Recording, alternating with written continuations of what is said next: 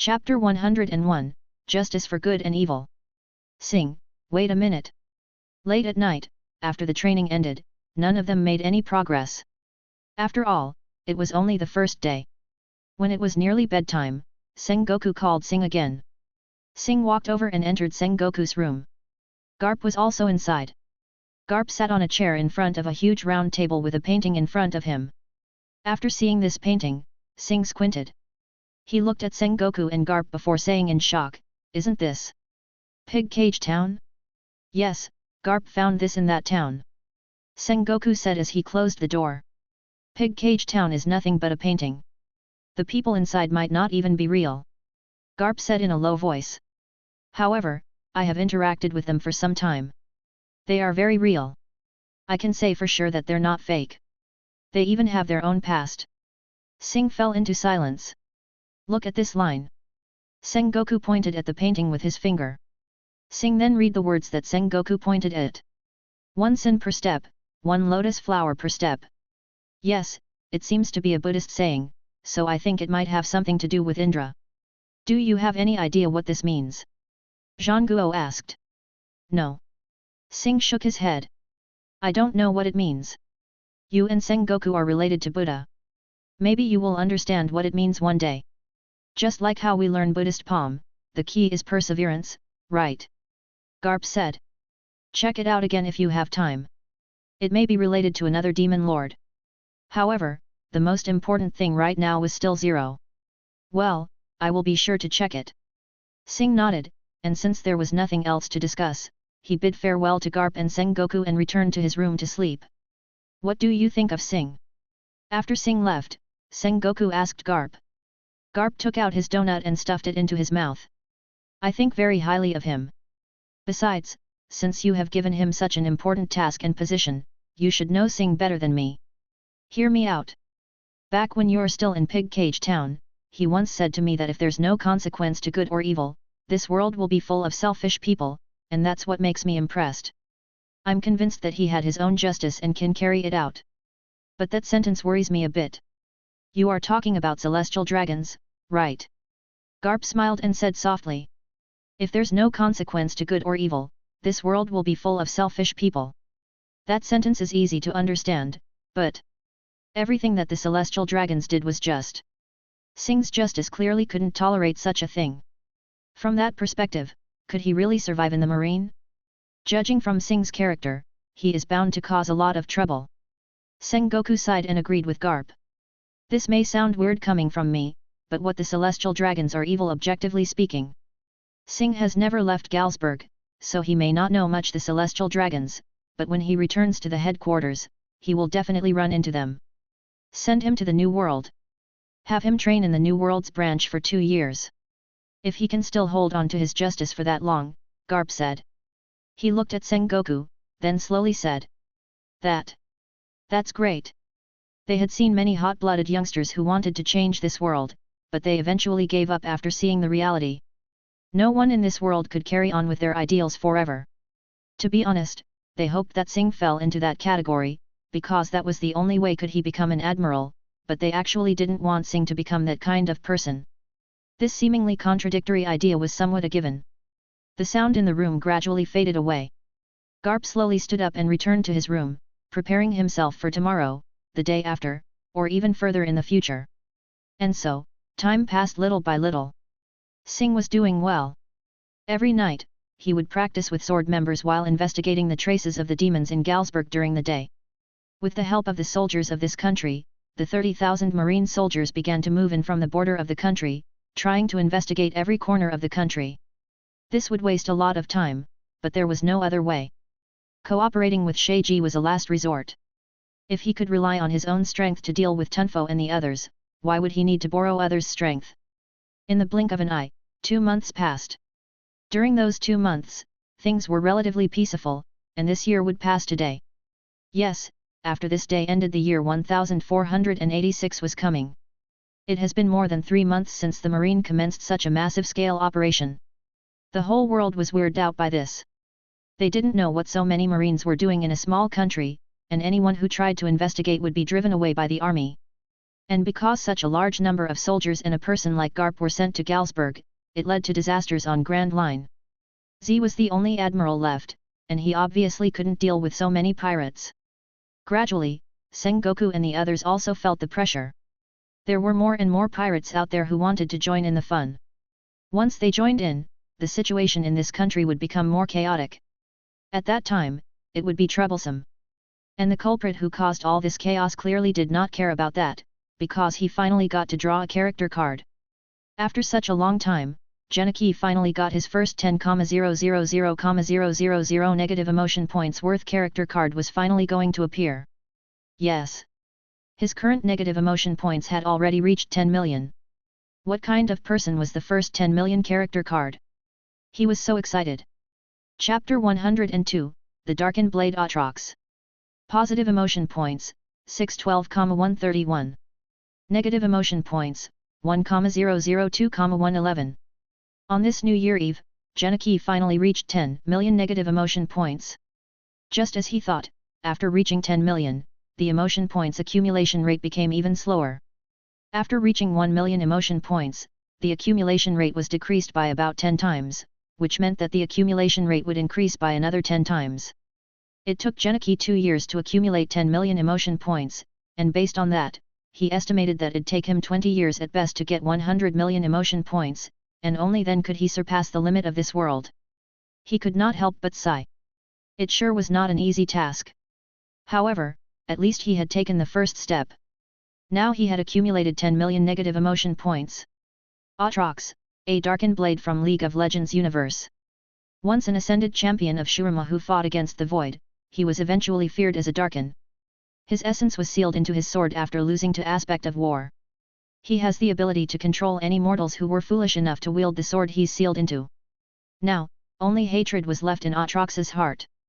He plagues everything near him, bringing an end to them.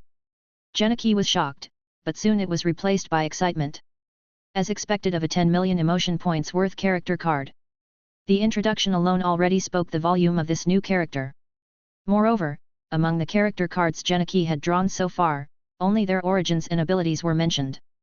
However, this time, the character card's purpose was also mentioned. Genichi was a keen person. From this change, he could faintly feel that this was another difference between the other character cards and the 10 million emotion points worth character card. Could it be that they had a certain level of self-awareness? Genichi called out Atrox in his mind. At this moment, he was in the center area of the underground base that Bullet was prohibited from entering. The moment Atrox materialized in this world, intense pressure enveloped the entire Galsburg in the blink of an eye. Genichi saw a massive sword suddenly appear at the center of the altar. Beside it was E.S.P training box. Normally, those mutants would train there. However, it all seemed trivial now, because the moment the massive sword appeared, it emitted a monstrous demonic energy that covered the whole country. Darkness, madness, menacing, and destructive power came off from the sword, as if the prelude to the destruction of the world. At this moment, Galsburg's residents were celebrating New Year Eve. Considering how long the Marine had been there, they knew that something big must have happened in their country. A war might just break out any time soon. Because of that, they had been trembling in fear, hoping that they could survive to see tomorrow. The New Year Eve was their chance to forget all that and enjoyed the festivities, but they suddenly felt the terrifying pressure. The sky became dark, and it was even darker than when it was late at night as the light from the moon or stars were nowhere to be found. Moreover, this darkness and void covered more and more area. The people who were so excited suddenly froze. The festivities suddenly disappeared and everything became black as the darkness covered everything. They stared blankly at the sky and only felt resentment, despair, anger, and destruction from it. Sword members, who were in the middle of training, were also alerted at this moment. Sengoku and Garp looked at the darkness that quickly shrouded them and couldn't help but look at each other. Even they could feel how heavy the atmosphere had become. What an intense aura! However, what was even more suffocating was the resentment and anger contained in the darkness. It was as if it had contained all the negative emotion in this world. It was too much to withstand. Something was about to come out. Under such an overwhelming pressure, Sengoku muttered, "It seems the decisive battle is about to start soon." Boom! The dark clouds were looming, enveloping the entire country. This country had already been sealed for several months. Even if it were New Year Eve, only some high-ranking officers could return to their families to celebrate this happy day. Most of the soldiers were still working day after day on the ship. Today, they finally saw the possible changes that the higher UPS had warned them about. "What is that?" A soldier who first saw this scene was so shocked that the gun on his hands fell before his voice reached everyone's ears. Before the others could ask him what had happened, they also saw the terrifying scene. It was as if the day and night were reversed as the dark sky was reflected on the surface of the sea, turning the sea surface dark. The foreboding feeling was followed with waves that were getting bigger and bigger. The sea current around Galsburg was unnatural before becoming chaotic. The civilians who were stunned before were running like crazy now to escape from this horrible hell. But they had no way to escape, because this place had already turned into a purgatory. The end of the world has come. The darkness was still spreading further and further away from Galsburg. Amazing! On a small island, all members of Roger Pirates were looking at the darkness that approached them. Rayleigh couldn't help but say, "Just whose power is this?" There was no response. Rayleigh couldn't help but look at Roger, who was next to him, and shouted, "Roger!" No wonder Roger didn't answer. He was shaking upon seeing this scene. Chapter 103, Roger Pirates Enter. Despite Rayleigh's loud voice, Roger was still silent, because at this moment he saw some sort of phantom hidden among the black clouds that no one else could see. It was as if the entire world's malice and madness was trapped inside. Just looking at it would make people go crazy. Originally, someone at Roger caliber shouldn't be this overwhelmed, but since his color of observation haki mastery was so high, he could feel the horror more clearly. At this moment, malicious voice echoed in his ears. "Destroy, kill, take revenge, drown this world with blood." He seemed to be overwhelmed by the malice. That was too terrifying. Roger had seen all kinds of enemies in decades, and he did not even feel the slightest fear when facing rocks or kraken. However, he felt really overwhelmed for the first time in his life now. It was not about mentality. It was simply instinctive reaction, and all they could do was resist it with their willpower. Roger's breathing gradually became normal compared to when he first sensed this overwhelming power, and he could eventually hear Rayleigh's voice. He finally shook off the pressure. It seemed that having an overly strong color of observation haki could backfire sometimes. "I'm fine." Roger took a deep breath. He noticed that Rayleigh and every other crew were worried about him. After telling them that he was all right, he looked into the distance. The sky had turned dark, but at this moment, Roger seemed to look at Galsburg, who was dozens of kilometers away.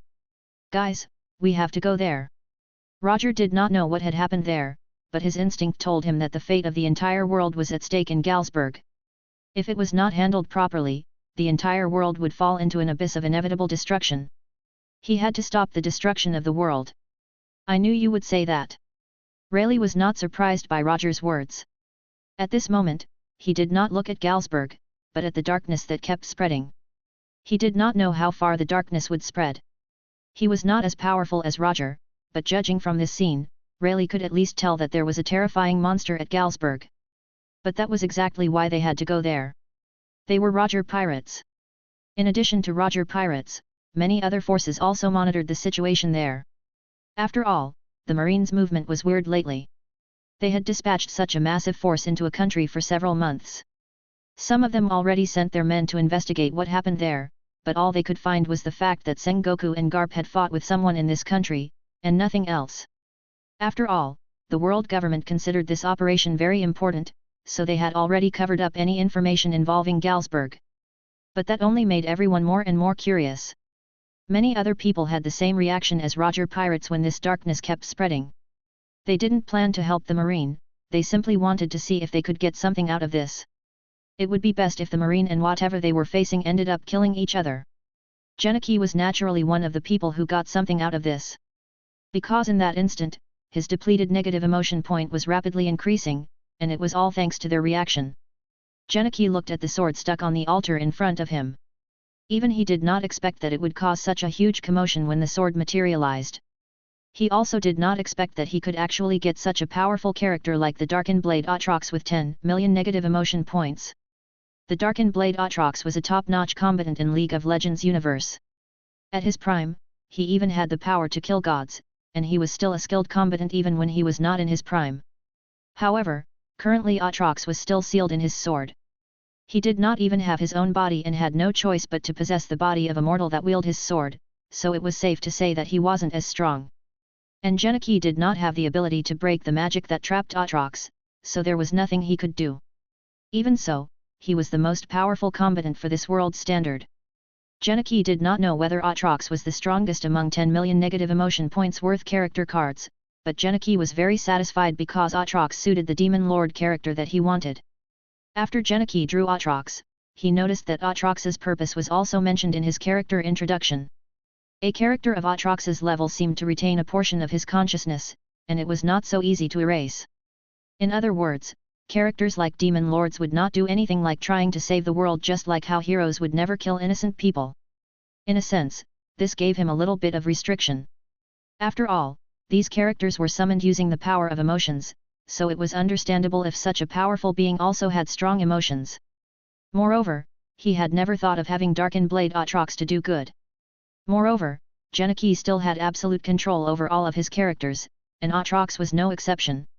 It's a pity that Aatrox is only a sword now. I'm looking forward to see how many different powers he can contain, while testing if those powers could make him even stronger.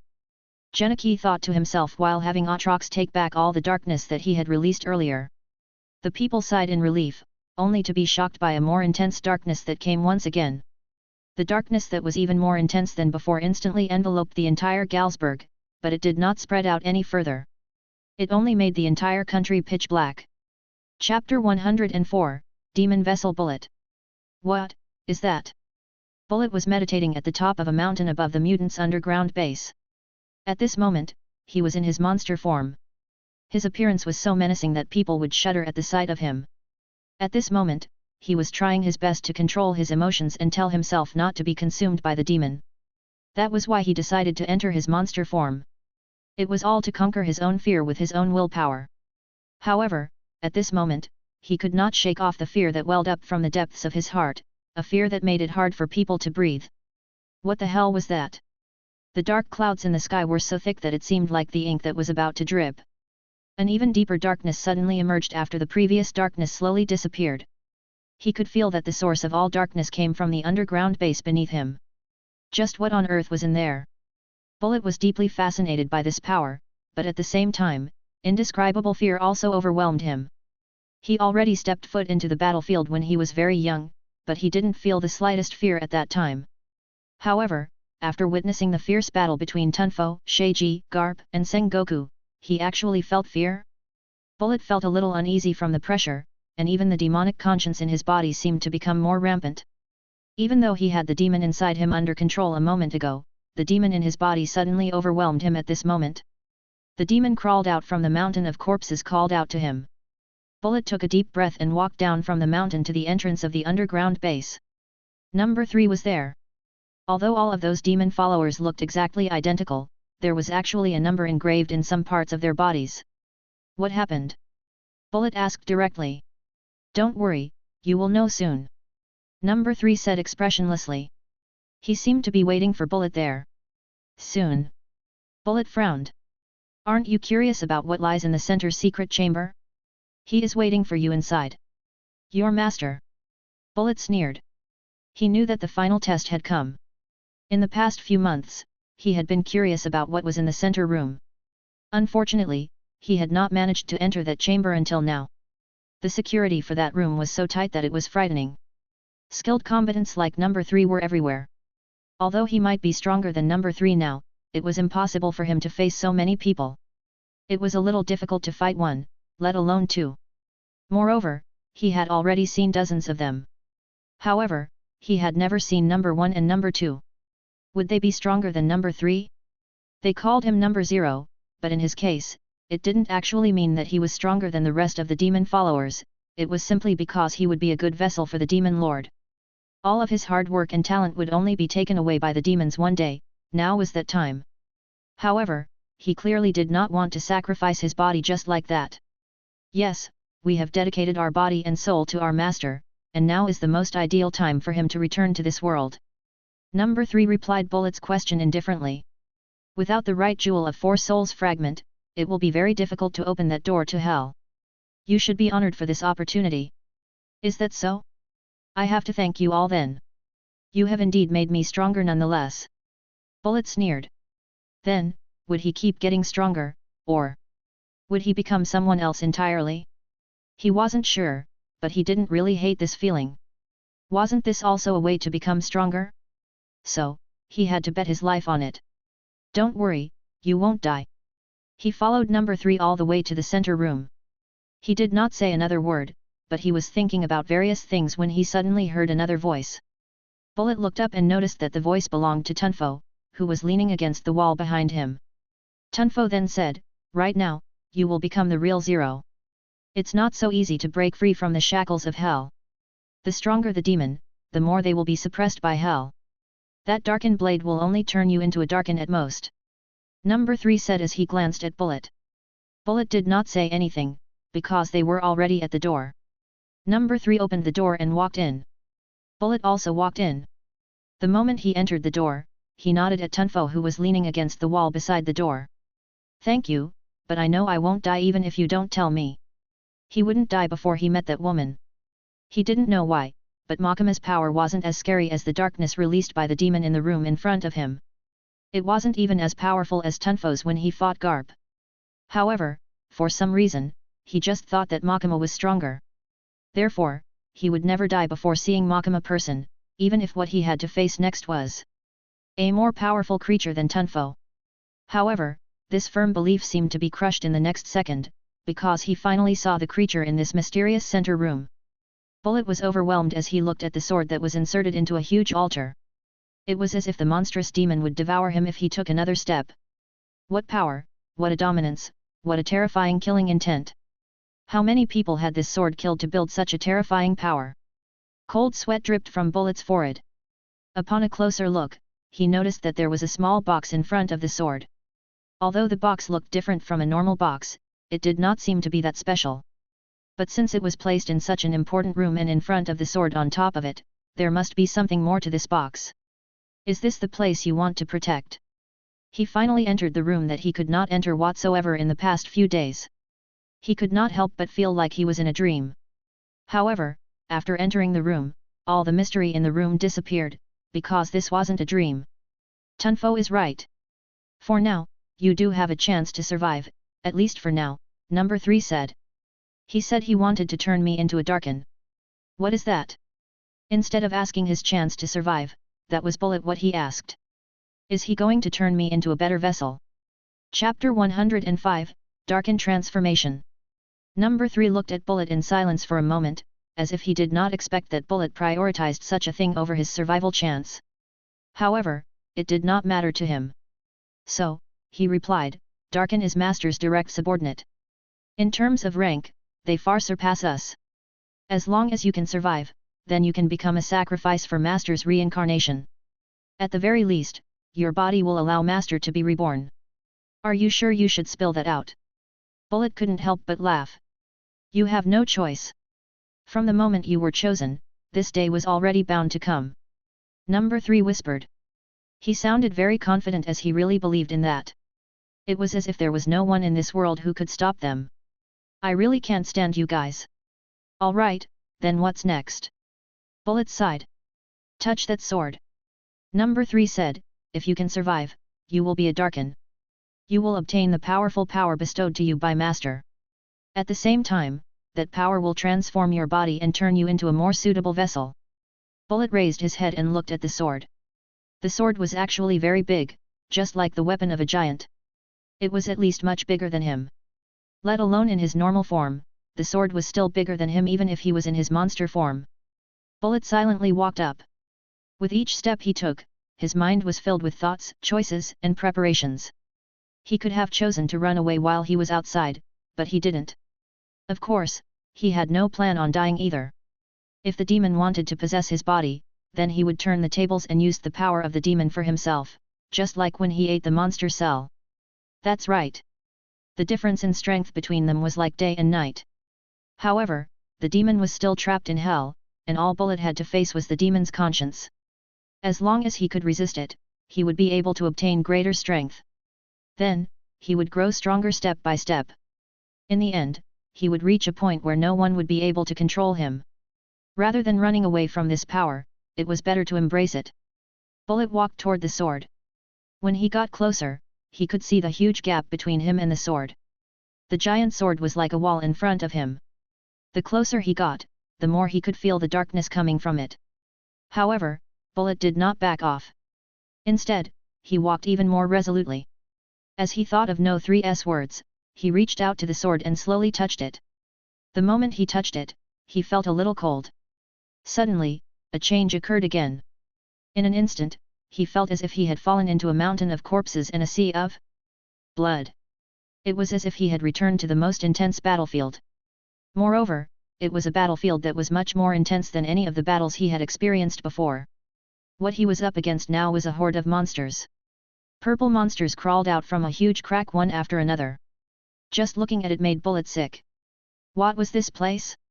A horde of monsters charged past him. They could easily trample Bullet to death as easy as crushing insects. Who on earth could stand against this horde of monsters?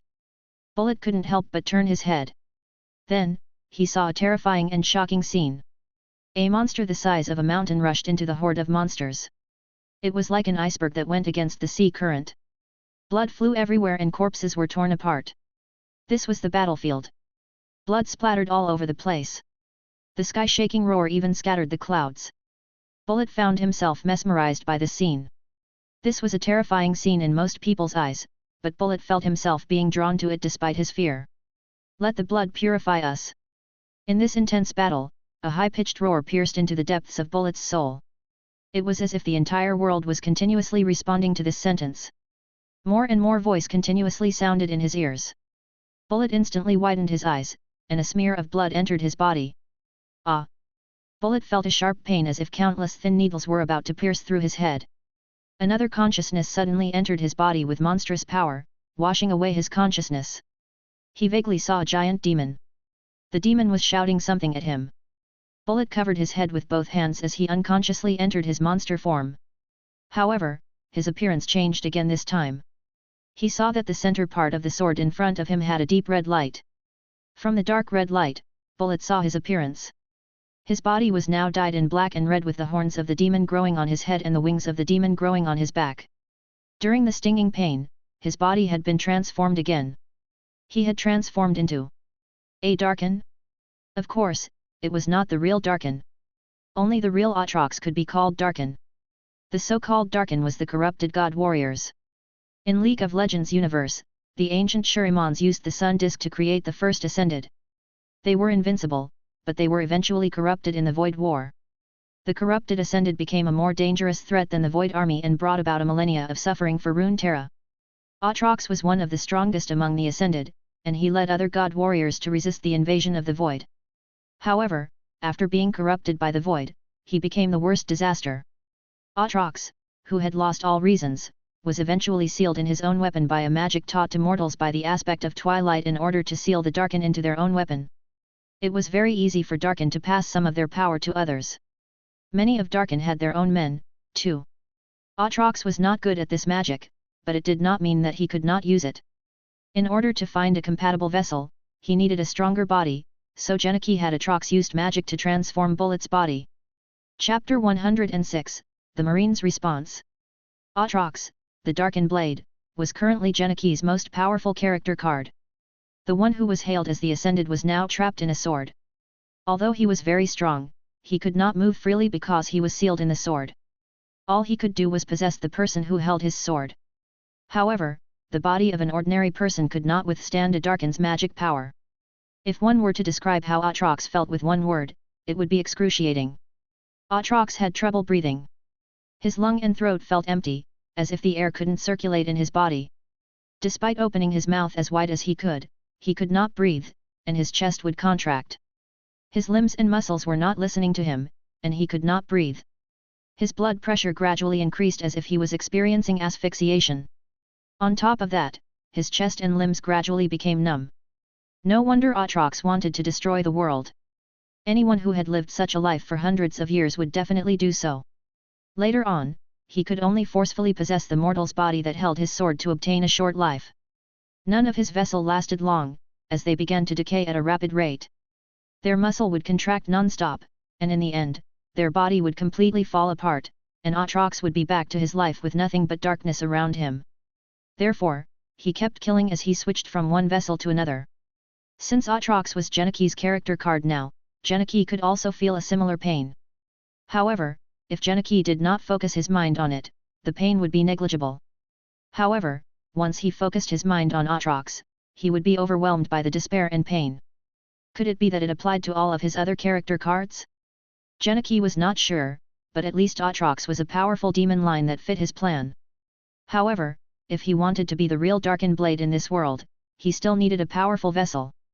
Of course, Toguro could serve as Aatrox's vessel, but Genichi had no intention of using Toguro as Aatrox's vessel.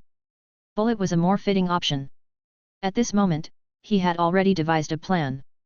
He did not mention much about Zero with Sengoku and Garp, and it was because he had not drawn his 10 million negative emotion points worth character card.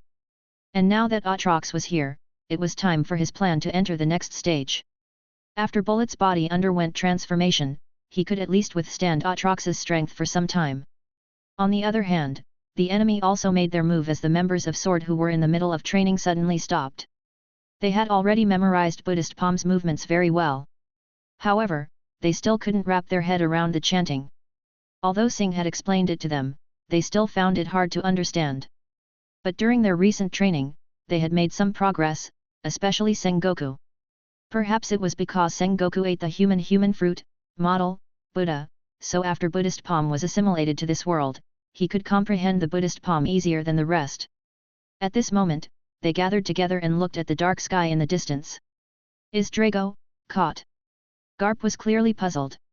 Judging from this momentum, it was definitely not an ordinary demon. Among the demon they've fought such as Nine Tails, Sheiji, or Tunfo, none of them was even close to this one. Demon Lord? That was all that came to their mind. It was just as Makima had said, the Demon Lord possessed strength that far surpassed ordinary great demons. They already struggled against great demons, let alone demon lords. At first, they didn't really believe it because they were naturally confident in their own strength. Even if there were people who were stronger than them in this world, it wouldn't be by a large margin. But now, they truly felt the difference in power. It was truly a terrifying power. Has the Demon Lord had finally materialized in this world? However, if the group of demon followers wanted to summon Zero, they would need Drago as a sacrifice to open the gates of hell. Could it be that Drago had been captured? They had reached an agreement with Sheiji. They wouldn't be so stupid as to be caught without even being able to contact them, right? As they contemplated on various possibilities, the temperature suddenly plummeted. Snowflakes fell from the sky, and the snowflakes twisted as if they were blown by the wind. A snow-like tornado appeared, and everyone's attention was focused on it, especially Garp. He knew that Sheiji had come when he saw this scene. That's right, just as he had thought, the ice and snow gradually dispersed, revealing the figures of Sheiji and Drago. I underestimated them. The moment Sheiji appeared, he said, I didn't expect them to be able to bend the rules to such extent. Or rather, he may not be a fully revived demon lord. Drago wasn't captured? Then what's going on? Sengoku and Garp stood up abruptly, followed by Singh and the others. Sengoku said with a pale face, what do you mean by a not fully revived demon lord? Who the hell is Zero?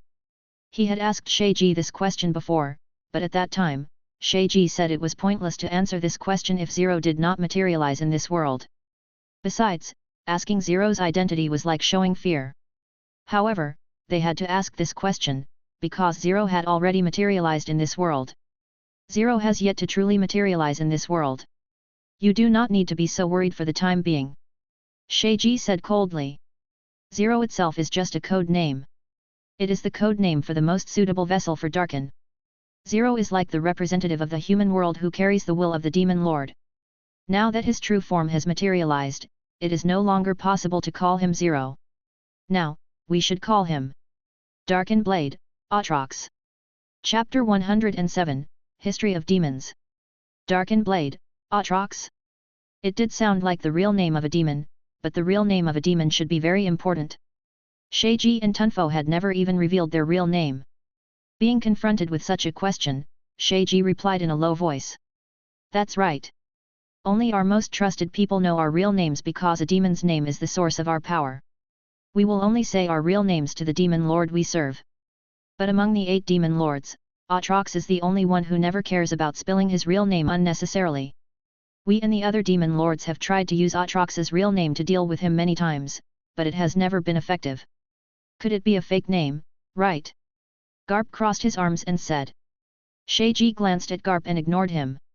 In short, we also don't know why we can't deal with him even though we know his name. Perhaps only the other demon lords know the truth. Moreover, he is also an extremely peculiar one among the 8 demon lords. He is the only demon lord without a fixed territory. He has never made his own army. Under normal circumstances, no matter how strong he is, he can't become one of the demon lords. However, there are countless powerful demons who look up to him. These demons follow Aatrox out of their own will and wouldn't hesitate to sacrifice themselves when we attack Aatrox. Sheiji continued in a deep voice, in short, even the other demon lords do not want to pick a fight with him no matter where he goes. Thus, over time, he became the 7th demon lord. It sounds like this Aatrox is very strong. Sengoku couldn't help but say. Being able to stand toe-to-toe with the other demon lords on his own, and countless demons served him out of admiration. From those 2 facts alone, he sounded very powerful. Aatrox was the 7th demon lord, and Tunfo's master, Meishan, was the 8th demon lord, and there was also Shendu, so Sengoku already knew 3 of the 8 demon lords.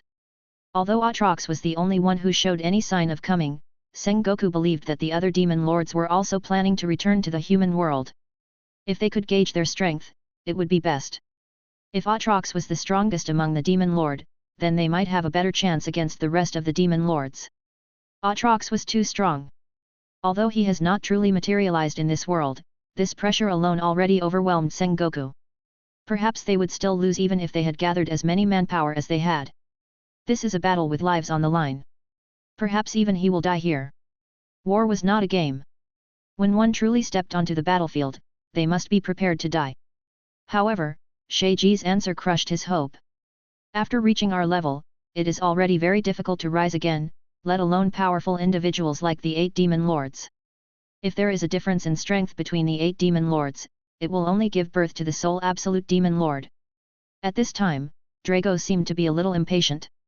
He said coldly, "That's enough of the demon's history. Let's talk about the present." "You're right. Since you weren't caught, how did Aatrox get to this world?" Garp nodded. "Perhaps he used something he left behind in this world," Sheiji frowned. "I once heard Shendu say that Aatrox couldn't actually be considered a true demon lord. I thought that's because Aatrox didn't have a fixed territory. But Shendu seems to be talking about his incomplete identity. Because he is not a true demon lord, he is not suppressed by hell as much. Therefore, after thousands or tens of thousands of years, he managed to manipulate humans and gather so many followers using the items he left in this world. That's what gives birth to a new demon like the nine-tailed fox. It also instigated Toguro to break Jewel of 4 Souls, weakening the seal of hell. It is precisely because he is not a true demon lord that he is less suppressed by hell. Otherwise, other demon lords would have made their move. But I don't know why he is considered an incomplete demon lord." After saying this, Sheiji looked at Drago, but the latter immediately shrugged. "Don't look at me. Father never mentioned that to me." Garp and Sengoku looked at each other, and finally Sengoku said, "Then all we can do is try to figure it out ourselves. In any case, the necessary procedures are indispensable. If they want to summon Aatrox completely, they must use Drago as a sacrifice to open the gates of hell." Sheiji nodded and said, "Now that Aatrox's power has seeped out, it means that his strength has greatly increased, even if he has not truly escaped from hell. So they should use this chance to attack." Sengoku and Garp could not help but become serious. Unlike those demons, their location could be tracked. If those demon followers wanted to, they would definitely be able to track their location. At this time, Singh opened his mouth. He said in a deep voice, "If they attack, that just proves that they still need Drago. But if they don't, it proves that they are not in a hurry for the time being. That, or, they have found a way to summon Aatrox without using Drago. The lucky kid who got Buddhist palm, hey." Drago glanced at Singh and then said, "In any case, we have to respond based on how they act. If they attack, then we must defeat them here. If they don't make a move, we will bring the fight to them. Do you know where they are?" Sengoku frowned. "Now I do." Drago turned around and looked up at the dark sky. He muttered. There's no way anyone can overlook the center of this darkness. It's impossible to hide such a huge amount of demonic energy from us demons. Hearing Drago's answer, Garp immediately said, then we don't have to worry about them. We will just attack them before they make a move. Chapter 108, Toward the Darkness. As soon as Garp finished speaking, he immediately received everyone's approval. Drago, you're staying here. Regardless of whether Aatrox have materialized or not, and whether they have other means or not, they're definitely after you. With you, they will be able to open the gates of hell. Sheiji said. I know even without you telling me. Drago looked at Sengoku and the others and said, I want to get away from this place, so can you tell your men not to get in my way? Alright, you should leave Galsburg quickly. Sengoku nodded in agreement. What if this was the demon followers' plan to lure Drago? If Drago could escape this island, at least the gates of hell wouldn't open. At the very least, they still had Sheiji, so that was a big help. However, Drago and Sheiji's objective was only the Jewel of Four Souls fragment that reacted to Shendu, which was in those demon followers' possession. Once Sheiji obtained that fragment, he should be leaving. Their alliance would probably end by that time, but Sengoku and Garp could count on them at least for now. Before we part, I'll give you a reminder. The strength of the 8 demon lords far surpasses all the creatures you've seen in the past. If you don't want to die without even knowing why, go all out from the get-go. Drago said coldly. In the next moment, he suddenly disappeared. It was the power of teleportation. Can all of demons use that ability? Sengoku frowned and said. The teleportation ability sure was troublesome. Aren't they basically invincible with this ability? Of course not. Do you think all demons can teleport however they please? Sheiji sneered and said, only the 8 demon lords can do that. Drago and those demon followers can only a fraction of the demon lord's power. That's a relief. Sengoku was relieved. Then he looked into the distance and said in a low voice, go ahead, we must send those demon followers back to hell before Aatrox truly materializes to this world. Then, they set off in a grandiose manner. Because this was a sudden decision, Sengoku could only bring the 3,000 soldiers. The remaining 30,000 soldiers were still conducting a large-scale search throughout Galsburg, and Sengoku could only use Den Mushi to communicate with them. They couldn't find what they were looking for, and since Sengoku didn't know where to send them, he just asked them to evacuate the civilians quickly. He was already prepared for the worst, which was the arrival of Demon Lord Aatrox. If that happened, the entire country might turn into a battlefield. Fleet Admiral Kong, please send more ships. And please ask 5 elders to lock down the entire Galsburg. The worst-case scenario may be upon us. On his way, Sengoku was still asking Kong for reinforcements through Den Mushi. He didn't expect that things had come to this in just a few months. I already know about the situation there, and so does 5 elders. 5 elders' order is that you don't need to worry about anything. If you can't stop the demons, you simply have to get as many samples as you can. Kong didn't seem happy. After all, the Marines had already sent so many of their men. He then shouted. Make the best decision according to your judgment. Once you think that the fight is impossible to win, immediately retreat. The change in Galsburg has already alarmed the whole world. Kong as Fleet Admiral had already received a lot of reports during the majority of Marines' forces was sent to Galsburg. A lot of pirates in the New World had already rushed towards Galsburg. If Sengoku and the others couldn't retreat in time, it was very likely that they would be flanked by the pirates and demons. He didn't think that the army from around Galsburg could stop the New World pirates. I have already sent Z your way. In addition to that, the CP0 will be mobilized as well. You should be able to judge whether you should retreat or not. I will not say much about this. If you decide to retreat, I will tell Z to rendezvous with you. What Kong was trying to say was very obvious. If the Demon Lord truly materialized, and they were more than Sengoku could handle, then there was no need to risk Sengoku's life fighting him. 5 elders wouldn't complain long as he could retrieve some demon followers' bodies. If they did not retreat in time, then the swarming pirates would get in their way, and then it would be really bad. No matter how much 5 elders wanted the information about demons, they couldn't afford to lose the marine in exchange. If Sengoku and Garp were defeated in Galsburg, then the whole world would not know what truly happened there. I know, but I will evacuate the civilians as soon as possible before the pirates arrive and the Demon Lord is fully revived. If we can't do it, we will just cross the bridge when the time comes. Sengoku calmly said.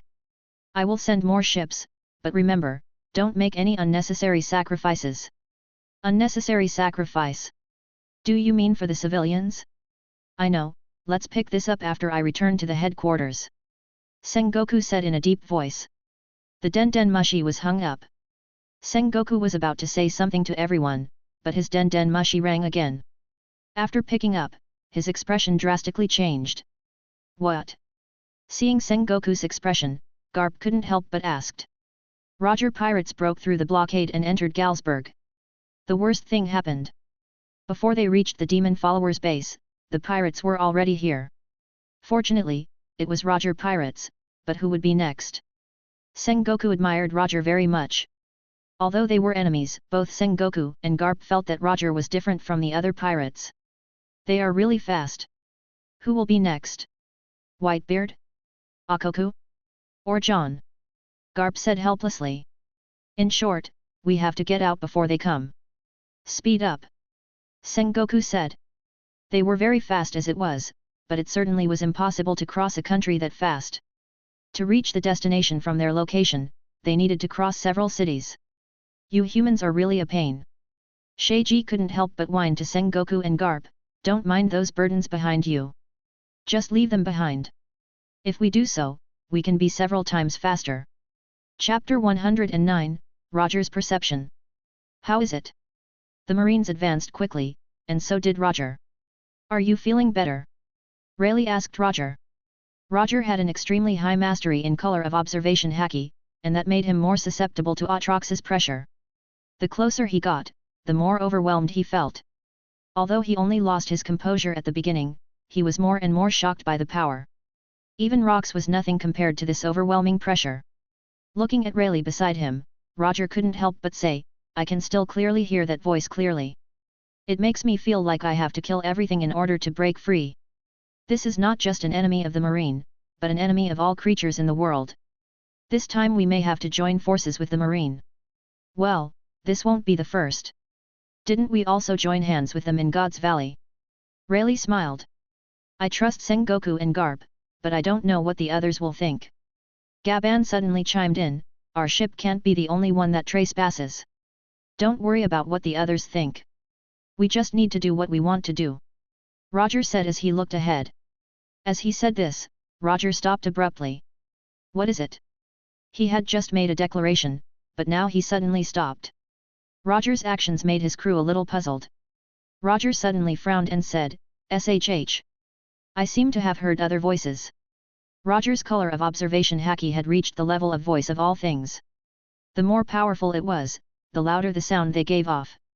And now, the most powerful thing should be the darkness that covered the entire sky.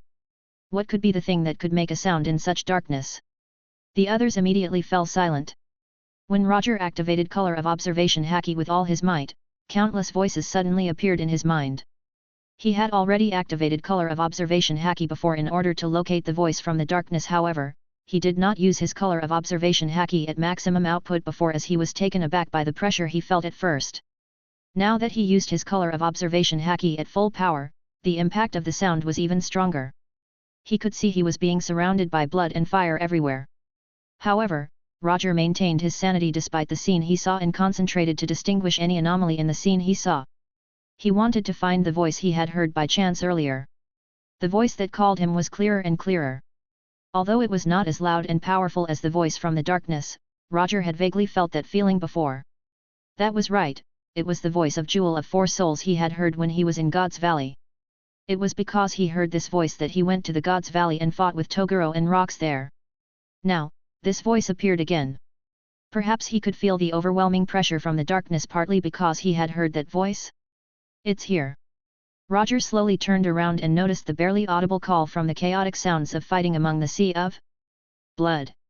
His head was in pain, probably because of his color of observation haki, but now he did not have time to stop and rest. After turning around, he suddenly kept going. His crews followed closely behind, and not long after, they arrived in a deep forest. What did you hear? Only then did Rayleigh finally have the opportunity to ask. It's Jewel of Four Souls' voice. Roger said while holding Ace in his hand. The Jewel of Four Souls fragment in Roger's possession was now embedded on Ace's hilt. After fighting with Kraken, he found a blacksmith and embedded that Jewel of Four Souls fragment into his sword. And now he heard Jewel of Four Souls' voice. Roger became even more interested in gathering Jewel of Four Souls fragments because he needed power to deal with the demons, who might break out of the cage. The crew zoomed through the mountains and forests. There was not a single weak person here. Even the other crews were capable combatants in their own right, so they moved through the forest extremely fast. Upon following the sound, Roger and his crews arrived at a cave, and this cave seemed to give off some ominous aura. Dead bodies. Gaban suddenly said. Roger and Rayleigh followed his gaze and saw that there was a dead body leaning against the wall of the cave. Roger was about to enter but was stopped by Rayleigh. This place is odd, are you sure you want to go in? We are Roger pirates, is there any risk we dare not take? Roger laughed. If you really want to get involved in this war, I'll go in with you. Gaban, you stay outside with everyone else and prepare. If this is a trap, we can rest assured with you around. Rayleigh patted Roger on the shoulder. Vice Captain Rayleigh, are you underestimating us? No, I am just worried about that child. Rayleigh pointed at a person among the crowd. He was holding a child who was less than 3 years old. The child was sleeping. It was Shanks, whom Roger had brought from God Valley. Gaban, do you understand what I mean? Rayleigh looked at Gaban. Gaban sighed and said, I knew you would say that. All right, I will stay here. The same thing happened when they fought against Kraken. Rayleigh just dumped the guarding duty to Gaban. Who made you the vice captain? Ha ha ha. Roger smiled and said, none of it is not important. Rayleigh and I will share the fun with you later.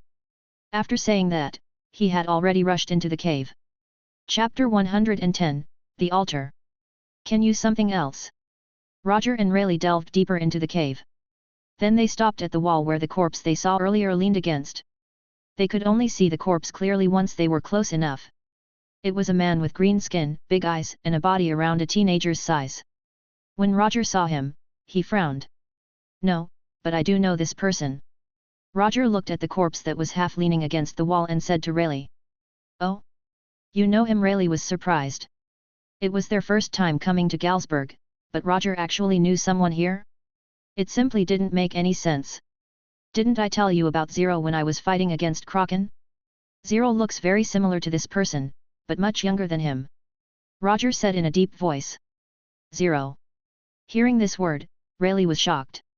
The information they had was far less than that of the world government, but they also knew that Zero was definitely no ordinary guy. Through the brief encounter while fighting Kraken, Roger had already considered him a threat. Although he had cut Zero in half with a single slash, he did not think that was the extent of Zero's power. After all, Zero was still talking to him with a smile even after he had cut him in half. How could there be such a strange person in this world who would not care about his death? Therefore, he had always thought that it was just Zero's clone, and now he actually saw a creature similar to Zero here. Could it be that their lair is nearby? Is this darkness Zero's doing? Rayleigh asked. Well, we will know once we see it. Roger looked into the depths of the darkness and strode forward. Since he was curious, he would just find out what was going on. That was Roger and his crew's way of life. Rayleigh glanced at the corpse that was half leaning against the cave wall and did not say another word. He just quickly followed Roger's footsteps. The pathway was getting darker and darker, but it was no longer damp. However, the passage was getting narrower and narrower, from a few meters wide to almost not enough for the two of them to walk side by side. Rayleigh had no choice but to walk behind Roger. They did not find anything peculiar along the way.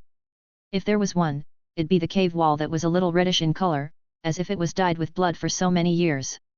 Be careful. Just as the passage was getting smaller and darker, Roger suddenly warned Rayleigh. The cave was originally silent. Even the sound of their footstep was like drowned by the silence. But after Roger's warning earlier, the entire cave was echoing with Roger's voice. Rayleigh listened to Roger's warning and was on guard. What did Roger see? Rayleigh noticed that Roger's hand was on Ace's hilt. Was he ready to fight? However, when Roger took a step, Rayleigh noticed that he had already lost track of Roger. He hurriedly followed Roger, but in the blink of an eye, he found himself in a completely different place. It turned out there was a hole in front of Roger earlier, and both Roger and Rayleigh fell into that hole, but the strange thing was that this place was like a completely different place from the cave they entered earlier. The darkness separated this place from the cave, so once they stepped foot to this place, it was as if they disappeared in the dark. And the most shocking thing happened. There were so many corpses inside the cave, most of which were human corpses, and some of them were similar to the green-skinned man earlier. The pile of corpses formed a square that was squeezed in the ditch. In this square ditch, there was a tall altar. There were also strange but sacred statues around the walls. All of the statues' eyes were focused at the altar in the middle. There was a huge disc on the altar. However, the disc seemed dilapidated. The golden disc was covered with black stripes, and the decayed corpses around it made it even more unsightly. Is this the place where the ancient ritual of this country is held? Rayleigh frowned and looked at Roger. Look, isn't that a jewel of 4 souls fragment? Roger pointed at a certain direction. Rayleigh looked over and saw that there was a small jewel of 4 souls fragment attached to the huge golden disc. It seemed that the disc could retain its color because of that jewel of 4 souls fragment.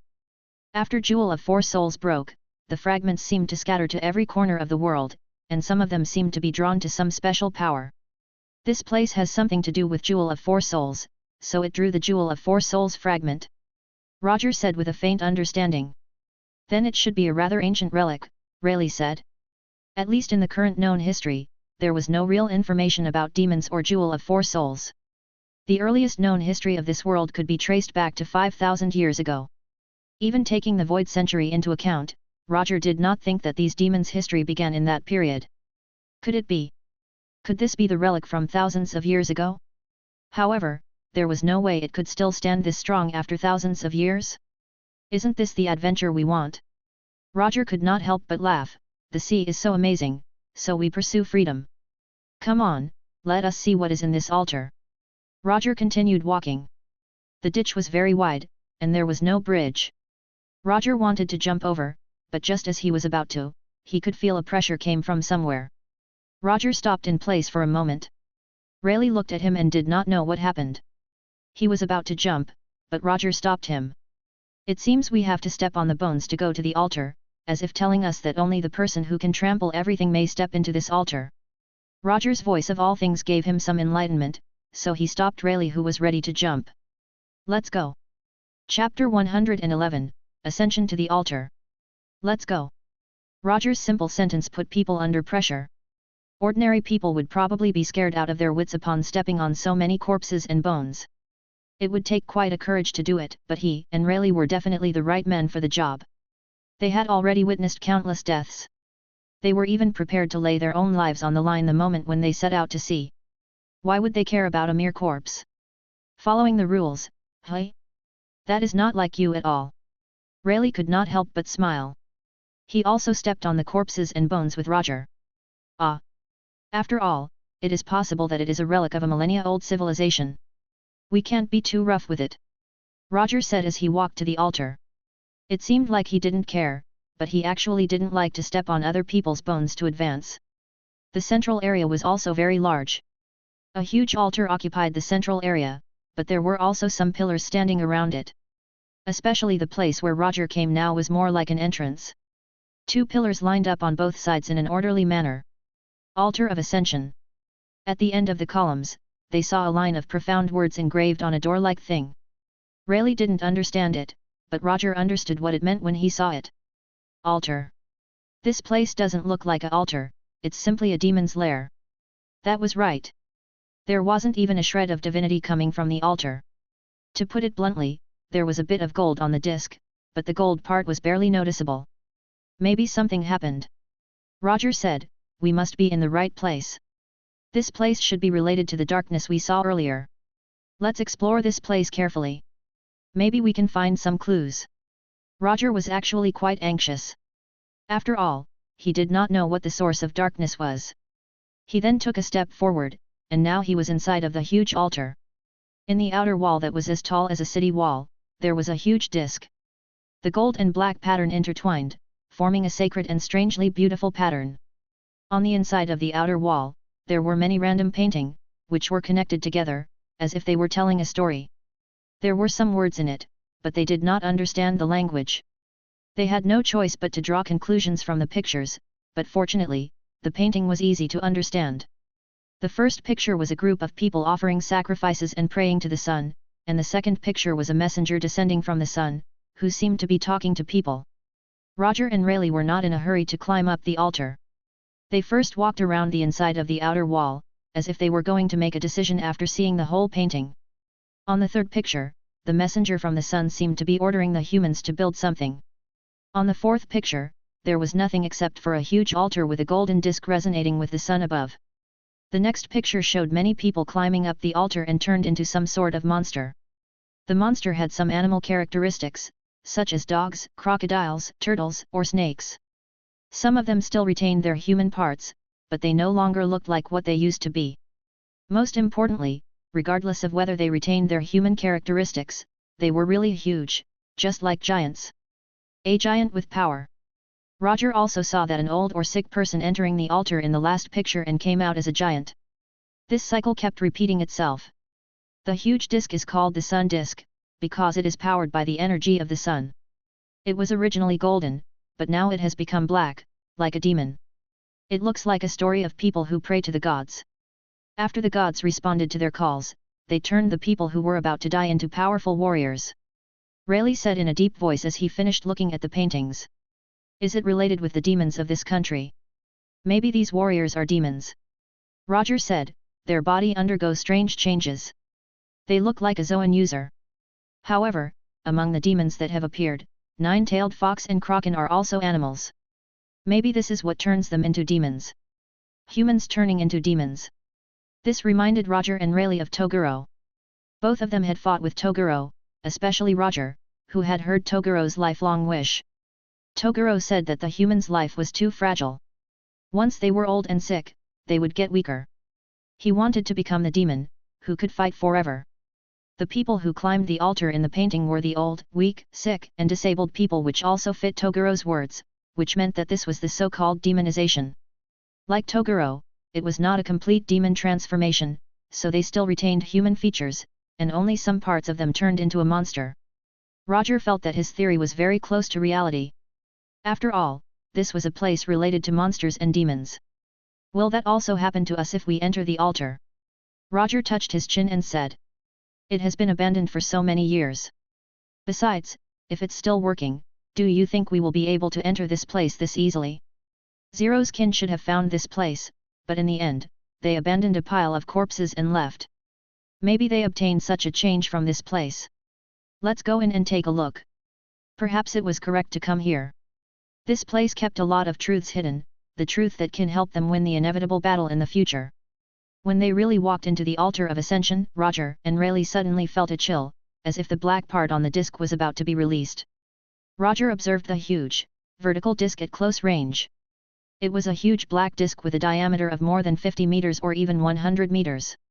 On the position of the disc, Jewel of Four Souls fragments was embedded. Roger jumped up, as if he was going to touch the piece of Jewel of Four Souls fragment that contained magical power. Chapter 112, Former Number 1. But just as Roger was about to touch Jewel of Four Souls fragment, he suddenly felt a chill behind him. Because he suddenly felt that someone was watching him from behind. He had a feeling that he would be attacked if he touched the fragment, so Roger chose to land instead. Rayleigh had already turned around to find out who had suddenly appeared behind him. The two of them had puzzled look on their faces because it was a green-skinned person with a third eye on his forehead. Three-eyed tribe? But why was he very similar to Zero? There was also a green-skinned corpse at the cave entrance and the ditch earlier. The person in front of them gave off a very similar vibe. Please do not remove it. The three-eyed man said pleadingly. If you remove it, I will no longer be able to contain the darkness. You are Zero. Roger could not help but say. Roger thought that he was an enemy when he first saw him. After all, Zero left quite an impression on Roger, and he even created a huge monster like Kraken. When this person who seemed similar to Zero appeared, he naturally felt that the man was Zero's ally. However, his words were very rational and he did not seem to bear any hostility, which made Roger a little curious. Zero. There seemed to be a trace of darkness in the eyes of the three-eyed man. He shook his head. I was the person who would become Zero, but I managed to escape. I used to be no one. No one. It seems that you are no stranger to Zero. Rayleigh asked vigilantly. He was not as easy to deceive as Roger. At least he knew that he could not easily trust others, especially in this place. Number 1 laughed bitterly. That's right, Number 1 has always been the candidate for 0. However, I'm done with those lot. I escaped from that place and vowed to guard the altar of ascension for the rest of my life. Now I've betrayed both humans and demons. I have nothing and I have no name. I will spend the rest of my life here to prevent anyone from using the power of altar of ascension. So you want to stop us? Rayleigh sneered. I can't stop you. You are too strong. Number 1 shook his head. But I would rather destroy this altar than let you use it. The organization has a skilled combatant like Tunfo, but they still can't take back the altar from me, because I have already tweaked with this cave and the altar. I will destroy this place if necessary. Tunfo? Roger did not know who that person was, but he should be a very strong person. After all, Number 1 was quite a skilled combatant, even though not as skilled as him and Rayleigh. Generally speaking, even if a mutant like Number 1 ate monster cells, they would not be that strong. However, nobody said that one could only eat one monster cell. Although the more one ate, the less effective it would be, it still increased their strength. After eating 2 monster cells, Number 1 had become quite strong. He was around the 3 All-Stars level at the moment, which was quite amazing. Because of that, Roger also assumed that Tunfo was very strong. Don't be hasty. We are only interested in this place, and the Jewel of 4 Souls fragment happens to pique our interest. Roger shrugged. You said that you are supposed to become Number 0, but betrayed the organization. But your organization must have done something, right? Something crazy has happened. Yes, Aatrox is back. No one can stop his revival. He will never stop before he destroys this world and ends all life. Number 1 said softly.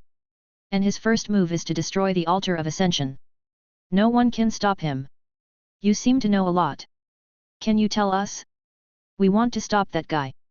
He should also be your enemy, right? Rayleigh asked. Stop him? No, no one can stop him, not even the wizards from the distant past. The most they could do is use underhanded method to seal him, which angers Aatrox even more. That is not necessarily true. If the people from the past can come up with the way to seal him, that means he is not invincible. There's a chance that we can even defeat him. Roger said seriously. Even though he was the person who could comprehend how strong Aatrox truly was, he wasn't afraid, because he wanted to be the freest person in this world. Number 1 and Roger looked at each other. Roger's eyes were so determined that Number 1 eventually relented at the end.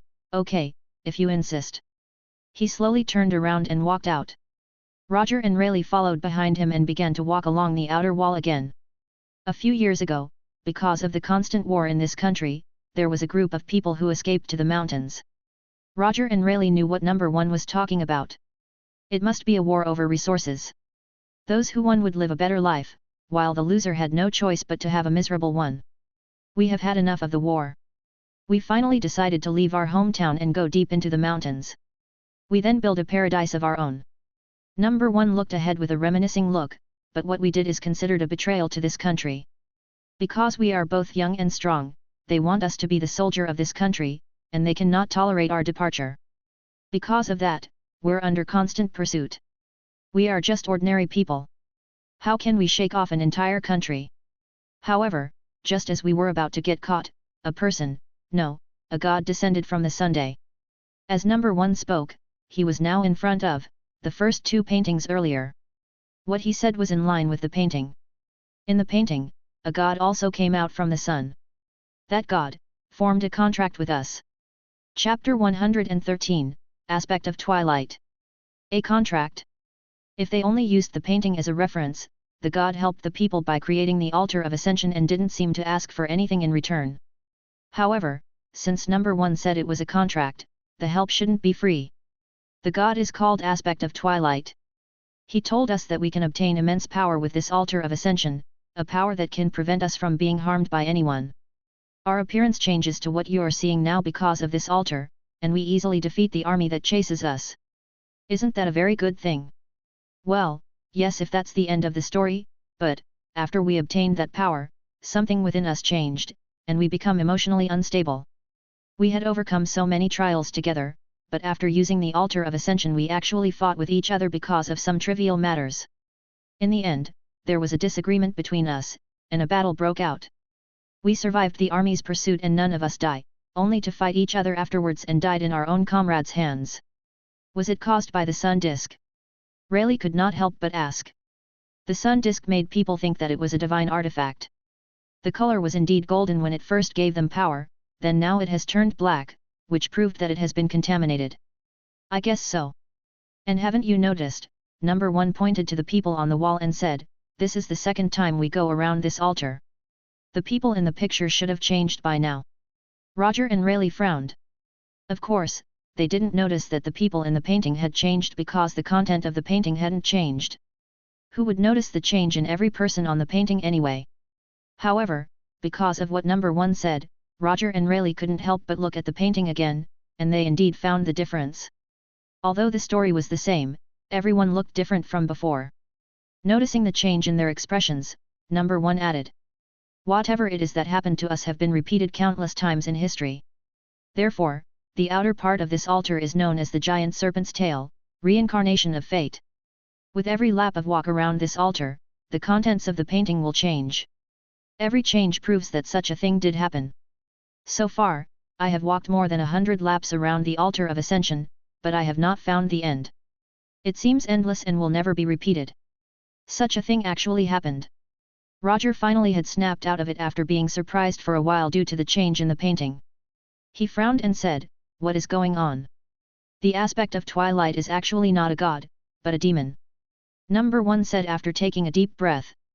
He nodded to affirm Rayleigh's guess and then said, "The altar of ascension is not an altar that bestows the power of gods to people, but an altar that can turn people into demons. After those who had turned into demons died, their soul will return to this disc and turn it black. Once the disc turns golden again, it proves that all the people who formed a contract with the aspect of Twilight have died. This represents the end of a reincarnation cycle, and the next painting restarts. Who knows where the fallen demon soul end up? Maybe it will be devoured by the demon named aspect of Twilight. So you stayed here to prevent others from using the altar of ascension again?" Roger asked. "You can put it that way, but in fact, the reason why we were able to figure out the aspect of Twilight's scheme was because we obtained the Pandora box left behind by a demon a long time ago. With that magic box, we were able to communicate with a powerful demon lord." Number 1 continued as he walked. "He told us the truth about aspect of Twilight and the altar of ascension, but he wanted us to free him from the depths of hell. My tribesmen agreed to his request and became crazier because of the demonic transformation. I don't want the demon to reappear in this world. Although I have told others several times, no one listened to me in the end. I had no choice but leave the tribe and guard this altar to prevent this altar from being used ever again. Such a thing actually happened, and now, your clansmen have successfully summoned the demon lord." Roger could not help but ask in a deep voice. That demon was very strong, but what did it have to do with aspect of Twilight? He knew the truth about the altar of ascension and wanted to destroy this place. Was he also the victim of the altar of ascension? The doubt lingered in Roger's heart, while Number 1 continued, "There should be one last step left. But it won't be so bad either if he comes. At least he can then destroy this altar. Why don't you destroy this place?" Roger still remembered that Number 1 had said that he had tweaked this altar and could destroy it if he wanted to. Once the altar is destroyed, the soul of the demons stored inside will be released. If that happened, there will be a huge disaster, so that is my last resort. By this time, Number 1 had taken them another lap, and Roger noticed that the character on the first painting had changed again. This was actually the power of Jewel of Four Souls fragment.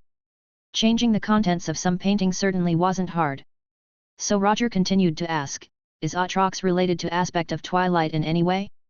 Why would he destroy this place?" Number 1 shook his head. He stopped and said emotionally while looking at the black disc, "I don't know either. Atrox is not a demon that we can communicate with.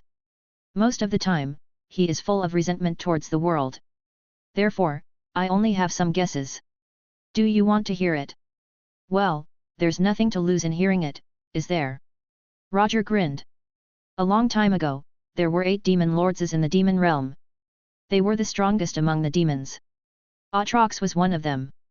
However, Atrox didn't just destroy humans. More often than not, he would start a massacre in the demon realm, constantly attacking the territories of other demon lords. I suspect that aspect of Twilight is also one of the 8 demon lords, and Atrox was a demon created by him using his altar of ascension. That's why he has some kind of attachment to aspect of Twilight. Chapter 114, Be My Partner.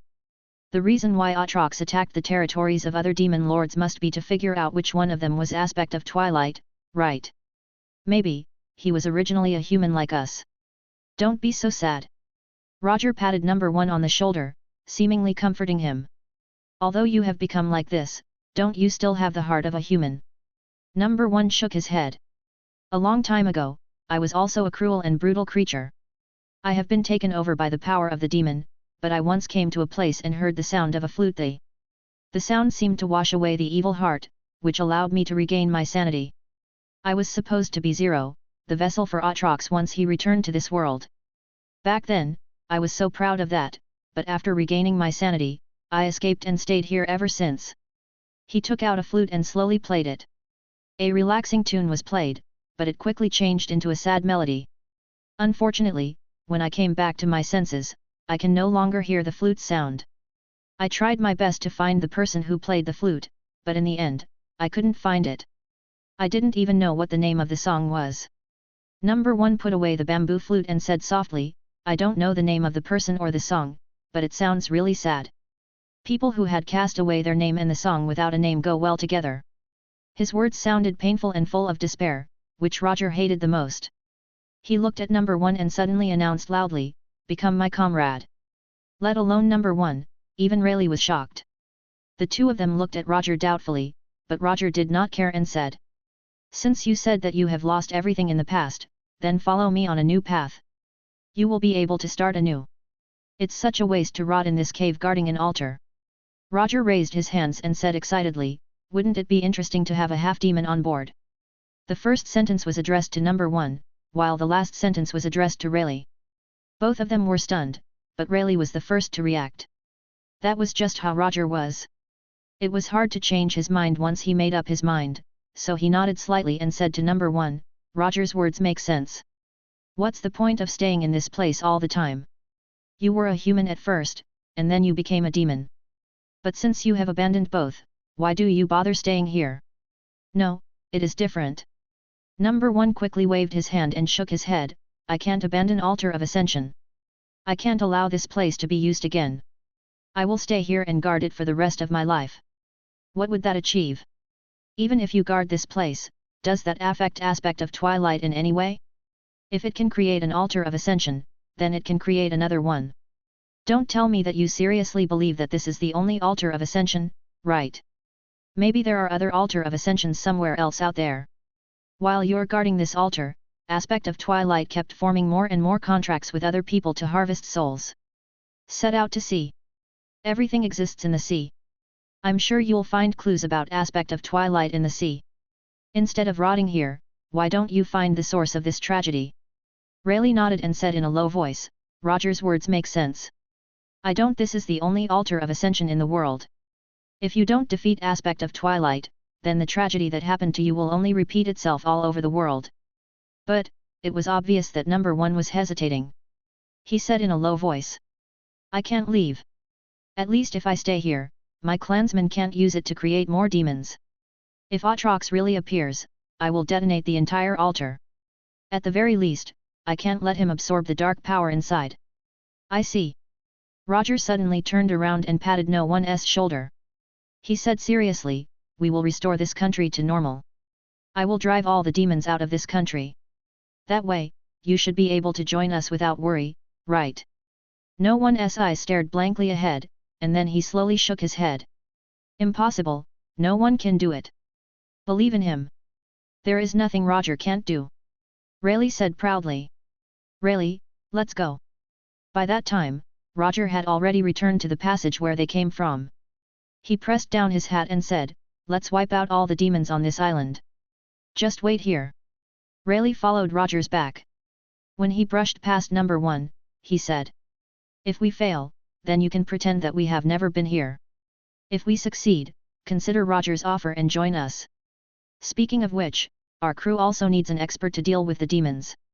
Rayleigh also realized that the fight between humans and demons would definitely become more and more intense from now on. More and more demons and monsters had appeared, and they also know more about these new creatures.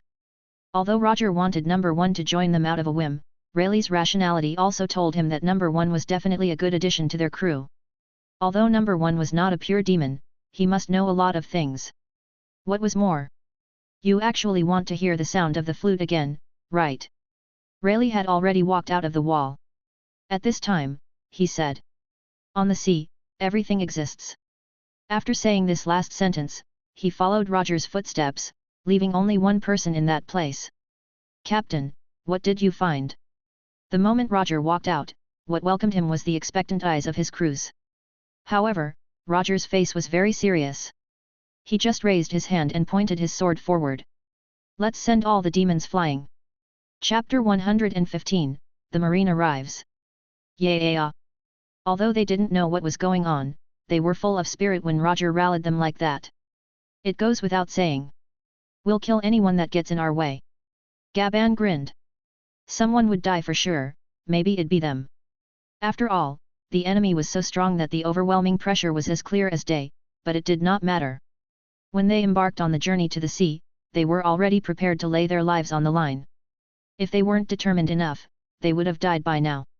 What they needed to do now was to follow Roger and defeat all his enemies. Put Shanks down. He is still young. Rayleigh said as he came out from behind Roger. Although Gaban had been itching to put Shanks down and join the fray, how could he fight with a child around?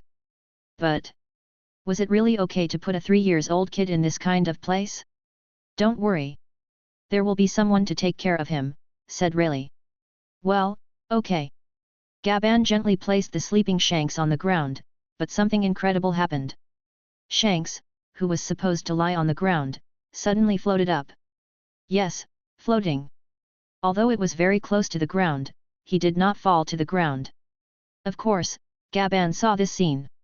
He could not help but stare at Rayleigh with his eyes wide open. What is going on? Let's talk on the way. Roger is already leaving. Rayleigh kept walking forward, as if he wasn't worried leaving Shanks there alone. Although Gaban was puzzled, he had no choice but to follow Rayleigh and Roger. Rayleigh explained to the crew what he and Roger found in the cave, while Roger led the way. It seems the person I'm talking about has arrived. Suddenly, Roger, who was in the front, interrupted Rayleigh's explanation and said, it should be Garp and the others, right? Boom. The moment he finished speaking, a loud sound suddenly came from the darkness in the distance. Is this the place? The Marines, along with Sheiji, Sengoku and Garp looked at the endless mountain in front of them, which made them feel puzzled. Because this was where Pig Cage Town used to be. Although it was still a distance away from the Pig Cage Town, there was no mistake that it was in the mountain area. The base of those demon followers turned out to be there. Sheiji looked at the mountain in front of him and seemed to sense something. It's here. He suddenly swung his 2 swords, and an extremely cold ice blade emerged. Upon striking it down, the ground was directly cut open. At the end of the cut ground, a circle suddenly appeared, and then the ground seemed to have been opened, and a figure jumped out from it. Tunfo. So you guys are underground. It wasn't that Garp and the others had never thought of searching underground, but there was no trace of uneven ground at that time. However, since Pig Cage Town could be transferred into a painting, then the lair of the demon followers naturally had some protection, so it wasn't strange that they couldn't find it. No wonder Tunfo and those demon followers could escape so fast back then. You came pretty fast enough. Too bad you're simply rushing to your death. Tunfo said. We came here to stop this. Garp had already rushed over when he spoke. They had already agreed that they would go all out from the get-go. It would be best if they could prevent the demon lord from being summoned. But just as Garp took his first step, he suddenly stopped. It was not that he stopped out of his own will, but... What kind of joke is this? Sengoku looked at the people that appeared behind Tunfo and couldn't help but frown. From the hole that Tunfo came out from, he saw the demon followers jumping out one by one. They might be number 3 or number 4 or number 5, but in short, they were about at the same level. Moreover, the number was terrifying. In mere seconds, more than 50 three-eyed demon followers had appeared before them. We were not talking about 1 or 2, but more than 50. None of them were weak, and their strength was around the same level. After all, they all learned the psychic powers. At this moment, more than 50 demon followers used their telekinesis the moment they appeared, causing Garp unable to move. Garp had the power of the 9 tails inside him, but even after Garp used 9 tails power, he still struggled to move take another step. Your powerful bodies are perfect to be the next sacrifice. Tunfo smiled. He looked at Sengoku, Sheiji, and Garp, who were overwhelmed by the demon followers and entered their final form. Immediately, black flames began to shroud his body. Go to hell! The black flames turned into a huge sword. Tunfo instantly appeared in front of him and swung his sword at Garp, who couldn't move because of the telekinesis. Buddhist palm. Just at this critical moment, an intense power suddenly came from the distance, directly smashing towards Tunfo, who was about to strike Garp down. Tunfo raised his hand and used the back of his hand to block the incoming attack, but because of the momentary distraction, Garp finally broke free from the telekinesis, and punched Tunfo. Tunfo waved the black flame sword that had cut in half at Garp's incoming punch, and the impact sent Garp flying several hundred meters away. Sing! At this time, Sengoku was pleasantly surprised to see Sing rushing over from afar. Just now, hadn't Sing used Buddhist palm, he would have been cut by Tunfo. Even if he didn't die, he would be seriously injured. Sorry, I left the others behind, but fortunately, I get here just in time. Sing's speed was only slightly slower than the 3 of them, so not long after the 3 of them arrived, he also arrived at the destination. Both the sacrifices are here. Tunfo laughed. In the next moment, he inserted the black flame sword into the ground. Everyone is here, so it is time to start the final ceremony. Chapter 116, The Terminator arrives. The moment the black flame sword struck the ground, immediately, black lines began to spread from that place. In the blink of an eye, a huge magic circle was formed in a radius of several kilometers. The complex lines were engraved on the ground, and at this time, the pressure on Garp and the others suddenly lessened. However, in the next moment, an even more overwhelming force descended. They narrowed their eyes, only to see the dozens of the 3-eyed demon followers suddenly put their hands together, with the black flame sword as they Stop! Sengoku shouted. Although this sudden pressure was heavy, it didn't prevent them from moving like the demon followers' telekinesis. Unlike the telekinesis, this pressure was on their mind, not their body. Therefore, Sengoku was still able to use his devil fruit ability. In the clutch moment, he subconsciously used Buddhist palm that he had been studying for a few months. The huge golden Buddha body thrust his palm and discharged a devastating damage. This was the first time he used Buddhist palm so smoothly. Sengoku also imbued his thrust with haki, making it even more powerful. However, at this time, Tunfo had already thrown away the black flame sword in his hand into the center of the magic circle. He also discharged the black flame to shield himself from Sengoku's attack. The devastating impact knocked Tunfo back, while Sheiji tried to freeze the black flame sword with his snow fruit ability. Garp also rushed over and prepared to disperse the black flame. At this moment, they all noticed the horror of the black flame sword. It was even more terrifying than Tunfo. Boom! However, just as Garp was about to throw a punch, a figure suddenly appeared in front of him. Garp was startled and noticed that the black shadow also threw a punch, colliding with Garp's punch. Both of their haki were raging. This newly appeared person's strength was somewhat beyond Garp's expectations. His punch actually knocked Garp back. Bullet! After Garp regained his balance, he saw the figure and asked suspiciously. That was right. Although he had changed drastically, Garp could still vaguely see Bullet's feature.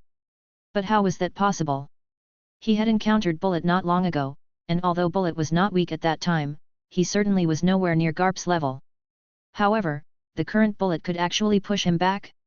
Although Garp was taken off guard, it was already very amazing. After all, Garp was currently in 9 tails mode. There were only a handful of people who could push him back in this state. However, no matter how much he refused to believe it, the person in front of him now was really Bullet.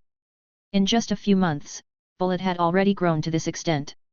With both monster cells and Aatrox's magic, Bullet was already close to becoming a true powerhouse in this world. However, he knew that it was a trial. The sword had transformed his body and fueled him with bottomless desire. It was time to release that desire at this time. He had to hold the sword, but once he held the sword, his body would be taken over by the demon inside the sword. His only way to survive now was to let others defeat him after holding the sword and seal the sword again. Your era is coming to an end. Look carefully, she is already here. Bullet said in a low voice. The moment his voice fell, the black flame sword suddenly changed. Black flames soared into the sky, as if they were connected to the dark sky. The flames kept getting bigger and bigger, faintly transforming into a giant demon. The demon seemed to look down upon everything in this world. All sort of negative emotions filled the atmosphere, making it hard for everyone to breathe. Then, in the center of the magic circle, a huge devil sword appeared. Bullet stood at the side. He looked at the people around him and said coldly, "Do your best to defeat me. Otherwise, this world will be destroyed." Now, he had been completely transformed by Aatrox's magic. His body had basically reached the limit, but he could at least withstand Aatrox's power for some time. Darkened Blade Aatrox had boundless strength, but not many people could withstand it. They would ultimately be crushed to death by Aatrox's strength regardless of how strong the human that became Aatrox's vessel was. Aatrox had used magic to modify Bullet's body so that Bullet could last longer, and now it was time for Aatrox to truly materialize in this world. Don't even think about it. Garp, Sengoku, Sheiji and Sing all sensed danger at this moment. At this moment, they attacked Bullet almost at the same time. It's useless. It's already too late. Tunfo had already returned as well before anyone realizing. His body was completely intact, and when he saw this scene, he even whispered, "No one can change fate." So, even faster than them, Bullet held the huge devil sword in his hand. The last time he touched it was not long ago. At that time, Bullet was already prepared, and now as he expected. He immediately felt the demon's consciousness in his head. In his inner world, a huge demon face appeared from the dark clouds in the sky. It immediately swept through the clouds and opened its mouth, devouring him. Bullet couldn't even resist before being swallowed by the huge mouth. Then, he only felt that he was falling all the time. The demonic laughter rang out in his ears. His voice was mixed with countless resentments and anger, as if he wanted his anger to burn through the entire world, turning his resentment into a creature that bathed everything in blood. Although he already knew that this was a demon, it was only at this moment that Bullet truly realized what kind of demon he had set free. Even a person like Bullet felt bad for setting free this harbinger of destruction. This world might be destroyed. Even Garp and the others could not stop this monster, no one could. Bullet originally thought that with Garp, Sengoku, and Sheiji working together, no demon could stand in their way, so he wanted to borrow their strength to defeat this demon and free his body. However, he was wrong. Chapter 117, Beyond the Four Emperors. All of a sudden, the sound of chains being opened resounded. Garp looked forward without even blinking. The huge black flames descended from the sky, burning everything near the huge demon sword. They all rushed towards the huge sword. However, at this moment, the sound of the chains breaking could be heard clearly from all directions. Then, there was a sound that seemingly came from the netherworld. "I'm back." For some reason, it sounded more like a lonely hero on the battlefield than a demon's maniac laughter. Then, the four of them were pushed back by an overwhelming pressure at the same time. The overwhelming seemed to distort even the air and the black flame. They all couldn't see what happened in the black flames after being repelled by the pressure, but they knew that something had come out. The demon lord that they were so wary about had finally descended to this world, and it was the most troublesome one as he possessed endless power. In that instant just now, they had already sensed the demon lord's strength. That was definitely not a power that should exist in this world. "Welcome back to this world." Tunfo looked at the black flames with his hands behind his back. He then added, "Do you want to burn this world again?" Bullet's figure emerged from the flame, but it was not the Bullet they knew. His gaze was filled with endless darkness, as if he wouldn't stop until he destroyed the entire world. He glanced at Tunfo and walked past him without saying anything. He was dragging the large sword that was somewhat out of place considering the difference of size between them. The sound of the sword being dragged on the ground was very vivid. The 50 or so demon followers kneeled at this moment, as if they were welcoming the arrival of their king. He stood in the center of the magic circle while eyeing everyone around him. When he looked at Garp and the others, even they felt the fear that slowly crawled out from the depths of their souls. They were clearly enemies. The demon lords clearly had to be defeated, but at this moment, they did not speak or move. Because the pressure from the enemy was so terrifying. If he did not move, no one in this world would dare to move. "Those clouds," he suddenly said with a slight emotion, "where are they?" He seemed to be answering his own questions, because he then announced the outbreak of war in a malicious manner to Garp and the others. I will do everything in my power to destroy the sky and find out who seals me. I will turn the whole world quiet. Under this huge pressure and undisguised malice, Garp eventually couldn't bear it. He stomped on the ground and immediately crushed the ground below. Just as Sheiji had said, it was best for them to go all out from the very beginning. You sure can run your mouth. Do you have the skill to back it up? No one would take Garp's haki-imbued punch lightly, but at this moment... Garp! Sengoku couldn't help but widen his eyes as he warned his old friend. Because, at this moment, the demon lord Atrox also moved. Killing, can make me temporarily forget this shackle. Puff! The blade flashed past Garp. Garp's eyes widened. That was because the blade clashed with his punch, but blood splattered everywhere. The huge blade easily cut off Garp's right arm. Fuck! Garp gritted his teeth as he looked at his severed right arm. He simply could not imagine what kind of power that was just now. Atrox wasn't even serious, and yet it was still enough to cut his arm. This was simply beyond their level. Garp was too careless. He clearly knew that the opponent was a powerful demon lord, so they should have ganged up on him right away. Although they had gone all out right from the beginning, which was enough to deal with any enemy in this world, their opponent right now defied all logics they've known. Going all out was not enough. What they needed was work together. Even after severing Garp's right hand, Atrox was not satisfied. This time, he struck Garp's body. Stop! Sengoku was furious. He mustered every ounce of strength in his body and used Buddhist palm once again as he flew straight towards Atrox. Sing and Sheiji also made their move. Even Atrox had no choice but to deal with them first, instantly pushing Sengoku and Sheiji back. Sing used this chance to rescue Garp from Atrox. Garp-san, are you all right? Sing said anxiously. Damn it! I'm fine. Let me go. We have to fight together. Garp gritted his teeth. But... there are no buts.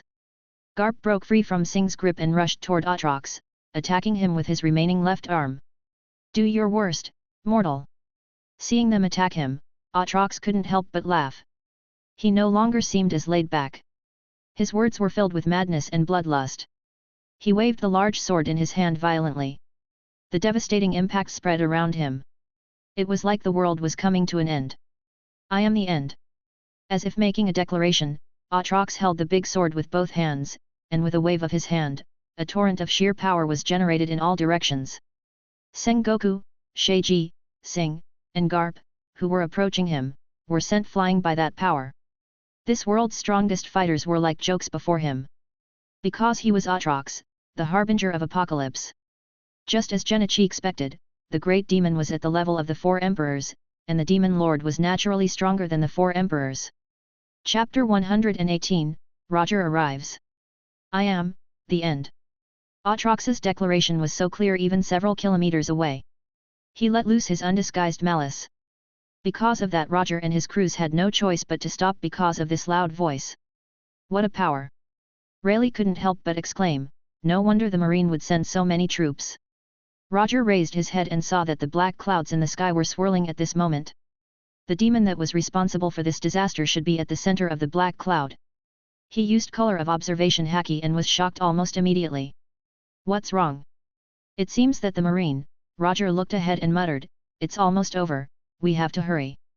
Rayleigh and Gaban looked at each other with eyes full of disbelief. No way, why did it sound like the Marine was about to be defeated? There were Sengoku and Garp there, and it hadn't been that long since they saw the darkness approaching, and they were about to be defeated already? How was that possible? However, at this moment, Roger had already rushed to where the fight was with all his might. We can't fall behind either. Rayleigh shouted and picked up his pace. Boom! The sound from the clash kept resounding. Atrox once again pushed Sengoku, Garp, and Sing back. After exchanging a few moves, Atrox felt that his body was deteriorating. It seemed that even if he had enhanced Bullet's body in advance, this result was still inevitable in the end. However, it was within his expectations. After all, he never had high hopes of Bullet. Then again, it should be enough to deal with these people now. Atrox's strength was completely beyond their level, if only his vessel didn't deteriorate. Is this the rebels of this era?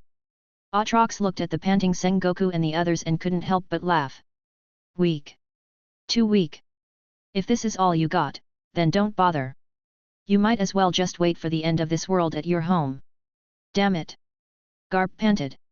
His right arm was cut off from the get-go, and now he was covered in bruises, while Aatrox was almost completely unharmed. Was the difference between them that huge?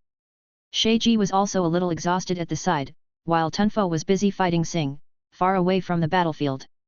Although Sing didn't have much chance of winning against Tunfo, it might be best for him not to face Aatrox. Sing is the future hope of the marine. His survival was more valuable than anyone else. There are many strong people in this world, and there are a lot of strong people in the sea. Do you think you can destroy the world just like that? You are too naive. Your era has long passed. If you have something against this world, you should have finished it 1,000 years ago. Garp said loudly. They could feel the hatred from Aatrox's word. They knew that he must have experienced something terrible in the past, but so what? Not everyone could live a happy life. Do you want the whole world to suffer because of your own misfortune? Listen to me, Garp. At this time, Sengoku was panting beside him. He whispered in Garp's ear. We have to retreat. Fleet Admiral Kong should have evacuated the citizens away. We have to leave this place quickly. Sengoku had already received an order from Kong. They must not die here. Once things went south and the Aatrox went out of hands, the whole world would turn upside down. Now that Garp had lost one of his hands, and Sheiji did not seem to want to continue fighting. At this rate, they would die. Sengoku was not afraid of dying in battle, but just as Fleet Admiral Kong said, they could not die yet. Don't joke around. Do you think we can leave just because we want to? Garp asked in a low voice. Sengoku was taken aback. That was right. It wasn't up to them to decide whether they could leave or not. It was up to the Demon Lord before them. No one can leave, no one can escape. Aatrox overheard their conversation and suddenly shouted, Come! Fight me to death! Fight! Otherwise, you will be forgotten. Aatrox swung his sword, creating a flying slash wave that was aimed at Sengoku.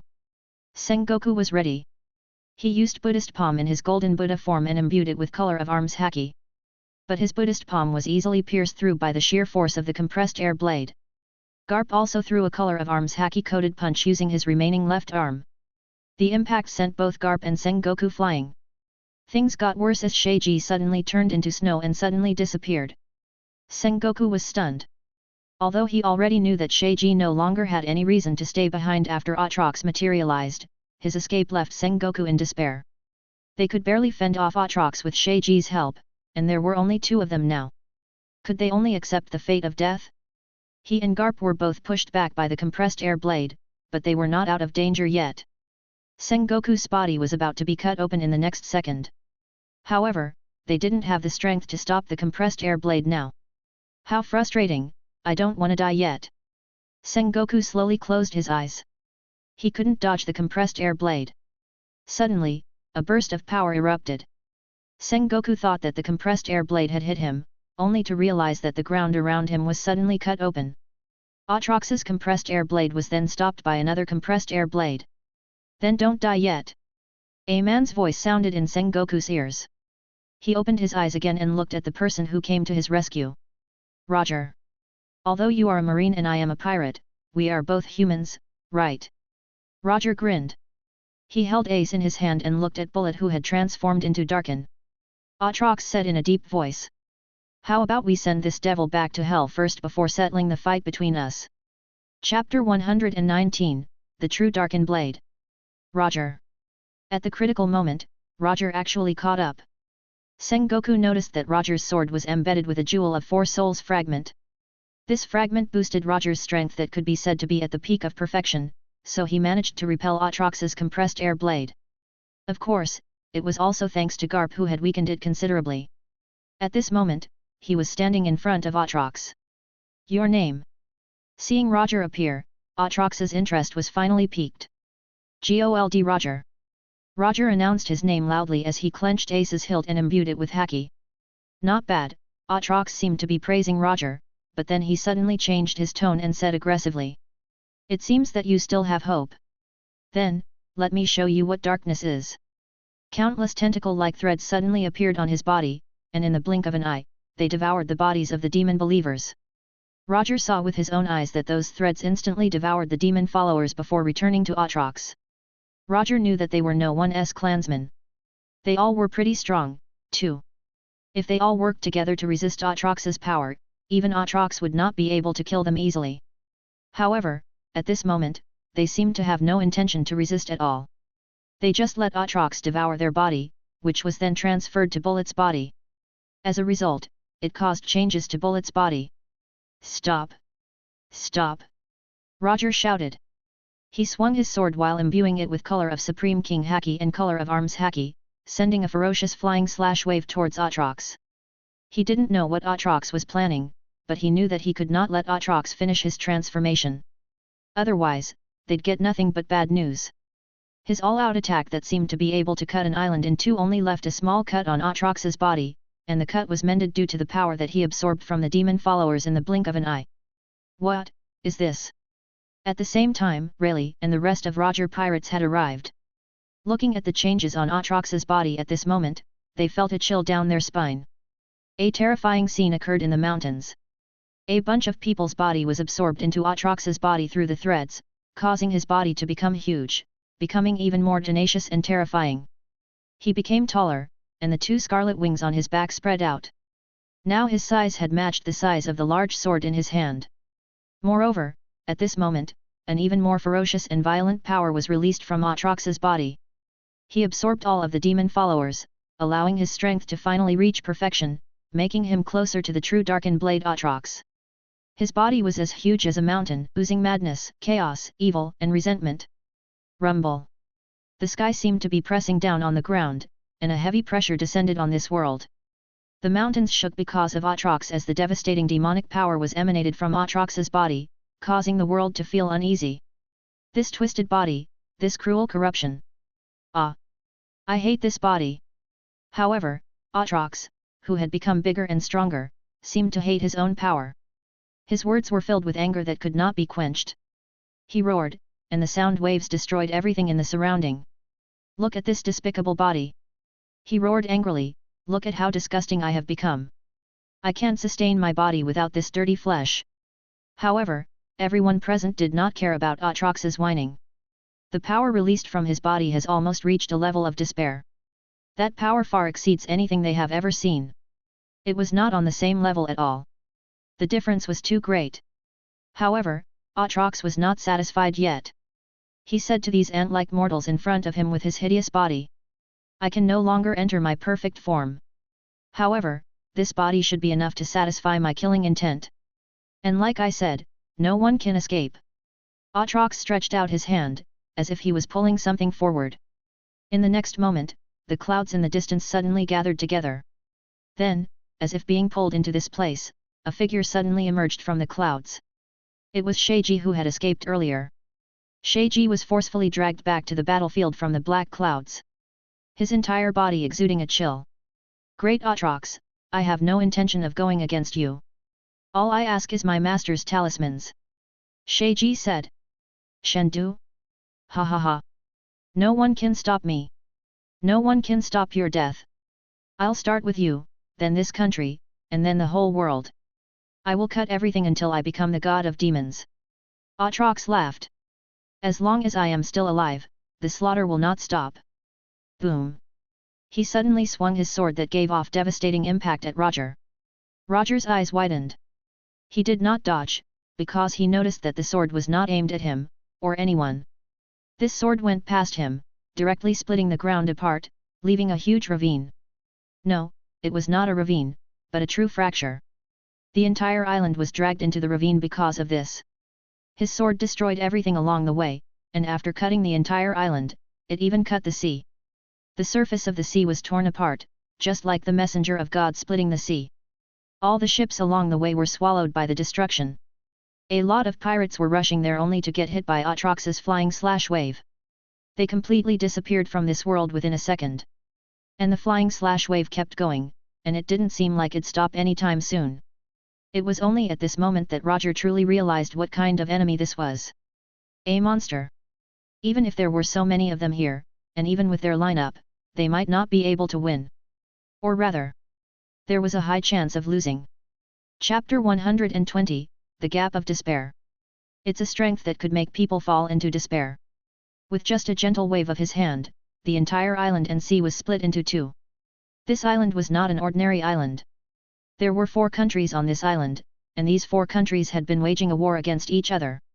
However, Aatrox only needed 1 strike to cut the island in 2. Even after Aatrox's flying slash wave was no longer in sight, the sea was still restless. So strong. It was simply too strong. Roger had set out to sea for many years, but he had never felt this overwhelmed. He had faced opponents stronger than himself several times, but he managed to defeat them one by one, and eventually became the man he was now. However, Aatrox exceeded even that, and even a man like Roger could not imagine how he could defeat this monster by himself. This was not an opponent he could deal with alone. If he wanted to deal an enemy of this level, then they had to join hands. The stronger people he could find, the better. It wasn't an exaggeration to say that the whole world had to join the fight if they wanted to have a chance. That was just how strong Aatrox was.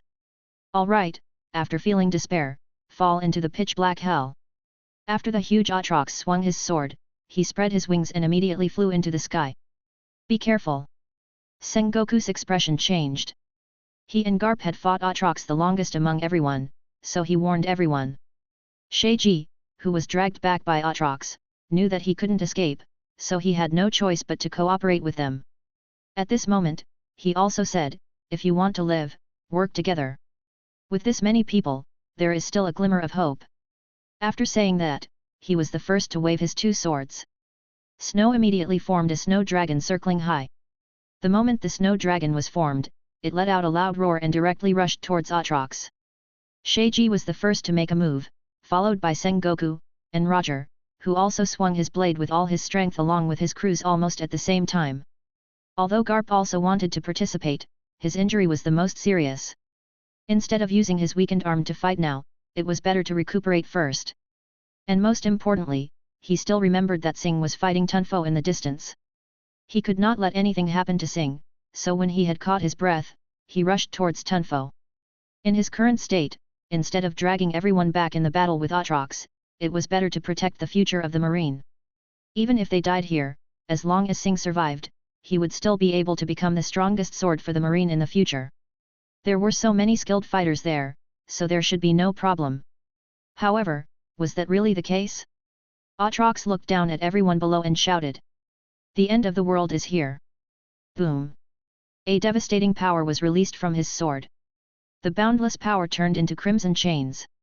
It was as if the demonic chains from the depths of hell filled the sky in an instant, causing the dark and distressing world to turn crimson red and become even more overwhelming. It was as if the entire world was about to fall into hell. The chains enveloped even the sky. Just as he said, no one could escape. The only result here was death. Countless chains fell, repelling the incoming Haki-imbued attacks directed at him. His huge devil sword seemed to be burning with blazing flames, and Roger could tell that it was bad news. Disperse! Roger and Sheiji said almost at the same time, but it was too late. Because at this moment, the fire descended along with the chain, creating a deadly flying slash wave. A scarlet flame that was several times stronger than the compressed air blade that split the island, swallowing everyone whole. Roger felt a warm stream gushing into his right hand. The Jewel of 4 Souls fragment seemed to sense this danger and passed it to him. He instantly returned to his crew, and then swung his blade towards the sky. Roger's compressed air blade was like it was about to tear the sky and the descending flame apart. However, his strength alone was not enough. Fortunately, everyone else also put up a defense at this moment. The scarlet flame fell to the ground. The demonic fire scattered like crazy, and everything along the way was swallowed up.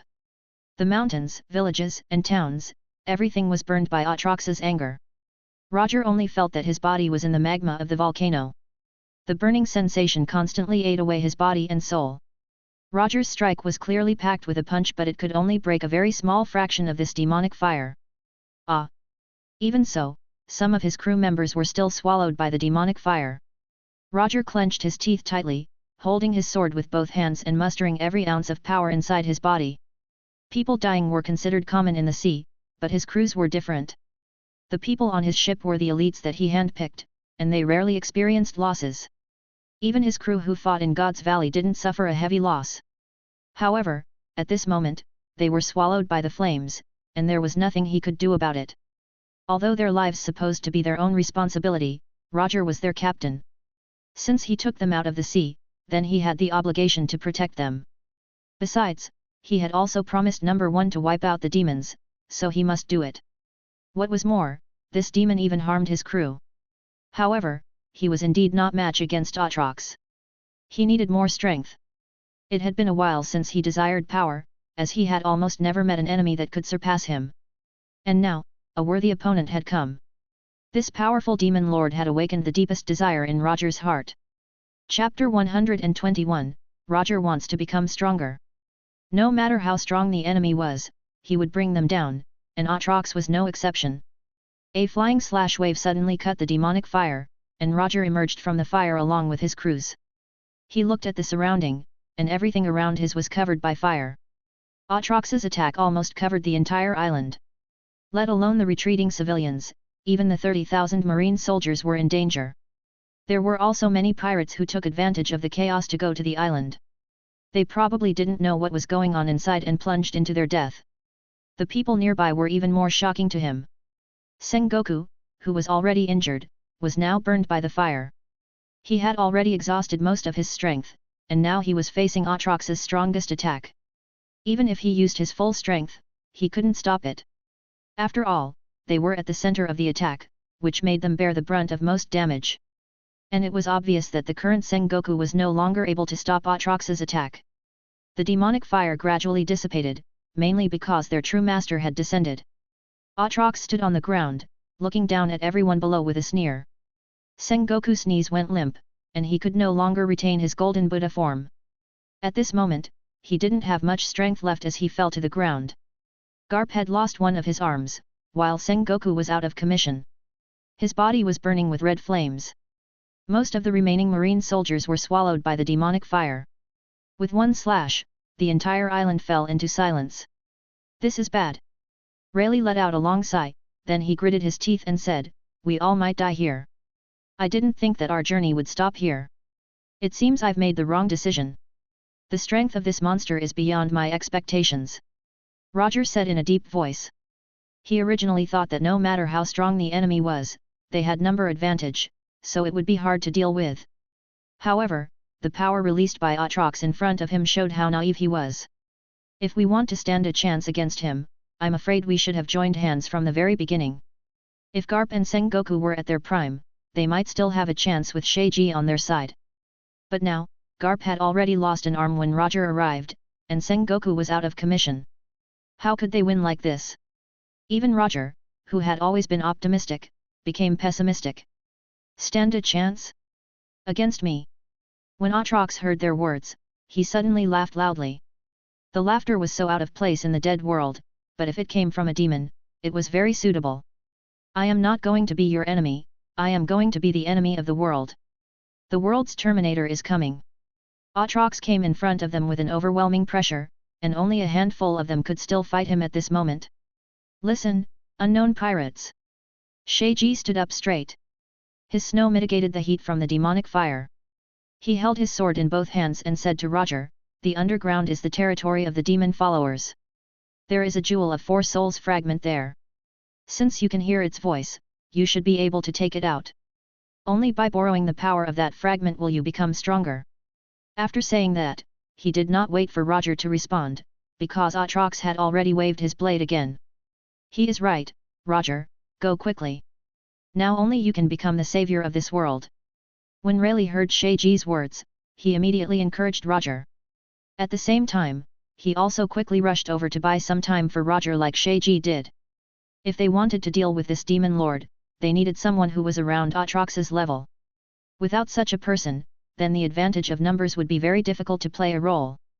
For example, the 9 red scabbards were not on the same level as Kaido. As a result, they couldn't even force Kaido to use human beast form. Roger and everyone else were now the upgraded version of the 9 red scabbards, while Atrox was Kaido. According to this difference in strength, if they wanted to have a chance against Atrox, they needed at least 9 people that were at the level of the 4 emperors. However, it was obvious that their number was far from enough. In that case, the only way was to improve the quality. Sheiji said that there was a Jewel of 4 Souls fragment underground. If Roger could get it, Roger might be able to become stronger. Roger could locate the Jewel of 4 Souls fragment's position with Voice of All Things, so he was the only person who suited for this task. Therefore, Roger himself knew what to do. At this moment, he saw Rayleigh and Sheiji rushing over, and Gaban was covering him from the side, so he immediately headed towards the demon followers' underground base. He had to be quick. Before everyone there was killed, Roger used his color of observation haki to the maximum, and in an instant, the sound of all things was transmitted into his mind. And the loudest voice was naturally Atrox's voice, which came from the sword and constantly entered Roger's mind. It was endless resentment that turned into a sea of blood, and Roger had to carefully distinguish the subtle voice of Jewel of 4 Souls fragment among it all. Ah! A sudden scream penetrated Roger's soul. He gritted his teeth. This was the voice of Gaban and his crews. However, he could not stop now. The more difficult the battle above was, the calmer he had to be. Where? Roger was rushing through the underground base. The closer he got to Jewel of 4 Souls fragment, the louder the sound he heard. However, he still hadn't located where the sound was. Suddenly, Roger stopped. It was not because he had found Jewel of 4 Souls fragment, but because he had found a strange fruit on a table in front of him. There was also a powerful energy coming from this fruit. Devil fruit? If it were a good devil fruit, then eating it would give him great power. He didn't want to eat devil fruit prior to this, but now there was no way. He had to become stronger. Therefore, Roger picked up the fruit and swallowed it. Chapter 122, Monster Cell and Devil Fruit. Roger swallowed the devil fruit in one bite and immediately felt that something was wrong. No, it was not a devil fruit. Although Roger had never eaten devil fruit, and there were no devil fruit users on his ship, it did not necessarily mean that he knew nothing about devil fruit. Although devil fruit looked like a fruit, it tasted disgusting. Eating devil fruit was like eating shit, and ordinary people would feel sick when they ate it. However, this strange fruit that Roger ate did not have any taste. Although he felt a little nausea, it was not because of the fruit's taste. The moment he ate it, Roger felt his whole body went hot, and at the same time, his body seemed to undergo some kind of change. What he could see was that his hand had become a little dark, as if it was enveloped by color of arms haki. He quickly tore away his clothes, and that was when he realized that there was a massive hole on his chest. It was as if his chest had been pierced by something, and his skin was also black, resembling a demon. What is this? Roger was completely stunned, but then he felt a change to his emotions as well, which reminded him of what had happened to Number 1 and Toguro. They were originally humans, but they turned into half-demons. If Number 1 was transformed into a half-demon by Altar of Ascension, then how about Toguro? Roger suddenly had a bad feeling. Toguro was turned into a half-demon by Zero. It was obviously not using Altar of Ascension's power, because Altar of Ascension was guarded by Number 1. However, he still became such a powerful demon. Was it because of the fruit he just ate? Yes, what Roger ate was not devil fruit, but monster cell. Don't try to get into my mind. Roger struggled and shouted in a low voice. He pressed his hand on his face. His face also changed, and a black mysterious rune appeared on his forehead. But at this moment, with Roger's resistance, the strange features on his body seemed to be gradually dissipating. Roger wanted to be the freest person in this world. He would cry and laugh whenever he wanted to. If he wanted to do something, he would not consider anyone else's opinion and would not be controlled by anyone. Therefore, he would absolutely not allow anyone to control him. Boom! Following Roger's struggle, Roger's color of Supreme King Haki suddenly erupted. The intense color of Supreme King Haki went through the ground and even covered the battlefield. Aside from Atrox, almost everyone was affected by this tyrannical Haki. In theory, it was fatal to be hit by this color of Supreme King Haki in a battlefield of this scale. However, it was meaningless, because without Roger, everyone there were no match for him. Interesting. At this moment, even Atrox praised Roger. In fact, the most important thing was that Genichi received emotion points from Roger. After eating monster cells, Roger became stronger and gave more emotion points. Roger himself was considered the main character before Luffy set out to sea. After all, he gave Genichi the most emotion points compared to those of the same level as him. Now that he had become stronger, the emotion points he gave was naturally higher. However, this was not enough. Aatrox was a 10 million negative emotion points worth character card, which proved that he had not surpassed the upper limit of this world. It was a realm that people of this world could achieve through various means. And he wanted to assemble more strong individuals like him. Otherwise, it would be too difficult for him to reach 100 million emotion points. For this reason, he had already taken out the Jewel of 4 Souls fragments that he embedded into Drago. He did not need it now anyway. And it was not just monster cells and Jewel of 4 Souls fragments. At this moment, Roger squeezing his face. The monster features on his body were slowly disappearing. He suppressed the monster inside him, but at the same time, his strength was also reduced. After reaching Roger's level, it was difficult to get any stronger in this world. Even the slightest boost was precious, and Roger could naturally feel the power he just gained disappearing, but he would never allow himself to be controlled by the demon. His powerful color of Supreme King Haki allowed him to retain his consciousness. He had triumphed over Monster Cell's influence even better than Bullet. He could now easily enter the monster form and obtain even more powerful strength. However, that alone was not enough. He undid his monster form not because he wanted to reject this power, but because he noticed that even though his strength had increased, his color of observation Haki got weaker, which wasn't ideal in this situation as he wanted to find Jewel of 4 Souls fragment. And something else perhaps? This underground base had such a demonic item, so there might be something else down there. He urgently needed strength now. Roger quickly shuttled back and forth, and in this one, his color of observation Haki finally gave him a message. He finally heard Jewel of 4 Souls fragment's voice. Roger directly cut through all the walls along the way. He quickly rushed over and only found a huge altar. It was similar to the altar of Ascension he saw before, but there was no huge disc there. Instead, it was an altar. There was a mark of a sword being inserted there. It seemed to be the place where Aatrox's sword was before. In front of it was a mysterious box. Roger was very interested in the box, but now was not the time to study the box. What he cared most about was the 3 fragments and a fruit around the box. Jewel of 4 Souls fragment and devil fruit? This was not the demon fruit that he had eaten earlier, right? Roger quickly climbed up and took a small bite of the fruit. He did not swallow it yet because he was afraid that eating 2 of the same fruits would cause death like devil fruit. Upon taking the first bite. Bleh! Bleh! Disgusting! Although it tasted disgusting, Roger was overjoyed. He immediately swallowed the fruit whole. Then, he took the 3 Jewel of 4 Souls fragments and ran up. Monster cells, devil fruit, 3 Jewel of 4 Souls fragments. Just how much stronger would Roger become now? Chapter 123, Roger's Ultimate Evolution. Genichi also wanted an answer to this question. Although monster cells and Jewel of 4 Souls have been assimilated into One Piece universe, it wouldn't give the normal boost it would provide to most people considering Roger's strength, but there were so many things that could make him grow stronger, right? The devil fruit that Roger ate was the Clank Clank fruit, a devil fruit that was supposed to be eaten by Bullet. Genichi found this fruit some time ago, and through the devil fruit encyclopedia that Makima obtained from the world government, Genichi immediately knew that it was Clank Clank fruit at a glance. At first, he wanted to let one of his characters to eat it, but he always felt that it was not suitable.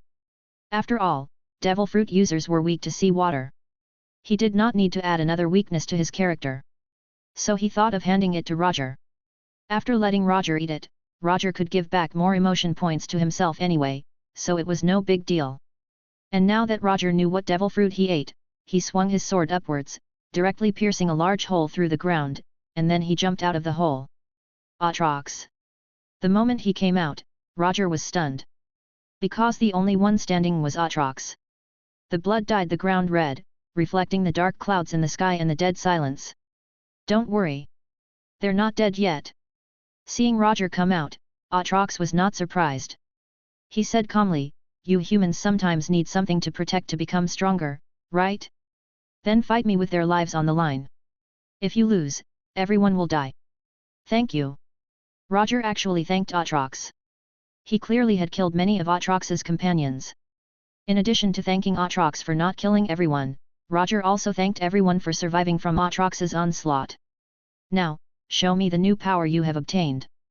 Aatrox shouted as he released endless pressure. I will destroy you now that you've become stronger. I will pulverize the last hope of this world. Yes, that is my purpose. I want the people with hope die in despair. I won't even let the slightest glimmer of hope to exist in front of me. I will show you. Roger took a deep breath. Although he had just obtained Clank Clank fruit and hasn't awakened its true power yet, it only reduced the range of its power. This devil fruit is actually the most suitable one for me right now. Roger looked at Aatrox, and then his hand began to move. His body actually slowly merged with his sword, Ace. Moreover, the Jewel of Four Souls fragments in his other hand are also slowly integrated into his body. Jewel of Four Souls fragments could directly integrate into an object, but Roger did not know how to do it. He had picked up Jewel of Four Souls fragments, but it did not directly integrate into his body. However, some animals could easily fuse with it. He did not know on what principle did it work for the time being, but now that he had the Clank Clank fruit, he did not have to worry about those things, because he could use his Devil Fruit's ability to directly integrate himself with Jewel of Four Souls fragments. At the same time, there was also the Supreme Grade Blade, Ace, which was embedded with Jewel of Four Souls fragments. There were only a few things, and they were all in the range of his Clank Clank fruit. And after merging himself with all of those, he entered his monster form. His body became dark, and he looked more like a monster than before. Because compared to his earlier transformation, his right hand was merged with his sword. The rune on his forehead was shining, as if there was a piece of Jewel of Four Souls fragment in it. Now Roger only felt that the infinite power in his body was expanding. He had never felt this much power, and now this power was obeying him. Bring it on! Roger instantly disappeared from where he was. When he reappeared, he was already in front of Aatrox. It was pretty fast, as even his past self would have difficulty to react to this speed. However, the moment Roger appeared, Aatrox had already brandished that huge blade and collided with his blade. Immediately, a violent force shook the earth, and the entire island shook continuously. Boom! The entire sky directly exploded, and even the dark clouds that had accumulated an unknown amount of thickness spread into the distance, as if they were avoiding their battlefield. Not enough, not enough. Is this all you got? Aren't you carrying the hope of those incompetent fools? Aatrox mocked. Roger gritted his teeth. At this moment, he had already used everything he got. Color of Arms Haki and Color of Supreme King Haki were imbued on his blade. No, on his body. This was much easier than a simple blade. Just this change alone had already made him stronger, not to mention other factors. However, even with so much strength, he was still unable to gain the upper hand against Aatrox. Godly avoidance! Roger roared angrily. He swung his blade again. This blade directly crossed Aatrox's long sword and cut his huge body. Let alone this body that was made of a pile of corpses, even a mountain would have been cut by this blade. However, after the blade pierced through Aatrox's body, it did not have the slightest effect. It doesn't hurt, it doesn't even itch. Gold Roger! At the same time, Aatrox charged toward Roger, and his big sword directly hit Roger's body. Roger was instantly sent flying, but Jewel of Four Souls fragments power successfully repaired the destroyed internal organs in his body. Monster! Without the healing effect of Jewel of Four Souls fragments, the blow just now was enough to turn him into mincemeat. Roger gritted his teeth, and after recovering, he retreated from that place. He wanted to lure Aatrox away from that place. His battle with Aatrox would kill everyone. Divine Cut! As he retreated, Roger turned back and slashed again. The overwhelming force turned into a dark crescent moon as it was dished out. Chapter 124, Roger vs Aatrox, Makima appears. A devastating power erupted in a city. There were not many people in this city because the people on this island had begun to escape when Aatrox first revealed his power. They were already prepared for this when the Marine had first arrived here. And now, a huge black crescent moon flying wave cut the city in half. What a monster! Roger could not help but say. The attack just now was his all-out attack, but all it did was push Aatrox back slightly. But he could not afford to back down. Roger rushed forward again. In this city that he had cut in half, he could fight to his heart's content. After Aatrox was pushed back, he waved the huge demon sword in his hand and collided with Roger. The devastating momentum directly repelled Roger, but Roger immediately jumped onto Aatrox's arm. Originally, he wanted to jump onto Aatrox's sword, but at that time, his Color of Observation Haki warned him, as if he would immediately encounter something extremely terrifying if he did so, which was why he took the risk to jump further. Despite Aatrox's huge body, but aside from strength, he was also flexible. When Roger reached him, Aatrox's another hand was ready to slap him. "Despite your huge body, you're really agile," Roger shouted. He stood on Aatrox's arm and kept running upward, but he was still hit by Aatrox's huge arm. This almost broke his bones. If not for Jewel of Four Souls' self-recovery ability, Roger would have died from this blow. However, it was also because he had Jewel of Four Souls power that he chose to take such a risk. He sacrificed his body to force Aatrox to lift his hand. Now that there was an opening, Roger continued to sprint upwards, and in the blink of an eye, he had already reached Aatrox's shoulder. Roger mustered all the strength in his body into the blade that was fused with his arm. The enormous power made him seem like a dazzling meteor as he thrust the edge of the blade towards Aatrox's head. Boom! Roger pushed Ace with all his might. At this moment, he had already arrived at Aatrox's neck. He believed that a neck was the weakness no matter what creature it was. His previous attack had no effect on Aatrox, but he did not think that Aatrox would be able to survive without his head. This strike pierced deeply into Aatrox's flesh, but Roger was still not satisfied. He kept pushing the blade with all his strength, and Aatrox's skin was tough. Even so, it didn't deter Roger. Roger let out a high-pitched roar. He knew that this was his only chance, so he was determined to make it count. SSKKKK. In the end, this strongest slash was completed. Roger pierced through Aatrox's neck completely. Because Roger almost exhausted his strength, he fell from the sky, and what fell alongside him was Aatrox's head. That huge head, which was like a huge rock, was falling from the shoulder. He did it. The weak Roger felt a burst of joy in his heart, but this joy turned into a deeper despair almost immediately. "Do you think you can kill me?" The falling head seemed to be mocking Roger. In the next moment, Roger saw with his own eyes that some of Aatrox's innards gushed out from his body and grabbed his head. Then, Aatrox's head was reattached to his neck by the innards. Roger knew that Aatrox's body was reconstructed by the clansman of number 1, but he didn't expect that he couldn't even cut off his head. Could it be? Roger thought of a possibility. Could it be that Aatrox's weakness was not this body, but that sword? When he was about to attack earlier, he indeed felt a great sense of danger coming from Aatrox's sword. No wonder Aatrox didn't bother making any effort to protect his head when he tried to chop off Aatrox's head. He thought that Aatrox was just careless. He had vaguely guessed Aatrox's weakness, but he had no strength left now. "I hate your freedom, Gold D. Roger." As Roger fell to the ground, he saw Aatrox's huge body had begun to decay, which affirmed his hypothesis even more. But what could he do? No one could stop Aatrox anymore. Now, you, the symbol of the last resistance of this world, have been defeated. Just wait for the fall of the world in the dark hell. Aatrox raised the sword in his hand high. This sword would sink the entire island directly into the sea. Roger had seen its power. He desperately wanted to resist, but even if he had Jewel of Four Souls fragments in his body, it could not restore his combat strength. However, at this moment, a figure suddenly appeared in front of Roger. It was a woman. She wore black trousers and a white shirt on her upper body. She stood in front of Roger and looked straight at Aatrox. Makama. Black Order's Supreme Commander, the person who had become big shot in the world recently. Roger had certainly seen her portrait. After all, she was the Supreme Commander of the world government's fourth largest organization. She actually showed up now, but since her job was to deal with the demons, her arrival wasn't strange. The only strange thing was, why didn't she join forces with the Marine? However, this was not something that Roger cared about. He only cared about whether there was any hope in this world. Speaking of which, our Black Order is the one who specializes in dealing with the demon. She stretched out her right hand, her thumb and index finger turning into a gun. Her left hand was resting under her right hand, and she said softly, "If you want to talk about the world's savior, the last hope, I have never thought of giving up this title to anyone else."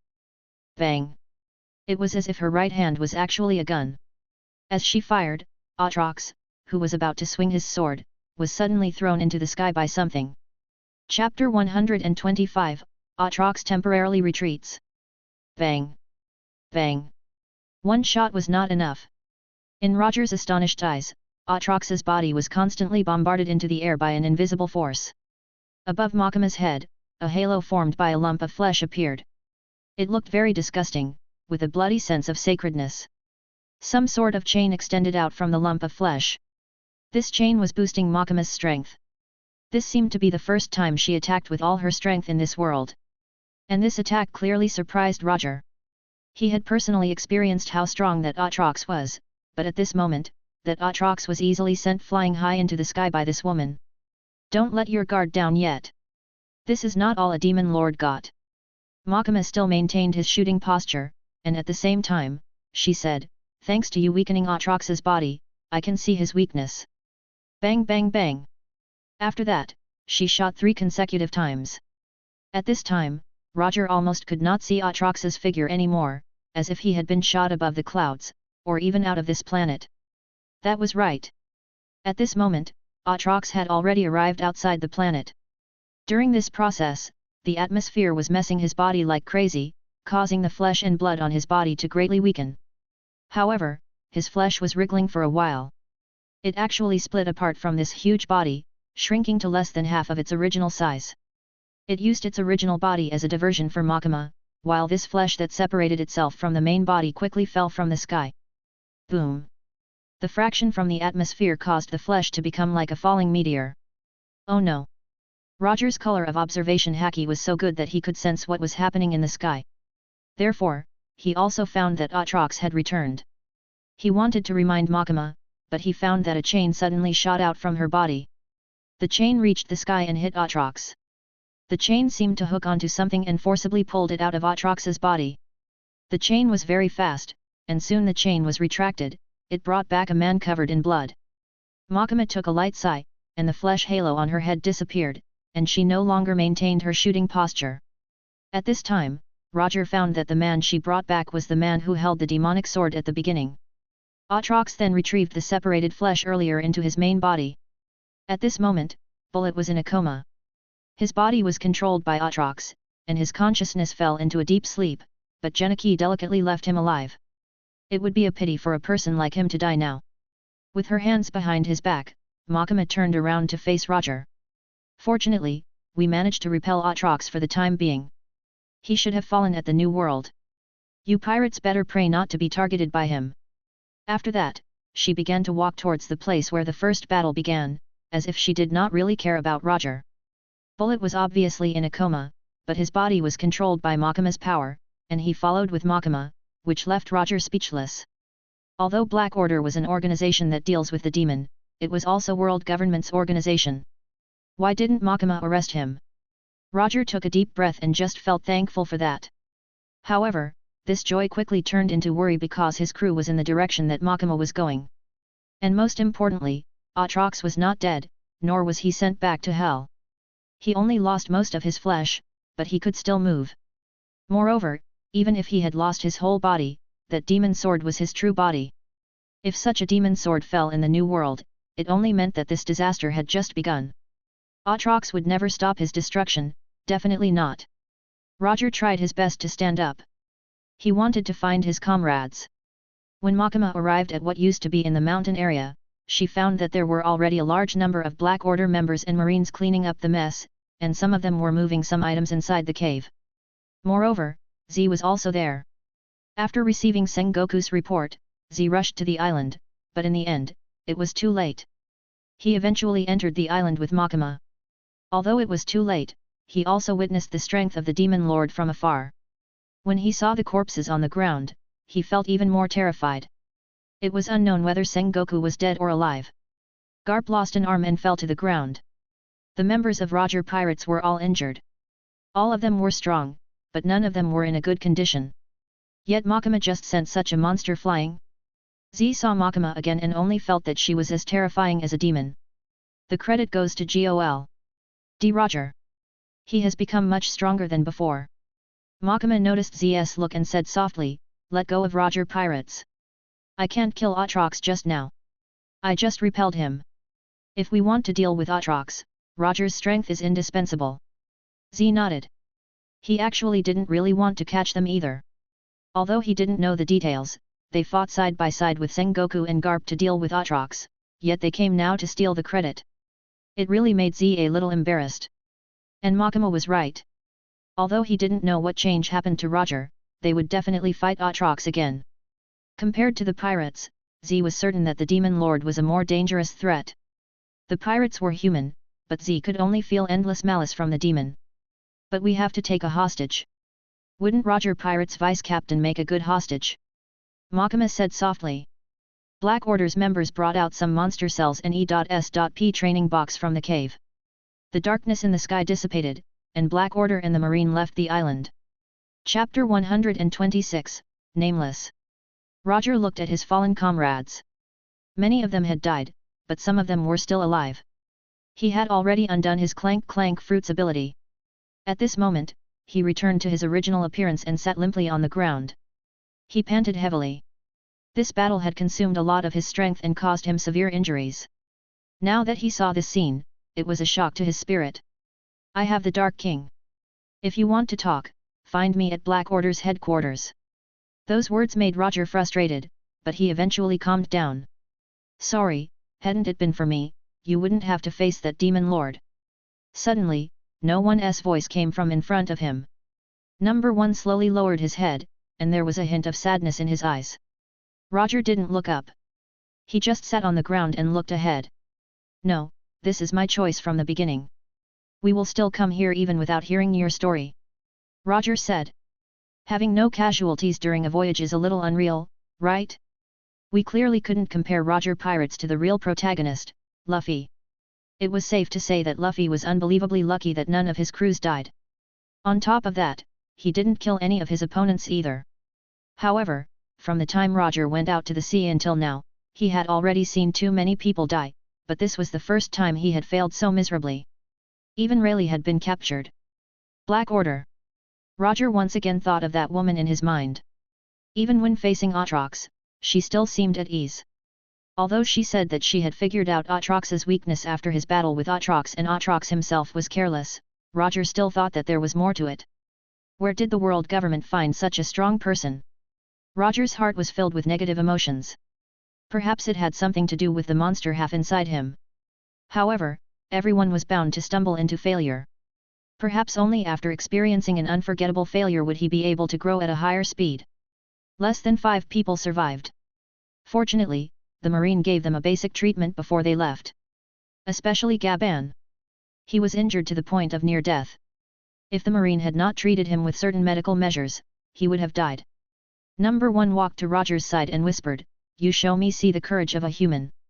You show me that the Demon Lord is not invincible. You are an amazing man. Please let me join you and make up for my weakness." Roger glanced at Number 1 and then slowly stood up. "Of course you will. I won't say no for an answer." His eyes gradually became determined, as if he had recovered. His bones should have been shattered, and he could barely move, but thanks to the Jewel of 4 Souls fragments, the severe injuries were almost healed. As time passed, more and more people would come, so it was not wise to stay there any longer. "Let's go back to Altar of Ascension first." "Don't worry. We will bring everyone." Roger nodded, and then the surrounding changed in the next moment. Teleportation. Roger had just arrived in this country, so he didn't know about no one's abilities. This was the first time he saw teleportation, so he surprised. They returned to Altar of Ascension, and Shanks was sleeping quietly on a flat platform. His comrades were also brought inside. Roger looked at the sun disk high up in the ceiling and said surprisedly, "This. What is going on?" Half of the sun disk that used to be dark now disappeared, leaving only the golden part. Jewel of 4 Souls fragments was at the core of the sun disk, emitting a mysterious light, as if dispelling the darkness. After Aatrox absorbed everyone, the darkness on the sun disk disappeared. It must have been absorbed by Aatrox. Now, there is no problem in destroying it. From now on, this Altar of Ascension will become history. After saying that, he raised his hand, and the Jewel of 4 Souls fragments that was at the core of the sun disk was squeezed out from the top and gently fell into no one's hand. Number 1 held this Jewel of 4 Souls fragment and used it on the injured crews. The injuries of the crews that were patched up by the Marine became lighter and lighter, but they were still unconscious. "Take this Jewel of 4 Souls fragment as a gift before I board the ship." Number 1 threw the fragment in his hand to Roger after doing everything. Roger caught it subconsciously. He clenched his fist and 3 of Jewel of 4 Souls fragments appeared from his body. It was the Jewel of 4 Souls fragments that he fused into his body using Clank Clank Fruit's ability, but he could not always use Clank Clank Fruit's ability. Now, the Jewel of 4 Souls fragments in his possession became bigger with the addition from No 1's fragment. Judging from the number, there should be dozens of fragments, right? Roger said, if I have more than 10 fragments, I have confidence to defeat Aatrox. Jewel of 4 Souls fragments is indeed a good thing. After experiencing an unprecedented failure, he now had an unprecedented desire for power, and these fragments were undoubtedly the fastest way to become stronger. Then go and collect them. Aatrox has not returned to hell. Let's do our best to defeat him. Number 1 patted Roger on the shoulder. They found a place and buried the deceased underground. After the solemn memorial, the entire altar of ascension suddenly shook and the surrounding stone walls began to collapse. The tall altar also began to collapse, and there were big explosions everywhere. Number 1 detonated the bomb buried in altar of ascension, and this ancient building fell apart under this explosion and collapsed. In the deep cave, there were constant sounds of explosions and sparks. Roger and Number 1 looked at the continuous explosions in front of them. In front of them was the grave of Roger's several crews. Now they would fall into eternal sleep with the collapsed altar of ascension. Let's go, No 1. From this moment on, Roger put away the hesitation he had, because he knew that there were more important things waiting for them. If they kept dwelling with the past, they wouldn't even be free sea warriors. I gave up on that name. Number 1 used his telekinesis to carry the unconscious crews out of the cave. Call me nameless. Chapter 127, Human Fruit, Model Buddha returns to circulation. Those who didn't have a past naturally didn't have a name. In the past, Number 1 was a past, and now the one who joined Roger Pirates was nameless. After infiltrating world government, Genichi infiltrated another force, the crew of the future Pirate King. This would play an important role in his future plans. Originally, these mutants had a short lifespan, but after eating monster cells, that problem was eliminated. Number 1 ate 2 monster cells, so in addition to boosting his strength, it also eliminated No 1's weakness as a mutant. He followed Roger out of the cave. Fortunately, their ship was not damaged by the impact of the battle between Roger and Aatrox. After putting the wounded on the ship, they set sail again toward the New World to find Aatrox for revenge. And on world government's side, they have returned to the Marine headquarters. Garp was on the verge of death and missed an arm, and Sengoku was also on the verge of death. On top of that, less than 2,000 of the 30,000 Marines survived, and all of them were injured. They hadn't reported to Mary Giose yet because they had to treat Sengoku and Garp first.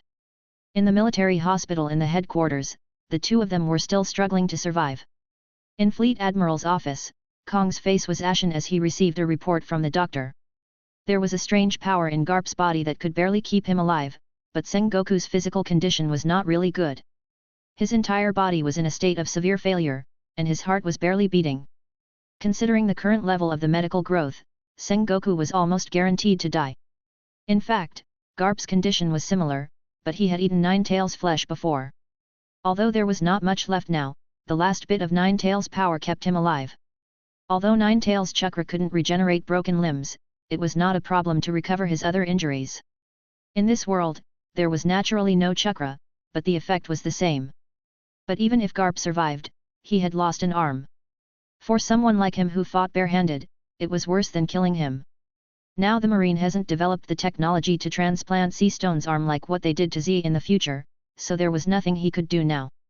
In other words, it was very likely that the Marine would lose 2 of their best fighters. Even after putting aside the fact that they were the Marine's precious combatants, they both were precious subordinates that he had watched growing up for Kong. How could he accept this? However, at this time, the door suddenly opened. I have a way to save Admiral Sengoku's life. Who let you in? Kong originally wanted to say this, but when he raised his head, he found that it was Black Order's supreme commander, the woman named Makima. Sengoku wasn't the only one who was wary of this exceptionally mysterious woman, as Kong also didn't like her very much. After all, a person suddenly attained the same position as him, so it wasn't surprising. However, Kong was still very loyal to the world government. Since it was Five Elders' order, he accepted it. Moreover, Makima's words made him even more interested. You can save Sengoku? Kong somewhat suspiciously asked. There is a certain risk, but this should be the only way at the moment. Of course, I have conditions. Makima smiled. What conditions? Kong quickly said. At this time, he did not care about whether it was true or false. After all, according to the report from the hospital, Sengoku was going to die soon. Lend him to Black Order for 10 years. After that, I will return him to the Marine. Makima said. I don't mind, but you have to report this to Mary Gosa yourself. Kong said without hesitation. The transfer of an admiral clearly must be approved by the world government first. Well, then please take me to Admiral Sengoku. Makima said calmly. After she arrived at the Marine headquarters, she hadn't gone to Mary Gosa. This time Genichi deliberately let the Marine and Black Order's members took several things from Galsburg, so the world government still had to thank Makima. At this moment, Makima, Kong, and Z were all in Sengoku's room.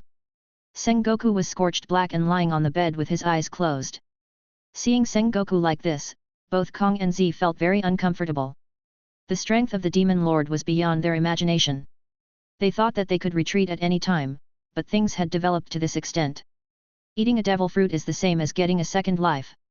Makima said in front of Fleet Admiral and an Admiral, as long as we can take out the devil fruit inside him, he can return to his original self. She reached out and made an extremely complicated gesture. The two of you may go out now. I don't want to be disturbed by anyone. Don't tell me you are doubting me, right? Makima said. Z looked at Kong and sighed, let's go. Although he had doubts about Makima, he didn't want to let Sengoku die.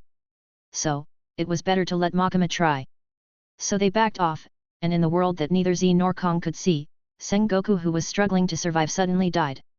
Makima killed him. Then a special power emerged from Sengoku's body. After a devil fruit user died, the devil fruit would return to the world, and now the human fruit model Buddha was about to leave Sengoku. Dominate. Makima used her power. An extreme sense of oppression suddenly descended in this hospital. The power of human fruit model Buddha that was about to escape also couldn't escape because of Makima's power. Back when Makima killed Shiki, she had tried to control the power of Shiki's float fruit when he was dying. Unfortunately, she did not succeed at that time, so the float fruit slipped from her grasp. Now, she was stronger. Or rather, after seeing Atrox's power, people became more afraid of demons. Of course, some people placed their hopes on her, the Supreme Commander of Black Order, and more of them felt a kind of fear for her. Unlike other world government's personnel, her past was unknown. No one knew her background, so how could people trust her? And this fear turned into Makima's food, making her stronger. As a result, she was able to control the power of devil fruit that was about to return to circulation. The devil fruit that couldn't leave its host had no choice but to choose a nearby host. So it was forced to go into a fruit on the fruit basket by Sengoku's bedside. Chapter 128, Sing, the next human fruit model Buddha user. Human fruit model Buddha. As a mythical Zoan type, it was even rarer than Logia. And now, this devil fruit's power was isolated by Makima in this room, forcing it to merge with a fruit. That fruit now housed the power of a devil fruit. And Sengoku was naturally dead. It was just that sometimes dying is not a big deal, because Genichi had an item that could bring people back to life. Jewel of 4 Souls Fragments. A fragment could bring people back to life, and now Makima put this fragment in Sengoku's body. Makima could control Sengoku like she did to Rox and Shiki, but it was meaningless as those who were close to him would notice something was off about Sengoku. However, the biggest drawback of using Jewel of 4 Souls to revive someone was that Genichi did not have Neriku's ability, which allowed her to control those he revived with Jewel of 4 Souls fragments. She was already very strong, so he didn't want an admiral-level combatant as much as before. In any case, she had already secured her objective, the human fruit model Buddha. She picked up the devil fruit and walked out. Pushing open the door, sure enough, he saw Z and Kong waiting outside the door. Don't worry, I have already taken out the devil fruit. Admiral Sengoku should wake up in one day. But he can't eat this devil fruit anymore, so I'll leave the decision to you. Makima put his hands behind his back and looked at the two of them and said, while you're thinking, please take care of my future subordinates.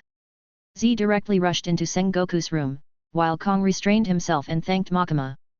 Then he said, I will also explain it to the world government. Speaking of which, 5 elders is asking for our presence in Mary Gosa. Of course they did. They had gained a lot this time. Monster cells, some mutants' corpses, and most importantly, E.S.P training box. The world government should be drooling by now. I will go and prepare. Makima handed the human fruit, model, Buddha to Kong and then walked away. As for who would be the next human fruit, model, Buddha user, Makima didn't need to think to know. They would definitely ask for Sengoku's opinion, and when Sengoku learned that he could no longer eat this devil fruit, he would definitely give it to Sing. This way, this Sing's strength would greatly increase, and he would become an admiral in the near future. Because they had already regarded Sing as the Marine's future hope, especially after the Marine suffered such a huge lose, which would only make them think more of Sing. Moreover, Sing had a high Buddhist affinity, so it would be strange if Sengoku didn't give the human fruit, model, Buddha to Sing. Although they had only been together for a short period of time, Genichi had basically grasped their character. All of this was within his grasp. He felt like a villain now after doing this. When she left the hospital, Makima saw someone rushing in anxiously. She was slightly intrigued. That person. It was Monkey D. Dragon, Garp's son, the future leader of the Revolutionary Army, and the future father of the Pirate King. It seemed that he had not left the Marine yet. But how old was he now? Makima didn't really bother with him for the time being and just kept walking. Later, she will go with Fleet Admiral to Mary Gosa. Before that, let's see if there was any familiar person in the Marine headquarters. But at this time, Akainu and Kizaru should not have joined the Marine yet, right? While walking, she thought that this time she had brought a lot of things to the world government, but it might take some time for them to actually get something out of it. First was monster cells. It was a waste for them to just eat this thing to increase their combat power. She mainly wanted the world government to research it and see if there was a way to mass produce it. It was too slow to reproduce with candy farm grass. Basically, it could only produce one in a week. It would be good if there was a more scientific and convenient way to reproduce it. And the pirates certainly did not have such technology and scientific research ability. She had no choice but to ask the world government's help for this. Secondly was E.S.P training box. He could just let his mutants use this item, but they couldn't provide emotion points to Genichi. If the world government was allowed to raise a large number of mutants, then not only would they be able to create a considerable amount of combatants, but they would also be able to increase the amount of emotion points that people provided, which would be good for him. Moreover, was there any difference between placing it in the world government's base and placing it beside him? The Marine suffered a heavy loss, and the whole world would be busy dealing with Atrox. Black Order would be much more useful than the Marine now. This meant that Makima had more bargaining chips. After walking around the headquarters, Makima didn't find any interesting people. The only familiar person she ran into was Dragon. When she returned to the ship, Kong was already there. After such a big thing happened to Galsberg, it was only natural for the two of them to report to 5 elders. Mary Gosa was very close to the Marine headquarters. After all, one of the Marine's duties was to guard Mary Gosa. And now, Makima went to the prison deep in the ship. It seems that you have woken up. In the depths of the warship, Makima walked to a dark room and pulled a chair to sit in front of the cell. In the cell was Bullet, who had already woken up. At this moment, there were many crimson spots on his body, and even some grotesque flesh was glued to his body. He just sat against the wall without saying a word. He did not say a word even when he saw Makima. Darkened Blade Atrox's consciousness had once taken over his body. Even though he had been saved by Makima, he still had not recovered from the traumatizing experience. He was now mentally unstable. Black Order also needs an admiral. If you can recover a little, you can become Black Order's admiral. Makima said to him. Of course, the world government would definitely not let him go. After all, Bullet was a precious demon lord's host. How could they let him go without conducting researches on him to their heart's content? Even Makima's persuasion did not have much of an effect. Bullet did not say anything, while Makima observed his condition. Chapter 129, Preparation for the Great Conscription. Despite being only 8 years old, he was already very strong. And now, he had been strengthened by monster cells, transformed by Atrox's magic, and personally experienced Atrox's great power. Now he was qualified to become an admiral. However, he was mentally unstable now, and it was very likely that he would not be able to exert his power normally. However, to be able to create such a strong person in such a short time, Genichi had some confidence in his methods. Although not everyone had the body, talent, and will of a monster like Bullet, it was enough for him to test his current ability. E.S.P training box appeared in his hand.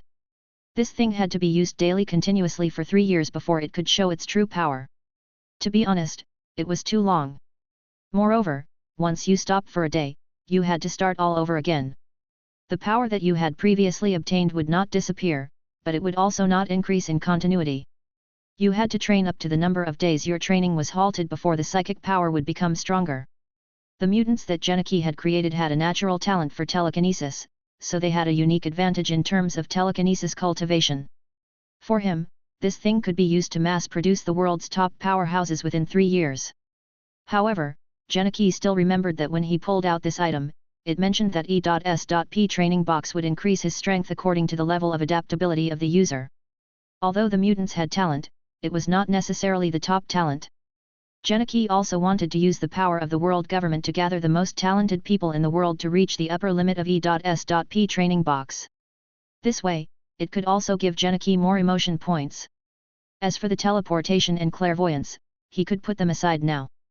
Genichi only planned to show the world government that E.S.P training box had the ability to give telekinesis ability.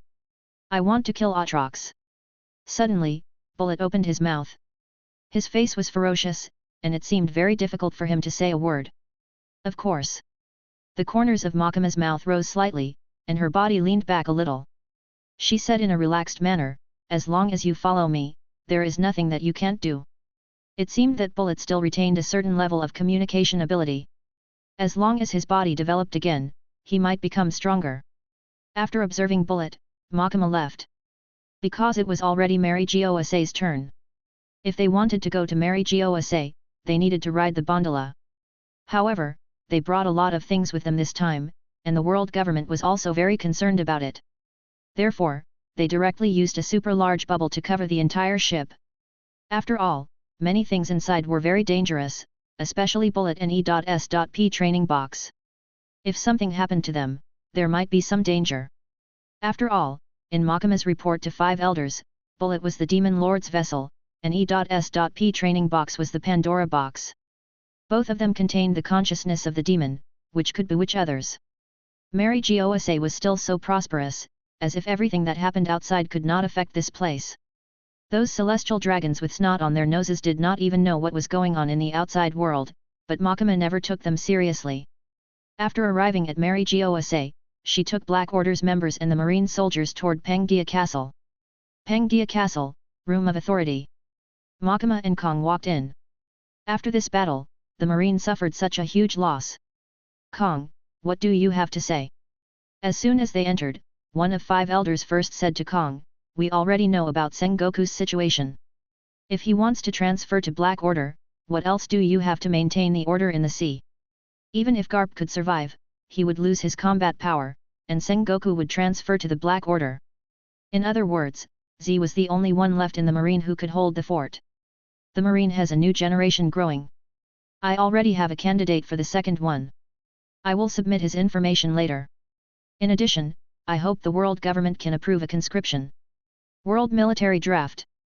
This was something that only the world government could do, especially when the era of the great pirates hadn't arrived yet. Most of the countries in the world were still under the control of the world government, and even if people lived a little bitterly, they still believed in the world government. In this case, once the world government launched a conscription, who knew how many people would join the marine, and there were countless capable people scattered all over the world. After all, the sea was huge. Doing this in the past might boost the marine strength of the headquarters to expand, but now it didn't have much of an effect. The marine was already weakened to this extent, what was there to talk about expanding? Moreover, they actually needed the marine to form a balance with Black Order. "Yes, you should get ready once you get back," they said to Kong, then looked at Makima. Just like before, Makima was still in the same posture, as if she did not become aggressive because of her strength and the weakness of the marine. She still stood straight in front, neither humble nor aggressive. "Then let's talk about Atrox. That Pandora's box should have already been brought over, right? To be safe, I placed it on the ship. There is indeed a certain demonic consciousness within it. Those who were not determined enough might be bewitched by the power within. Makama said. A tool to bewitch one's mind would not be able to be used on oneself. 5 elders and the others held high positions, so there was no need for them to take the risk to obtain power. However, it did not matter to the people below, so they asked, can it allow people to obtain power? It is indeed possible. Makama nodded, it can allow people to obtain a power called telekinesis. That power can be released from a distance. From my personal point of view, that ability can give a power that rivals Haki with just a bit of training. However, the demon consciousness that exists within will also enter your body with that power. If the world government wants to obtain its power, then leave it in Lilith's egg. I can at least keep that demon consciousness restrained in Black Order's headquarters. Makama said. Chapter 130, Pandora Island. Putting the Pandora's box in Black Order? To be honest, 5 elders was reluctant. This was something they had paid a huge price to obtain. For this, they had almost lost 2 admirals. Now that Makama opened his mouth and wanted to go over, how could it be so easy? However, the main reason they were able to obtain the Pandora box was because Makama appeared later, and secondly, they really did not know how to use the Pandora box and how to restrain the demon within it. If the demonic power erupted in Black Order's headquarters, wouldn't that be bad? Aren't there 3 small islands nearby? Just put it in another island. To put it bluntly, even Makama wanted to obtain the power of the Pandora box, which was why she suggested to bring the Pandora box to Black Order. Since they did not know how to use and restrain it, they had to compromise with Makama. There were 3 small islands not far from Black Order's headquarters, which were located in 3 directions. If Makama wanted to, she would choose the island between Black Order and Mary Gosa to serve as the new Pandora Island. I understand. Makama nodded. Secondly, regarding the matter of the Demon Lord's vessel, Bullet, I hope that the world government can approve him to become my admiral. Makama also wanted Black Order to consist of 1 fleet admiral and 3 admirals. At present, the fleet admiral was naturally Makama, and Thor was an admiral. At present, there were still 2 admirals' seat vacant. One of them was naturally Sengoku, and the other was prepared for Bullet. However, 5 elders did not agree immediately. They believed that they had already given Makama enough benefits. They could not give she wished. Moreover, they were extremely interested in Bullet, the Demon Lord's vessel. They wouldn't hand him over before they could squeeze out everything Bullet could offer. Let's set this straight first. We will not let a person who's out of control become an admiral. Makama was not surprised to hear their words. This was something she had thought of when she came here. She had no objection. She didn't mind if they experiment on Bullet. It would be best if they could find something. Then, those strange fruits. I call them demon cells, which contain the power to turn people into demon. I saw Roger eat this fruit with my own eyes and obtain the ability to turn into a demon. When Makama spoke of Roger, 5 elders' face became a little more serious. No matter how powerful Atrox was, he was still the enemy of the world. However, Roger was different. He was only a threat for the world government and the Marine, and now that he had become so strong, it was good to deal with Atrox, but it wasn't necessarily a good news for the world government in long term. So they had to use the power of the demon as soon as possible. Thinking of this, one of 5 elders said to Makama, then leave those demon cells here. Of course, but those demon cells can turn people into demons, but at the same time, they lose their reason like demons. Only people with extremely strong willpower could overcome them. Since the world government wants to start the conscription, you should be able to select some individuals with extremely high willpower to enter Pandora Island. If they can obtain the power of Pandora box, then they should deserve to consume demon cells. 5 elders seemed to not want to answer Makama's question, so they changed the topic and said, well, let's talk about Atrox next. After sending so many soldiers, he still manages to slip away. The pirates even joined in. The action of the Marine and Black Order made us suspicious. Makama, why didn't you chase Atrox at that time? 5 elders said coldly. The Marine was in tatters, and before the Marine recovers, I think we should leave it to the pirates of the New World. Makama said casually, especially now that Roger is almost unstoppable. Can the world government still keep the pirates in check without Atrox? What's more, the demon itself is immortal, and Atrox is even more so. He is not a complete demon lord, and the suppression of hell is very small. Even if he is sent back to hell again, he can be summoned again in a short time. This ceremony will no longer be complicated, just like Drago summoned Sheiji.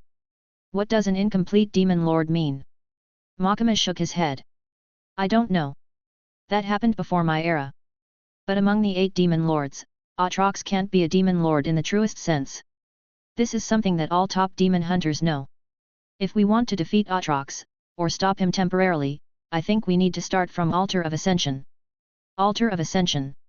5 elders frowned. They heard a strange name again. A strange altar that existed a long time ago. It can create god warriors that can deal with demons.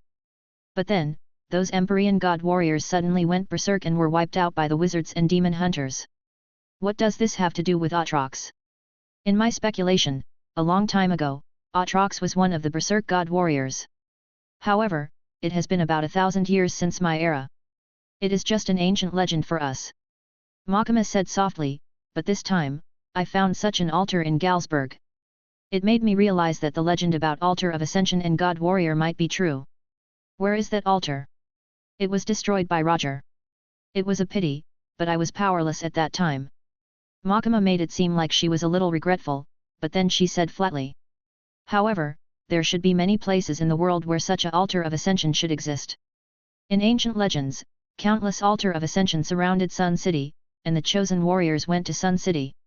The huge disk among them would bring the favor of the gods and the power of stars. In other words, there is more than one Altar of Ascension. Although they have deteriorated over the passage of them, it was still usable. In fact, it continues to nurture new inheritances in a corner of a certain world. And if you want to defeat Aatrox, you have to find his roots. There was more information in Makima's words, and the most shocked one was Kong, because he did not expect that Makima was also an old monster of the same era as those demons. Chapter 131, Sengoku's Decision. Makima was a demon hunter. No wonder she sought the world government's cooperation. Indeed, since there were demons in Jewel of Four Souls, there are naturally wizards and hunters who fight with demons. Now, they were free from Jewel of Four Souls. Makima gave them the clues of Altar of Ascension, and the meeting was almost over. The next thing to say was not very important. After about 20 minutes, Makima left because they had already finished discussing Black Order's future plans, while Kong was still there to give some explanation for the Marine. After all, Makima had not obtained the absolute trust of the world government. It was better for her to excuse herself. After leaving, she brought the things she needed and headed towards Black Order headquarters. She needed to first prepare to develop Pandora Island. She planned to build this island into a huge experimental zone. This was also a tacit understanding between her and the world government. This was another long-term work, but she had nothing to do now anyway. Singh was recuperating in the Marine headquarters, waiting for Sengoku to wake up and eat the human fruit, model, Buddha. Aatrox went to the New World, ready to harvest the fear from the pirates. This was a matter of course, and Genichi didn't need to worry too much. What he needed to do now was to find some hidden places and then make some Altar of Ascension to give the world government and Roger something to do. In fact, he was not very satisfied with this operation. After all, it was a little premature. The moment Aatrox appeared, the entire world was almost shrouded in black, which made both the Marine and Roger react quickly. They would have noticed the center of the darkness sooner or later. As a result, he did not have time to make plans, and could only summon Aatrox with overwhelming power. This taught Genichi some lessons. In the future, he should first draw the 10,000,000,000,000 level card before devising a plan. Just as he thought, Singh, who was in the hospital bed, waited Sengoku for 3 days. Admiral Sengoku. Singh opened his eyes and saw Sengoku sitting next to him. He couldn't help but want to sit up, but the injuries on his body made him unable to move. Don't move just yet. Sengoku sighed, I came here to bid farewell to you. Farewell. Singh was puzzled and immediately saw a fruit in Sengoku's hand. I was saved by Black Order, so I have to serve there for 10 years. This fruit is the devil fruit I once ate, human fruit, model, Buddha. It should suit you. The Marine suffered a heavy loss from this battle. You must shoulder the responsibility of an admiral. Sword Squad has been approved by Fleet Admiral Kong. You have to make the Marine strong again. Admiral? Sengoku-san, what are you talking about? I don't understand. You will replace me from now on because the world government has already started a major conscription. As long as you are strong enough, you can become an admiral. I recommended you myself, so you don't have to worry about qualifications. Sengoku sighed and said, the world is in chaos, but I have to leave the marine at this time, it is a pity. However, Sing, you are the hope I found. I saw the amazing potential in you. You will definitely be able to surpass us and become the strongest sword in the marine. Sing stared blankly at Sengoku and didn't say anything. Okay, eat it when you recover. Although I'm no longer a devil fruit user, I feel that my strength hasn't dropped too much. After all, even though he was no longer a devil fruit user, there was a jewel of 4 souls fragment inside him. This fragment barely increased Sengoku's strength and strengthened his body and haki. Sengoku was a rare individual who possessed all 3 types of haki. As long as he trained his haki well and found another good devil fruit, then it was not impossible for him to surpass his past self. Sengoku left. His injury had already recovered on the first day. He stayed behind another 2 days just to say goodbye to the people he was familiar with in the marine and wait for a new appointment letter. In addition to the fact that soldiers had to obey orders, he had no reason to refuse Makima's request even if Makima didn't save him. And this way, he might be able to understand more about that woman and Black Order.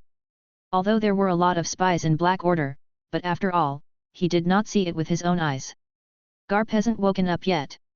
Before leaving, he was about to check up on his old comrade in arms again, but when he went in, he saw Z just come out. His injury is too serious. Z shook his head. It is not easy to wake up. Makima is a woman with remarkable abilities. Maybe she can do something. I will ask her when I get there. To be honest, the most important thing is that he lost an arm. This may be a big blow to him. Z whispered, but I heard that the scientific team is preparing to develop prosthetic limbs, so I'm looking forward to it. Is that so? Sengoku was silent for a moment. He didn't go to the hospital but stroll around the headquarters with Z. Atrox has caused trouble in the New World. Z suddenly said. Upon hearing Atrox's name, Sengoku felt like he was as small as an ant. Well. Of course. He is the demon lord that wants to destroy the world. How can he stop killing? Black Order is an organization that specializes in combating such a demon, so be careful. Thor has already gone to New World, but Atrox's strength is not something that Thor can fight against. Zifa said. Even if I didn't transfer to Black Order, I will still go and settle the score with that guy. He killed so many of my subordinates and cut off one of Garp's arms. How can I let him go? Sengoku gritted his teeth and said. He brought 30,000 marine soldiers, but only 1,000 returned. Whenever he thought about this, he would feel that he was being tortured by guilt. Goodbye, next we will be admirals of different organizations. Sengoku looked at the port of the headquarters. The ship that was picking him up was ready. 10 years later, we will be marine admirals again. Chapter 132, Sengoku with Psychic Power. Welcome. In the headquarters of Black Order, Sengoku who came from the marine headquarters entered the Supreme Commander's office and saw Makima reading some documents. When Makima heard the voice, he looked up at Sengoku and smiled. It hasn't been long since I last came, and now that we meet again, I have become your subordinate. Sengoku said with some emotion. But since I have become a member of Black Order, then I will devote myself for Black Order's future. Very good mindset. Makima praised, then she stood up from her seat. She wanted to pat his shoulder, but the height difference was obvious. So she walked behind Sengoku and whispered, "Come with me." Sengoku followed Makima to this huge church-like building. The surrounding area had become very sacred after repeated modifications. Makima continued to walk and said, "Are you uneasy without the human fruit, model, Buddha? It is inevitable that I am not used to it, but I am satisfied since I can survive. As for the loss of combat power, I will focus on haki training from now on." Sengoku sighed. They walked to the edge of the island. There were many people building something here, and there was a small island not far away. Originally, Black Order's headquarters was only a little bigger than the marine headquarters. However, there were many people there. All of them were workers sent by the world government. Because that was Pandora Island. Next, we will be researching the demons. After hearing Sengoku's answer, Makima chuckled and said, "Then, are you interested in using its power?" Are you referring to Pandora Box?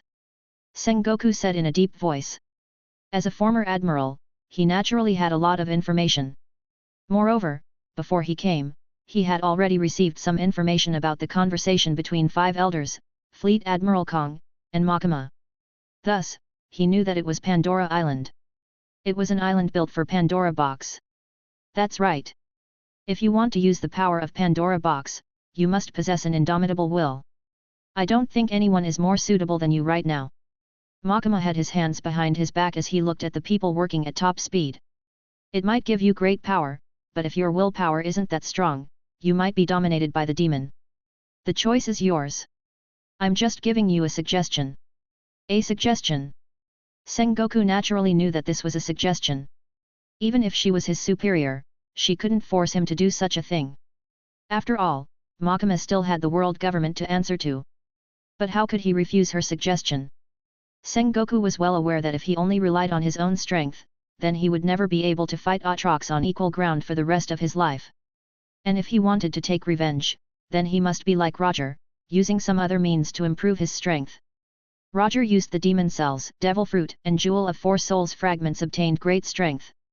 Although he was still no match against Aatrox, the strength that erupted during that period of time was enough to fight to a certain extent.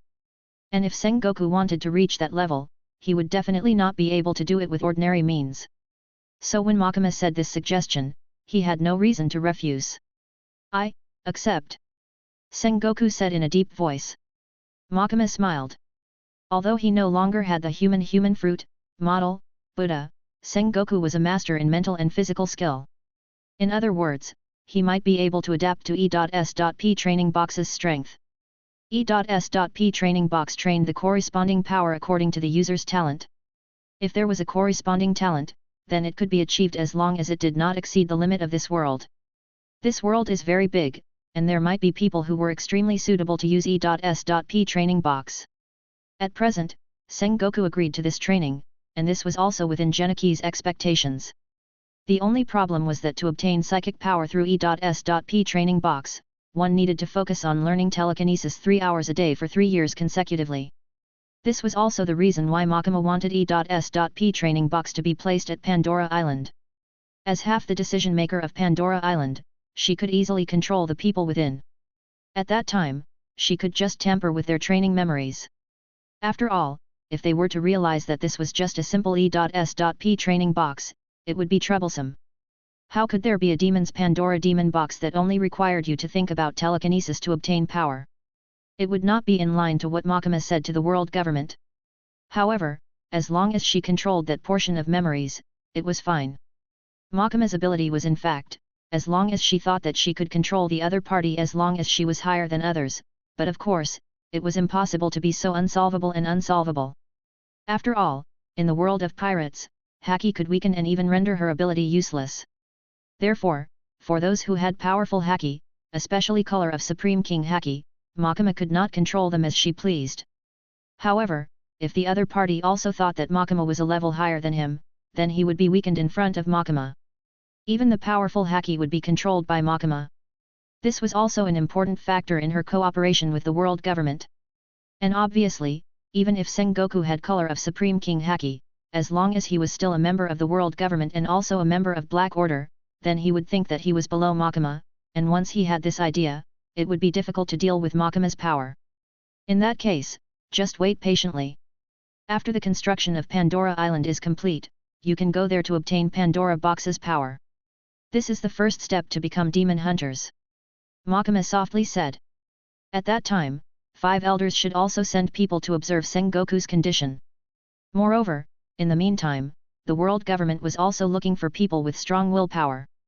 Once the construction of Pandora Island is completed, a large number of people will be able to act as experimental subjects. At that time, in order to deal with 5 elders, he would have to make a few people go crazy to act as the ones being bewitched and controlled by the demon. Chapter 133, Admiral Rayleigh. Thus, half a year quickly passed by. Pandora Island had already been completed. The world government had already sent a large number of scientists over. However, compared to them, Makima was looking forward to Vegapunk the most. However, strictly speaking, Vegapunk belonged to the special scientific group. She did not think the world government would send him. With his technical support, it would be very beneficial for Genichi's development. And today, it was also the time for the Sengoku to finally begin his telekinesis cultivation. In a huge laboratory in the center of Pandora Island, this place was filled with a sci-fi vibe. In a room made of special steel, there was a terrifying element. On the surrounding walls, there were portraits of demons. Countless lines extended out from the core of the demons, extending from the walls to the ground. Finally, they combined into a high platform in the middle. There was a purple magic box on the high platform. It was E.S.P training box, which had been replaced with a new color by Genichi. After all, the original appearance of this thing was too rigid. It did not conform to the evil vibe of Pandora box at all. Therefore, Genichi gave it a layer of gloomy and terrifying colors on the outside. The portraits. Sengoku walked in and looked at the ferocious devils on the walls. He couldn't help but frown. I heard that they appeared on their own. Even if we get rid of these portraits, they will reappear the next day. Even if there are guards inside, they still don't know what is going on. In the end, we can only blame this on the influence of the Pandora box. Do we have to fight against demons and this kind of environment? Sengoku looked at the box in the middle and said. At this moment, he was the first to enter. The higher-ups of the world government wanted to use the power of the demons. This kind of thing definitely could not be disclosed directly, so Sengoku was alone. He had gone through a back door and was the first to cultivate. This could be considered a privilege of an admiral. Focus your attention on the Pandora box. According to my calculations, it will take 3 hours. You have to do this every day for 3 years. Only by repeating it for 3 years will you be able to completely obtain the power bestowed by the Pandora box. As for how much power you can obtain, it will depend on your talent and willpower, Makima said. I know. Sengoku walked over and sat cross-legged in front of the high platform. His eyes were staring at the Pandora box. Makima manipulated his memory, and suddenly the demons were dancing. Whispers sounded in Sengoku's ears, but in fact, he was thinking of telekinesis. This kind of action was not difficult for the current Makima. In 3 hours, he could get the preliminary results, so Makima left. In this huge central building, apart from this Pandora room, there was also another relatively important room. Makima used the key to open the door and walked in. The room was very normal, but the surrounding walls were specially thickened.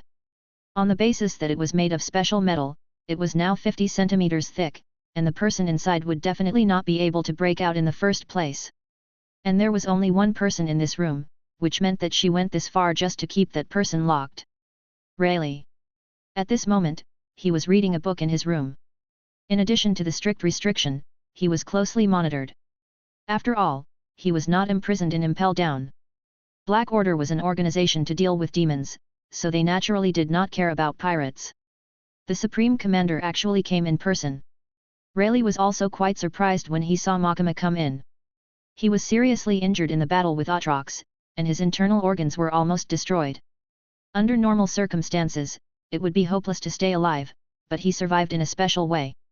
It was Makima who saved him. Although they were enemies, Rayleigh was very grateful to Makima, although she used the method he least wanted to keep him alive. She borrowed the power of the devil. Yes, he also ate the demon cells. Thanks to the transformation caused by the demon cells, he successfully survived from the near-death state. However, when he thought about how this power came from the same source as that Atrox, he felt disgusted. Of course, he also agreed that strength itself was neither good nor evil. As long as he suppressed the demon's consciousness, then it was actually not a big deal. Did you learn anything useful? Makima said. She was talking about the books that Rayleigh had read. In the past half-year, Rayleigh had borrowed some books related to demons from Makima. Of course, those books were all made up by Makima, but some of the information about demons would still be used by Genichi. Well, I have become a little stronger myself. Rayleigh said with a self-deprecating smile, I'm sure you didn't come here just to ask this kind of thing, right? Roger recently sent me a message saying that he wanted me to let you out. Makima said very calmly. Rayleigh was stunned. Of course, he wanted to return to Roger Pirates, but he also knew that he was currently a hostage. As long as he was still in their hands, Roger had to do something for them. Therefore, it was absolutely impossible for them to simply let him go. What are your conditions? Rayleigh asked. Actually, there are no conditions. Makima walked over, pulled over a chair, sat in front of Rayleigh, and took out a contract from her. Why don't you, take a look at the contents of the contract? Makima said with a smile. Rayleigh took the contract written on the parchment. After reading it, he was shocked and immediately said, Are you joking? He directly threw the parchment back. Do you think I will do such a thing? Makima still smiled and said, There should be nothing wrong with doing this. Black Order is an organization to deal with demons, not pirates. It seems that there is no conflict between you becoming Black Order's admiral and returning to Roger Pirates. She wanted Rayleigh to be Black Order's admiral. Yes, this was the contract that Makima handed to Rayleigh. Make Rayleigh Black Order's fourth admiral, a secret admiral that only answers to Makima. From then on, Black Order will not restrict his freedom as long as he could provide help when dealing with the demon. As long as he becomes Makima's admiral, he could return to Roger Pirates. Chapter 134, Makima's Request. You are insulting me. Rayleigh looked at Makima coldly and said. He is already a crew of Roger Pirates, how can he work for the world government? Even if Makima saved his life, he would not accept such conditions. Even if Black Order was not at odds with the pirates, it was still an organization of the world government. Becoming its admiral was equivalent to betrayal, and the most unforgivable crime for a pirate was betrayal. No matter what they did, regardless of whether what they did was to endanger their companions, joining another organization without permission and keeping secrets from their companions was equivalent to betrayal. I see. That's what you think. Makima leaned back and chuckled. But I also expected to be rejected, but you should know that in order to save you, Roger Pirates will certainly deal with Atrox, and you should know what the consequences of them fighting Atrox are. In an instant, the scene of blood staining the earth appeared in Rayleigh's mind. Atrox seemed to have appeared in front of him and easily defeated them with the power that could destroy the world. If not for Makima, he would have died without a doubt. You underestimate Roger too much. He will definitely succeed. Even if I am not your hostage, he will definitely face Atrox. Rayleigh said in a low voice. Yes, Roger was such a person. Rayleigh was the one who accompanied Roger all the way, and no one knew Roger better than him. Even if there was a gap in strength between him and Atrox, he would definitely find him again, which had nothing to do with him being held hostage by Black Order. What a principled pirate! Makima praised, but the next sentence made Rayleigh feel like he was in the abyss. She put one hand on the desk and leaned forward slightly. Looked at Rayleigh with a strange look. She said softly. But what if I say that I have a way to seal Atrox? What do you mean? Rayleigh was shocked. I have found Atrox's weakness. Although it is difficult to send him back to hell, it is not impossible. Speaking of this, she changed the topic. But generally, the evil pirates are very good demon vessels. The evil themselves will unconsciously attract the souls of the demons and let the demons released from Jewel of Four Souls come back to the world. I want to destroy those demons. Should I let Atrox kill all the big pirates in the New World before I do it? Are you crazy? There are not only pirates in the New World. Rayleigh roared in anger. Of course, there were not only pirates in the New World. In addition to pirates, there were also a large number of countries, and even some of the world government's affiliated countries. There were a lot of civilians in it. But what if I think those pirates should be killed? If they are killed, the demons will lose their high-quality vessels, and the probability of the demon lord coming again will be greatly reduced. Makima still smiled and said, as if the life and death of the New World's residents could not attract her attention. Rayleigh was suddenly speechless, because he found that he and Makima had completely different opinion. In this half-year, he actually figured out Makima's true identity. He knew that she was a demon hunter from thousands of years ago. For her, her era had already passed, and she naturally did not have attached feelings for the present world. The reason why she was still dealing with demons was purely because of the natural opposition between the two forces and not out of responsibility like in the past. What did the destruction of this world have to do with her, a deceased soul from thousands of years ago? Rayleigh finally understood. For the demon hunters who had lost everything in their past, they had nothing to care about. In fact, there was no difference between them and the demons. But as long as you become my subordinate, I can tell you the way to seal Atrox. Makima continued. You should be aware about the conditions. Do not reveal your identity, listen to my orders and investigate whether the pirates are taken over by the demon. Of course, you can rest assured. My orders will never make you go against your own principles. As long as Roger Pirates is not infiltrated by the demons, you will still be Roger's vice-captain. After she finished speaking, Makima stood up. He did not care about Rayleigh's reply and left. However, the contract was still on the table. Think about it carefully. I will give you some time. Makima said in a tone that did not seem to care much. Then, she opened the door and the outside world was once again reflected in Rayleigh's eyes. Although it was just another building, it was enough to slightly tempt him after being locked up for half a year. However, the door was closed again, and in the empty room, only Rayleigh was left. He looked at the parchment on the book table, maintaining a solemn expression on his face, and fell into deep thought. On the other side, after Makima brought Sengoku to Pandora room, during the 3 hours he cultivated his psyche power, Genichi finally began to count his harvest. Although Atrox brought great power and oppression, but because he had just used up all his savings, he did not care about the first harvest. Until now, half a year had passed, and he could finally carry out the next step of the plan. In this half year, Atrox had been stirring trouble in the New World. After all, there was no such a good host as Bullet, and he could only kill pirates to maintain his body. Therefore, his killing could not stop, unless there was no more life in this world. However, he did not meet Roger in these past 6 months. According to the news from Nameless, Roger was undergoing extreme training. He wanted to contact Black Order not long ago, but Makima had not replied to him. Roger becoming stronger was good news for Genichi. The stronger he became, the better. Positive emotion points, 14252111. Negative emotion points, 45211312. Tisk, as expected, it was the same situation where negative emotion points rose rapidly, but positive emotion points slowly climbed up. Before, he had hundreds of thousands of positive emotion points, but after half a year, it had only doubled. Most of the positive emotion points was given by the world government and 5 elders. Chapter 135, Shopping Spree.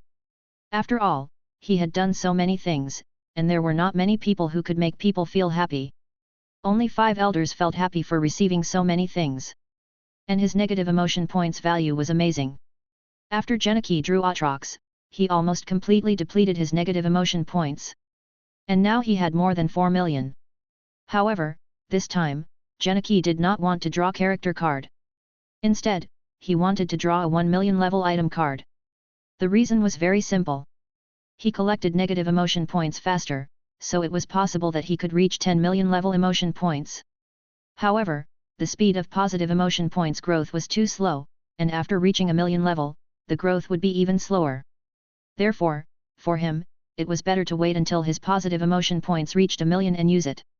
This way, he could quickly get 1 million positive emotion points again. Therefore, he chose to draw an item card. Hikes Technology, High-End Shopping. From the world of Cloud9, the level of your drawing card will increase by 1 level. Note, a level increase is not a 100,000 level drawing card becoming a million level drawing card, a million level drawing card becomes a million level drawing card, but a 100,000 level drawing card becomes a 200,000 level drawing card. The strength increase is not enough to cross a level. Genichi widened his eyes. This time, the introduction of the prop card drawing was very simple, and it was not even a substantive prop. But this time, the card drawing was really deep in his heart and made his eyebrows rise. This was much stronger than any prop. High-end shopping, this was not an item like E.S.P training box or monster cells that directly increased one's strength, but to increase his card drawing ability. Although it did not directly replace the millions of level card drawn with millions of levels, this was already very impressive. This meant that the characters or items he drew out would generally be stronger and more useful than the past. In other words, the character cards he drew from each level would be higher than the previous lower limit, but it was still unknown how high it was. However, the upper limit of the character card did not change. Its upper limit was still the upper limit of this world's level. Of course, this was also a flowing level, because the higher the upper limit of this world, the higher the upper limit of his 10 million level range. It could be said that taking out high-end shopping at this time was a good prop for him. Moreover, this item card drawing was really a hodgepodge. There really were everything in the world. Even the hex technology of chess game was included in it. Would an abstract item like the Wish of Shenglong appear in the future? Genichi's mind wandered. This was not necessarily impossible. After all, high-end shopping was not a strict item. He was now more and more aware of the role of positive emotion points. Although negative emotion points could directly give him combat strength and characters, the item from positive emotion points was often more useful and the effect would be more impactful. Moreover, an item card of the same value is much stronger than the character card. Originally, he just wanted to use an item card to consume 1,000,000 positive emotion points, but now there was a high-end shopping, and he wanted to draw a character card to try this item. He said he would do it, and he directly drew a 1,000,000 level character card. Negative emotion points grew fast anyway. Kokaki Byakuya, a character from Bleach Universe. The captain of the 6th Division in Godi I-13, the head of one of the 4 great noble clans. His Zanpakuto is Senbonzakura. After the death of his wife, he vowed to be the model of all Shinigami and upheld the rules. In the sight of Genichi, Kokaki Byakuya's face appeared. Judging from the introduction, this Kokaki Byakuya was still the Kokaki Byakuya from the Soul Society chapter. Although he is also very strong, it was much weaker than the Kokaki Byakuya during the Thousand-Year Blood War. Well, if it is the Kokaki Byakuya during the Thousand-Year Blood War, it would be impossible to draw him with 1,000,000 negative emotion points, even with the blessing of high-end shopping. He was still excited in his heart, because he felt that this character card was worth drawing, and the effect of high-end shopping has been shown. I just don't know if I can draw high-end shopping in the future. If I can draw 10 high-end shopping, the million level will directly jump to the tens of millions level. After thinking about it, Genichi began to prepare the plan for Kokaki Byakuya. For a person like Kokaki Byakuya, it would be a pity if he did not become a noble. And speaking of the nobles, celestial dragons? This was actually not impossible, because there were thousands worth item next. It was also very likely that the item could make Kokaki Byakuya become a celestial dragon.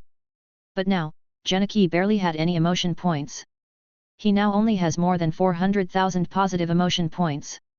Although he had high-end shopping, but sure enough, it is better to save it for millions worth item again. Thinking of this, he had already materialized Kokaki Byakuya. Kokaki Byakuya was from Bleach Universe. In terms of appearance, he is absolutely the top in the world. In this world, he would be able to charm thousands of girls. Unfortunately, what mattered is strength. Among Genichi's character cards, Kokaki Byakuya was the most handsome one. Not only handsome, but also skilled. Although it was a 1,000,000 level character card, the upper limit of Kokaki Byakuya was still very high, but Genichi didn't want to feed him monster cells. Besides, it is a little disrespectful to Kokaki Byakuya. At the same time, Kokaki Byakuya is actually a spirit body, but it is also a spirit body that can be seen by people, and it is also assimilated by the rules of the world of One Piece. Because the Shinigami in the world of itself can be touched by ordinary people, but the strange spirit body that ordinary people can't see, so Kokaki Byakuya is similar to most of the One Piece world, nothing else. The ghosts in One Piece world, such as Perona, can be seen but ordinary people can't touch. In the world of Shinigami, Shinigami can be touched by ordinary people, but it can't be seen by ordinary people. Once these two world rules merged, it made the current Kokaki Byakuya directly become a normal person. However, the nature of his own Rishi still exists, and that is, he can live for thousands of years. Overall, Kokaki Byakuya was still very strong, and now he wants to make Kokaki Byakuya stronger and then come out of seclusion. During this period, it is best for him to pull out some useful items. Chapter 136, Siege of Atrox. Letting Kokaki Byakuya become a noble was not a sudden idea of Genichi. Even if there was no Kokaki Byakuya, he would sooner or later make a world's ruler out. Because he set the demon and demon hunters thousands of years ago, they were sealed because of Jewel of Four Souls, but there must be some survivors, and they can't always let the news or intelligence come out of their mouths. It is also true that there should be some information from the people who have real history in this world. A noble who specialized in observing hell was very consistent with the setting of being able to spread such news, and now there was a Kokaki Byakuya, which could only be said to be poking at the idea of Genichi. Of course, before the real appearance, it must be guaranteed that the head of this noble, Kokaki Byakuya, has a very strong strength. The current Kokaki Byakuya can only be said to be very strong, but it absolutely has not reached the top level of the world, so it still needs to be cultivated for a period of time. After observing the strength of Kokaki Byakuya for a period of time, these 3 hours passed. On Pandora Island around Black Order, Sengoku, who was in the midst of his supernatural cultivation, finally passed these 3 difficult hours. During these 3 hours, he felt as if he had fallen into hell. Countless malicious ghosts howled at him, the will of the demons wildly impacted his brain, wanting to make him violent and crazy. At that time, the demon pictures drawn on the walls seemed to come alive, revealing their sinister faces, their outlines faintly expanding, demons dancing wildly. At this moment, his entire body was covered in cold sweat, but he managed to survive in the end. Is this the power of the devil? Although he couldn't use it yet, Sengoku could feel that there was another power in his body. It was different from haki. It was very weak and hard to use, but it really existed. It seems that you succeeded. Makima's voice came from behind.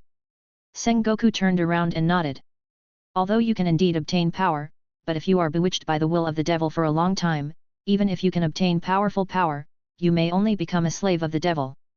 This first day was actually fine, but as long as he thought about how to persist for several years, Sengoku felt the horror. The sudden temptation was not terrible, the terrible thing was that the temptation would last for a long time and influence you. Makima looked at Sengoku and did not have any thoughts about his words. Let's go, it's time for the government to come in. Makima said. Sengoku could only nod helplessly and leave with her. Next was the willpower and spirit chosen by the government. They were actually the first batch in the real sense. In fact, Sengoku really didn't want this experiment to go on. The world government used any means to choose people, and it was even possible to cheat and sell people. The most important thing was that he thought that if he borrowed the power of the devil, he would cause a disaster sooner or later. Sengoku was essentially on the side of the world government. He also understood the human trafficking matter. Although he was a little dissatisfied, he was too lazy to care about such things. What he cared more about was the demonstration of a human. Even if his willpower was strong enough to resist for a while, what about after a long time? Who could guarantee that Pandora Island wouldn't become a second Galsburg? Back then, those demon believers were bewitched by the demons and summoned Atrox. The others were fine, but Atrox really brought a shadow to Sengoku. He was really worried that there would be another demon lord on Pandora Island. Unfortunately, this was the decision of the world government, and he could not stop it. Most of these people would become subordinates of the world government, and some of them might be assigned to the Marine, Cypher Paul and Impel Down and Black Order. He could only hope that they would not go berserk. Sengoku followed Makima out of the room and watched the group of people walk in with his own eyes. Go back to the headquarters of the church. Like the Marine, Black Order must always leave a general in the headquarters to prevent Mary Gyosa from being attacked. Makima said to Sengoku. Sengoku nodded. He was already used to this point in the Marine. In the past, the Marine was located under the front half of Grand Line Road. The distance from Mary Gyosa was to guard the Holy Land. Now, there was Black Order. It was located under the second half of Grand Line Road. Naturally, it was extremely close to Mary Gyosa. This was also for the sake of protecting Mary Gyosa. It was one of the conditions for Black Order's establishment. It was also one of the contents of the contract between Makima and the world government. Makima watched as Sengoku left. She continued to stay here. There were many research topics on Pandora Box. He still had to look at other things. In view of the big environment, this station can be closed at any time. Everyone, please move to the permanent operations in exchange for the source of income. Monster cells and the artificial human blood meat were in the midst of research. Bullet was also imprisoned here for research. It could be said that this island had condensed the essence of Galsburg. Sengoku's telekinesis talent could not be seen now. After all, he only cultivated for a day. He was not in a hurry because it was still early. He had a lot of time to develop. But today, apart from the day that Pandora Island was built and the facilities in the inner area began to operate, there was another matter that was worth paying attention to. Atrox was besieged. In the New World site, Atrox used his large sword to smash a pirate into meat paste. Then, under the effects of the flesh magic, he plundered the flesh and blood of the lake and integrated it into his body. This was already Atrox's daily life. After falling into the New World, Atrox used his flesh and blood to start a massacre and quickly reassembled his complete body. But because there was no bullet, his body would soon rot, so he could only constantly create killing to restore his body. This pirate crew was just one of the more unremarkable ones in the past half year. However, just as he was about to leave and choose the next one, he was surrounded by pirate ships. Atrox looked over and found that there were at least hundreds of ships. They were so dense that they surrounded the entire sea. And the leader of the pirates was the big pirate Edward Newgate. There were also a large number of remnants of Rock's ship, such as Akoku, John, and other famous experts. Even one of the future 4 emperors, Big Mom, was here. It seems that the pirates have tolerated Atrox's actions to the limit. However, they actually didn't know what kind of enemy they are facing. Chapter 137, Roger's Decision. What did you say?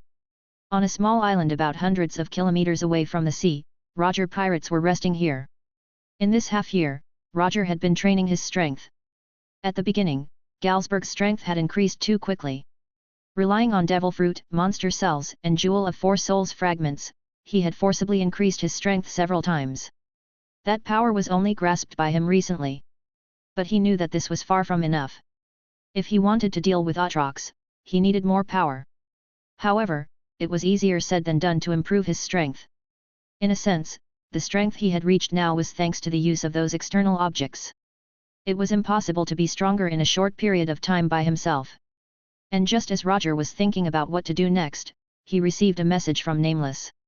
Because of Atrox's tyrannical move, the pirates in the New World couldn't stand this situation, so they went to find Whitebeard pirates and connected hundreds of pirates to decide to launch the last stop on Atrox.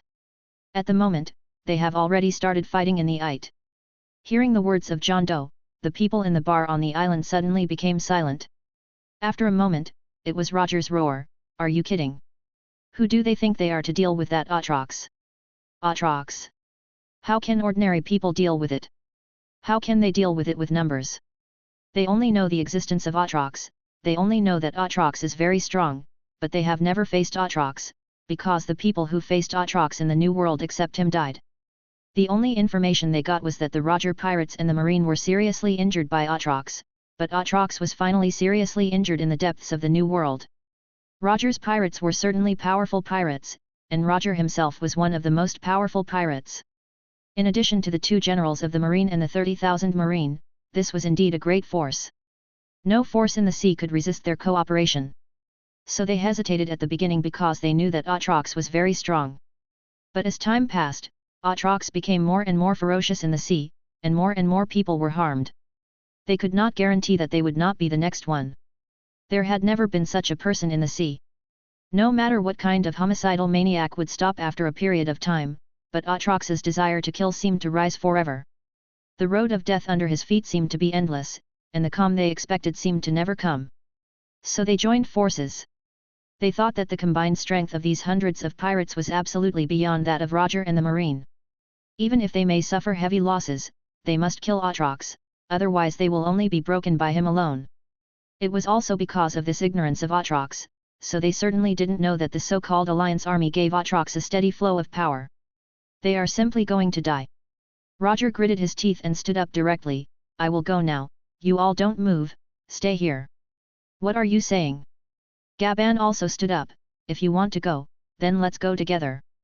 As he spoke, the others also stood up, as if as long as Roger gave the order, they would go all out against Atrox. In fact, it was originally like this. Previously, when they were in Galsberg, they had experienced an unprecedented crushing defeat.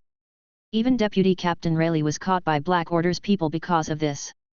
They were defeated one by one, and in the end, they relied on the pity of the enemy to survive. This was simply a humiliation, the greatest humiliation. Their hearts were filled with flames of anger. Even if they knew that they had no chance of winning against Atrox, they still wanted to wash away this humiliation with death. If they were afraid of this, then what pirates were they? In their minds, honor and freedom were the most important, and life was not worth mentioning at all.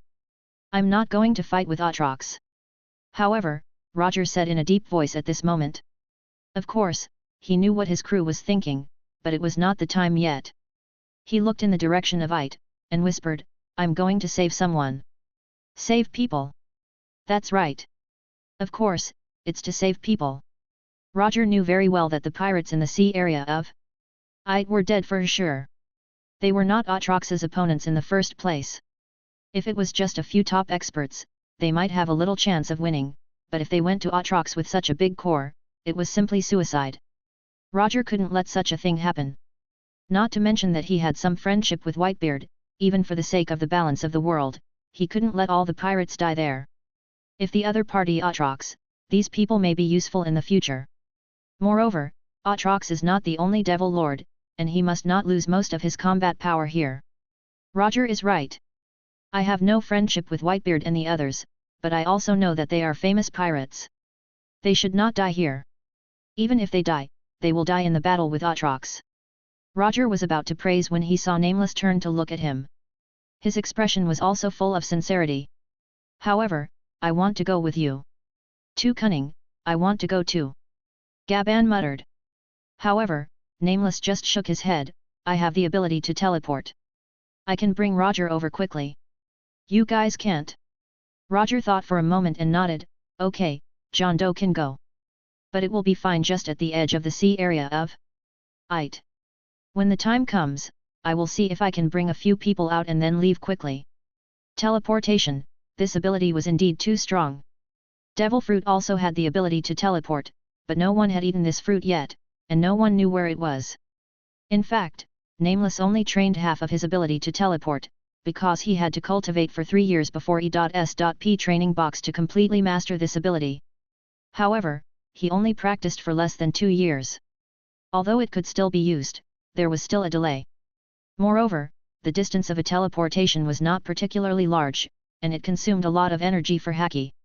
It was not suitable for him to use it in battle, but he was not fighting now. At this moment, the island was hundreds of kilometers away from It. Nameless estimated that he would need to use teleportation 10 times to arrive, and he would have to recover his strength once in the middle. But even so, it was definitely much faster than Roger himself. Chapter 138, Atrox vs Pirate Alliance. The ability to teleport was too much of a bug, especially when Nameless was the most talented one among the mutants. The mutants were actually almost the same, with only a tiny difference, and Nameless was the most outstanding one among the tiny differences, which was why he was allowed to sneak into Roger Pirates. After nearly 2 years of superpower cultivation, plus eating 2 monster cells, Nameless' current strength started with 3 all-stars, and he would become stronger as his body developed. After all, he only has a few years. Even if he used monster cells to speed up his growth, he still hadn't reached the peak of nature. At that time, he should be able to compare with the assistant of an imperial regime. If he ate a better devil fruit, it was possible for Nameless to become the deputy captain of a pirate group like Rayleigh. Even Roger would need to spend a long time to reach the distance of several hundred kilometers, but because of the existence of Nameless, the time was shortened to 10 minutes. In the middle of this, there was still the time for Nameless to recover his psyche power, which could be considered a miracle. However, when they arrived at the sea, they were shocked.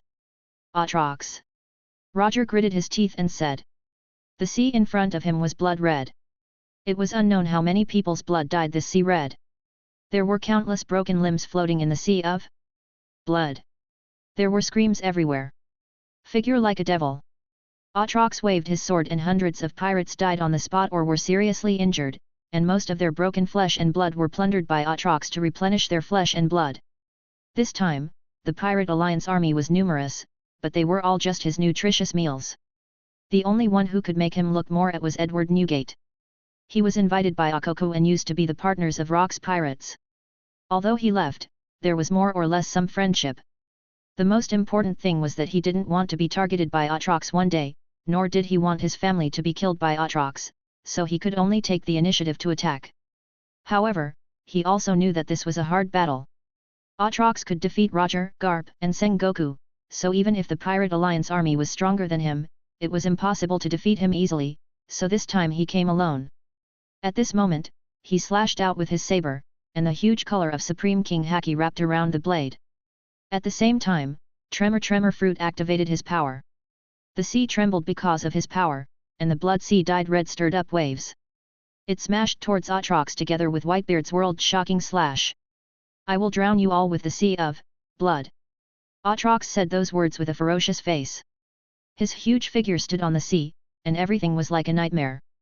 Whitebeard's attack only made Atrox retreat 2 steps.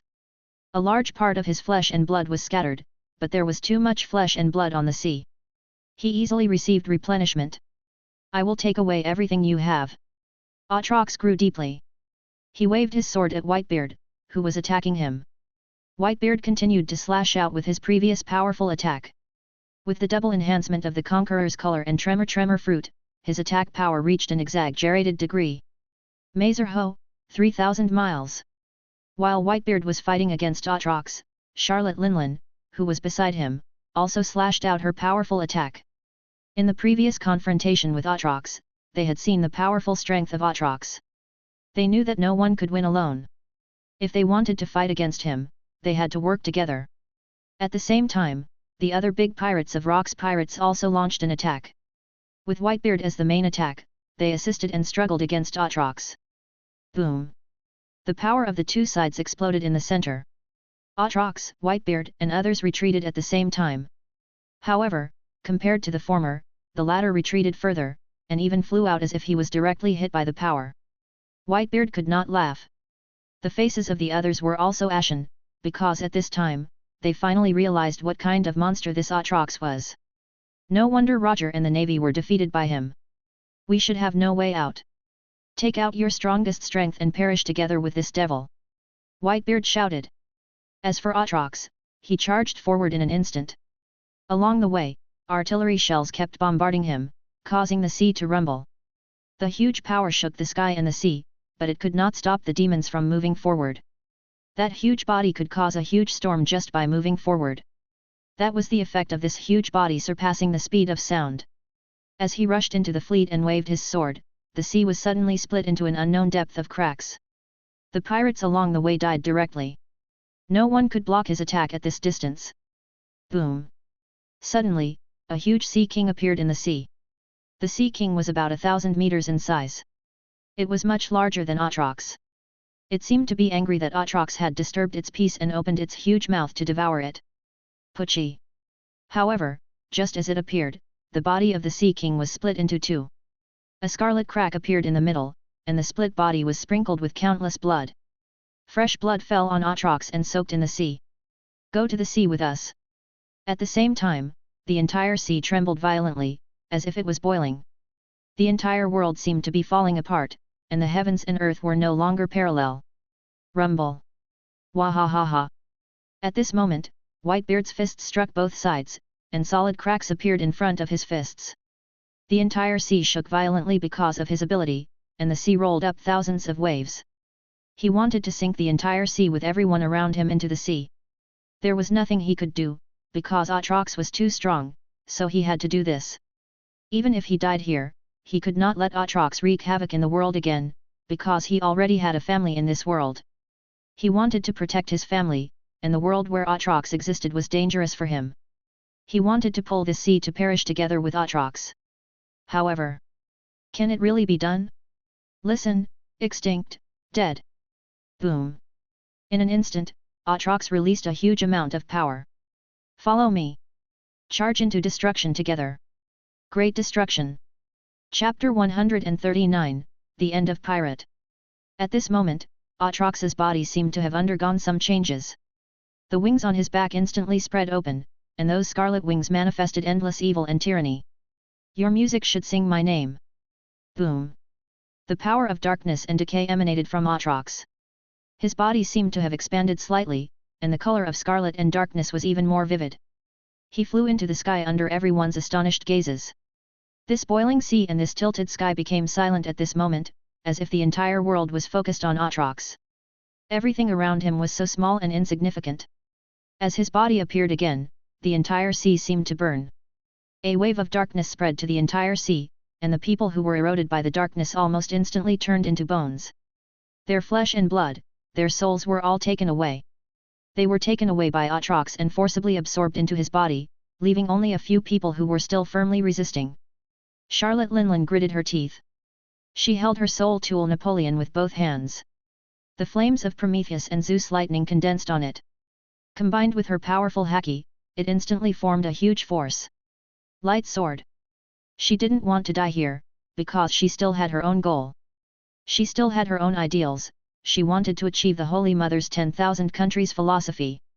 However, in the face of the difference in strength, it was still too late to make faith.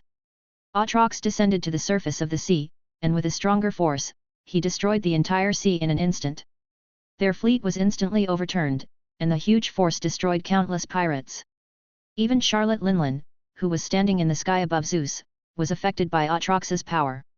The huge impact made her, who was called a steel balloon, unable to bear it. She directly spat out a large mouthful of blood and then sank into the sea with a bang. In the blink of an eye, the entire sea was empty. If there was only a pile of debris left. This war is my masterpiece. Atrox stood on the rolling sea, coldly looking at the surrounding hell-like world. Just one blow alone, he had almost wiped out more than half of the pirates in the New World. 80% of Rock's remnants were among them, but after this, they would truly become the past. He walked into the distance, looking for the location of another piece of flesh. He wanted to bestow destruction and equality to everyone until the end of the world. People who had died would not be looked at by him, and the people who survived were his targets. So when Roger came to the Ite, this was what he saw. In the sea of blood, there were broken limbs everywhere, broken pieces of flesh and broken ships occupying the world, and the thick smell of blood was disgusting. Roger's eyes trembled slightly, and he finally came late. The killing had ended, and it was obvious that the roots of the pirates had no power to resist. They were the top overlords of the sea in the past, the kings of the sea, but now they were no longer. Now is the era of demons. Roger took a deep breath. He glanced at Nameless. Nameless wanted to say something, but Roger directly jumped into the sea. He wanted to see if there were any survivors in this war. Jump into the sea? Roger was crazy. He was no longer a pirate who relied purely on haki, but had eaten devil fruit. However, Roger discovered that perhaps it was because the devil cells had transformed his body and had the magical effect of Jewel of Four Souls fragments. Under the superimposition of these two powers, he had a very high resistance to sea water. Although he could not use all his strength in the sea, he would not lose his strength like other devil fruit abilities. That was why he directly jumped into the sea and was contaminated by the scarlet blood. He endured the filth and ugliness and desperately searched for people who might survive. However, what he did not know was that on the other side of the sea, Makima had already arrived. Makima's ability to move in an instant even surpassed Nameless, and her physical strength and energy far surpassed his, so of course, she came faster than them. There were many fruits floating around her, and they were forcibly stopped in the air by her psyche power. Of course, she came for the pirate devil fruit who died in this war. And there were many people who could be used as good puppets. How could she miss such a thing? She stood steadily on a small island. She did not need to do anything because the creatures under the sea that she controlled would bring the corpses of those people. Atrox's last attack was strong, but it could not kill so many people. It just dropped them into the deep sea, and Devil Fruit's ability was dead. Among them, Genichi valued Charlotte Linlin's soul fruit the most. The ability of the soul fruit was to give and seize souls. It could give souls to other things other than humans and corpses and make them transform into homies. As long as he was afraid of her, he could forcibly seize their souls to restore and strengthen himself. This ability was actually very powerful, and it was also considered to be the most suitable ability for himself. With the ability of the soul fruit, he did not have to worry about not having enough subordinates, and all kinds of characters could exist. Even if Charlotte Linlin did not take the initiative to attack Atrox, he would have let Atrox attack her later. And now, Charlotte Linlin's body was carried out of the sea by a tiger shark. Makima activated his telekinesis and brought her to the edge of the island. Looking at the unconscious Charlotte Linlin, Makima smiled. The future 4 emperors were so weak in front of him. What would the new world be like now? Charlotte Linlin was not dead, but it was a pity that she had to die. Now, she had no room to resist Makima. Even the steel balloon could not catch Makima's attack when she was completely unconscious and injured. The current Ling Ling was not as fat as she was in the future. She was wet and fell on the ground, not losing her charm. However, Genichi was not a person who was in love, nor was he a person who could not move when seeing a woman. Therefore, he killed her. Makima's psyche power destroyed Linlin's consciousness, and the soul fruit immediately spread out from her body. She was already prepared, so of course, she controlled the power of the demon and let it merge into the devil fruit in her hand. Suddenly, the soul fruit appeared in her hands. Chapter 140, Charlotte Linlin's 2 lives. Later on, after a period of time, Makima collected enough devil fruit. Many people were experts in the Great Sea, and their devil fruit was also very good. This allowed Genichi to make many choices when he strengthened his subordinates. She controlled all the people who were still intact and had good strength, and then let them leave this island. It was also mentioned that Whitebeard was not among these people. Of course, Whitebeard did not think that it would be solved now. He was still very useful. Not only was he strong, but he also had a certain influence on the world's main storyline. This kind of person gave Genichi a very high status. What's more, there was someone who saved him. She first returned to Black Order's headquarters, put down these devil fruit, and then returned to the island. It had been an unknown amount of time. The island was still so calm, but the sea in front of her was a shocking sight. It was like a sea of blood and hell, making people shudder. She slowly walked to where Charlotte Linlin was. At that time, she wanted to dominate the bodies of these people and make them a puppet, but Charlotte Linlin was not successfully controlled. This was obvious that she was not dead. This is interesting. Makima was very sure that she had destroyed her consciousness before, but she was still alive. There was only one possibility. That was, there were two consciousnesses in her mind. The consciousness that Makima had just killed was related to the soul fruit, but it was not related to Charlotte Linlin's life. This reminded Genichi of Charlotte Linlin's past. At first, she was an orphan abandoned by her parents. She was raised by the nun, Carmel, who had the ability of the soul fruit. However, at the last birthday party, Charlotte Linlin, who had a great time eating, came back to her senses. Everyone in the sheep's house had disappeared, including the nun who raised her. And at this time, she also had the ability of the soul fruit of the nun. Although the author of One Piece did not clearly state what happened at that time, why did people disappear, why did she have the ability to have the soul fruit later? But people have a lot of guesses about this story. One of the guesses is Charlotte Linlin directly ate the people of the sheep family. Makima looked at Charlotte Linlin, who was still unconscious on the ground, and the corners of her mouth slightly rose. If Carmel, who had the soul fruit, entered Charlotte Linlin's body in a certain way, because she wanted to get rid of aging and occupy her strong body because she wanted to get power, so she did this. However, Charlotte Linlin's power was beyond imagination. Although she entered Charlotte Linlin's body, she was suppressed by her power and could only become the nutrients of the other party. Even the soul fruit became the power of Charlotte Linlin. Perhaps one day, Charlotte Linlin's power was weakened to the extreme and she might appear again, but now there was no chance. What Makima just killed should be her soul. And only if she died, the soul fruit would overflow. Then what still existed now was the self-consciousness of the future four emperors, Big Mom Linlin. This was a little interesting. In fact, Genichi did not want to kill Charlotte Linlin, or it was not the time yet. They could become the main characters of the future world, and it was a pity to die now. Even if he had to die, he had to stimulate Luffy's mood in the future. Charlotte Linlin's talent was still very terrifying. Although she did not have the soul fruit now, as long as she found a suitable and powerful devil fruit, it would not be difficult to become a top expert. It was estimated that there would not be such an interesting world like Toto Land. After all, without the soul fruit, she could not control homies, and could not let all kinds of creatures and objects have souls. Thinking of this, she sat down on a stone on the side. After an unknown period of time, she said softly, "You are not dead." Charlotte Linlin slowly opened her eyes from the darkness and immediately heard Makima's voice. She did not speak, because the moment she woke up, the figure of the demon appeared in her mind. It was too powerful and too frightening. The demon seemed to be laughing maliciously and destroying the world in a huge roar. His body exuded endless malice and destruction, making people feel a heartfelt fear. Charlotte Linlin was now trembling a little. She took a deep breath and slowly spat it out to repeat. What was that? It was not a product that should belong to this world at all. And now they actually came to destroy such a thing. It was really ridiculous, really too ridiculous. Charlotte Linlin had seen many experts. Back then Rox was so powerful, she did not take it to heart too much. She thought that there should not be anything in this world that could make her fear, and now that thing appeared, and it was wantonly slaughtering before her. She did not die? It shouldn't be. The face of the devil that was roaring in her mind gradually disappeared, followed by her last memory at that time. That Atrox used some kind of trick and shattered the sky and the sea. She sat on Zeus and released lightning, but the power of lightning was far inferior to that of the devil. In the end, she was forced back by that power. The first time in history, she felt that she was injured, and seriously injured. After being seriously injured, she fell into the sea. The sea was the natural enemy of devil fruit. However, in this situation, she actually survived?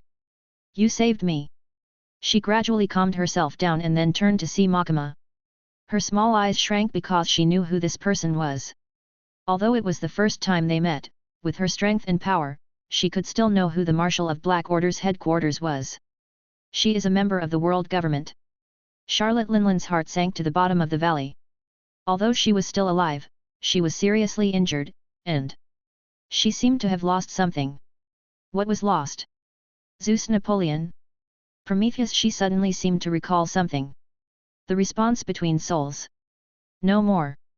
Moreover, even if she wanted to activate her ability, she wouldn't be able to succeed. So you should understand. Makima sat on the stone and looked at Charlotte Linland with interest. The person who saved you was not me. It was your mother Carmel.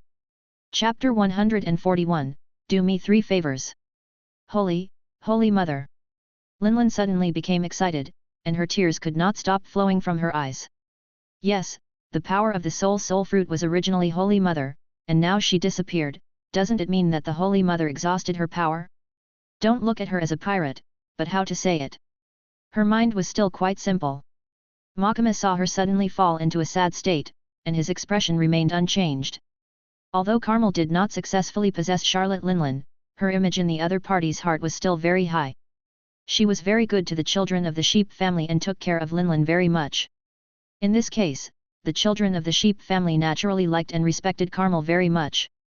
But who would have thought that the real identity of Carmel was a human trafficker, responsible for sending talents to the world government? Well, don't cry. Makima slowly stood up. She looked at Charlotte Linland, who was still lying on the ground, and said, if you continue to cry, your Holy Mother will also cry. Her words seemed to have an extremely high dignity and coercion. In an instant, it made Charlotte Linland feel as if she had returned to when she was still young. At that time, although the Holy Mother Carmel was very kind and casual, she would sometimes issue all kinds of ban on them. And now, it was as if the scene was replicated at that time. Therefore, she stopped crying in an instant and just looked at Makima, at a loss for words. Although I am a person of the world government, pirates are not my enemies. I will let you live, but you have to sign a contract with me. Makima said. What contract? Charlotte Linland whispered. In the One Piece world, there was also a need for benevolence and righteousness. Makima let go of her life. When it is necessary, help me 3 times. I want 3 favors in exchange for 1 life. This should be worth it, right? Of course, it was worth it. Charlotte Linland was silent for a moment before she nodded and said, okay, I agree. Makima narrowed her eyes and was very satisfied with Charlotte Linland's answer. So she reached out her hand and whispered, then, sign the contract. Sign. A demon contract.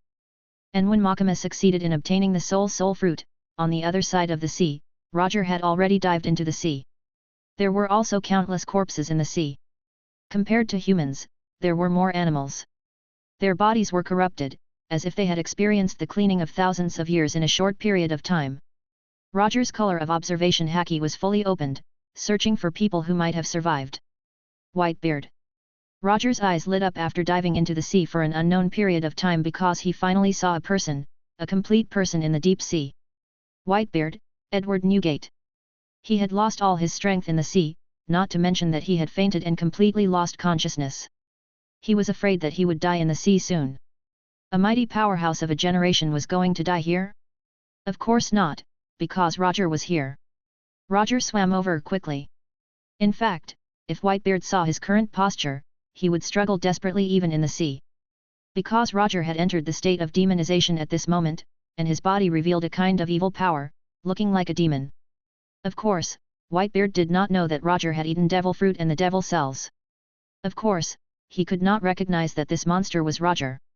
In fact, Roger himself did not want to use this posture, but in order to defeat Atrox, this was something that could not be helped. Now that Whitebeard was about to die, although Roger was anxious in his heart, he could only swim over step by step. Although he could move freely in the sea, he was far inferior to his usual self. This was also something that could not be helped. Who let him eat devil fruit? After eating devil fruit, he could still move in the sea. This was already a very amazing feat. In the end, when Whitebeard's body was about to collapse, he finally caught Whitebeard. However, at this time, there was still so much distance from the sea. What should he do? At this time, the nameless figure suddenly appeared. He appeared beside the two of them and then pressed down on their bodies.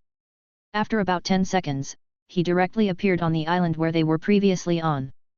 Who? Who? Nameless gasped for breath, continuously using instant movement several times, which consumed a lot of his physical strength. At this moment, Roger hurriedly performed emergency treatment on Whitebeard, constantly squeezing out the seawater from his body, but this did not have any obvious effect on Whitebeard's condition. He was too severely injured. He was the main candidate to fight with Aatrox, and the damage he suffered was naturally the heaviest. In this case, he could still survive. It could be said that he had a monster-like body. Jewel of 4 Souls fragments. Seeing Whitebeard's appearance, Nameless pondered for a moment and directly took out his piece of Jewel of 4 Souls fragments, the one that was embedded on the sun disk. Under Roger's surprised gaze, Nameless placed Jewel of 4 Souls fragments on Whitebeard's wound. With a thought, Jewel of 4 Souls fragments slowly merged into Whitebeard's body. Jewel of 4 Souls fragments' strength was naturally extraordinary. The instant he merged with it, Whitebeard's body quickly recovered, as if a withered tree had returned to spring. The power of life dispelled the shadow of death. Nameless, you. Roger looked at Nameless and said with some surprise, if you want to use Jewel of 4 Souls fragments, you can use the one in my body. The piece of Jewel of 4 Souls fragments in his hand actually represented the past altar of ascension, and it had a very important commemorative significance to Nameless. Forget it, your body is already familiar with your body. If you take it out and fuse it, you have to adapt again. Nameless shook his head and then said. Anyway, doesn't Whitebeard also have a piece of Jewel of 4 Souls fragments?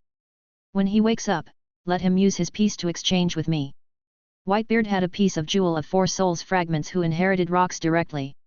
He did not integrate it into the knife like Roger, nor could he integrate it into his body, so he should stay on his boat. As for the past, didn't I say? Nameless looked at Roger and said softly, I am a new person. I don't care about the past anymore. Roger looked at Nameless' expression and laughed after a while. Well said. You are a new student now. You should not be bound by the past. Chapter 142, World Allied Forces. Thank you, I will use my piece of Jewel of 4 Souls fragments to exchange with you. After about an hour, Whitebeard finally woke up. During this period of time, Nameless also brought him to the island where Roger pirates were at the beginning. After all, there was such a battle in the sea area, and soon someone would come to check it out. They had the ability to move in an instant and could quickly enter and leave, while others could not. Whitebeard lay on the bed. Although he had recovered by relying on Jewel of 4 Souls fragments, he was still a little weak. However, this fragment was indeed very magical and was rapidly restoring his strength. Whitebeard looked at the ceiling, and his mind was still thinking about Aatrox from before. That monster! Just like Charlotte Linlin, this was the first time he had seen such a powerful demon. It was not something that humans could deal with. That battle had already passed, and he already knew that he had been saved. But Aatrox's figure lingered in his mind for a long time, and it became more and more real, as if he was going to come out and devour him. It was simply like a type of pollution. Whitebeard frowned. At this time, Nameless, who was sitting next to him, seemed to have seen through what he was thinking.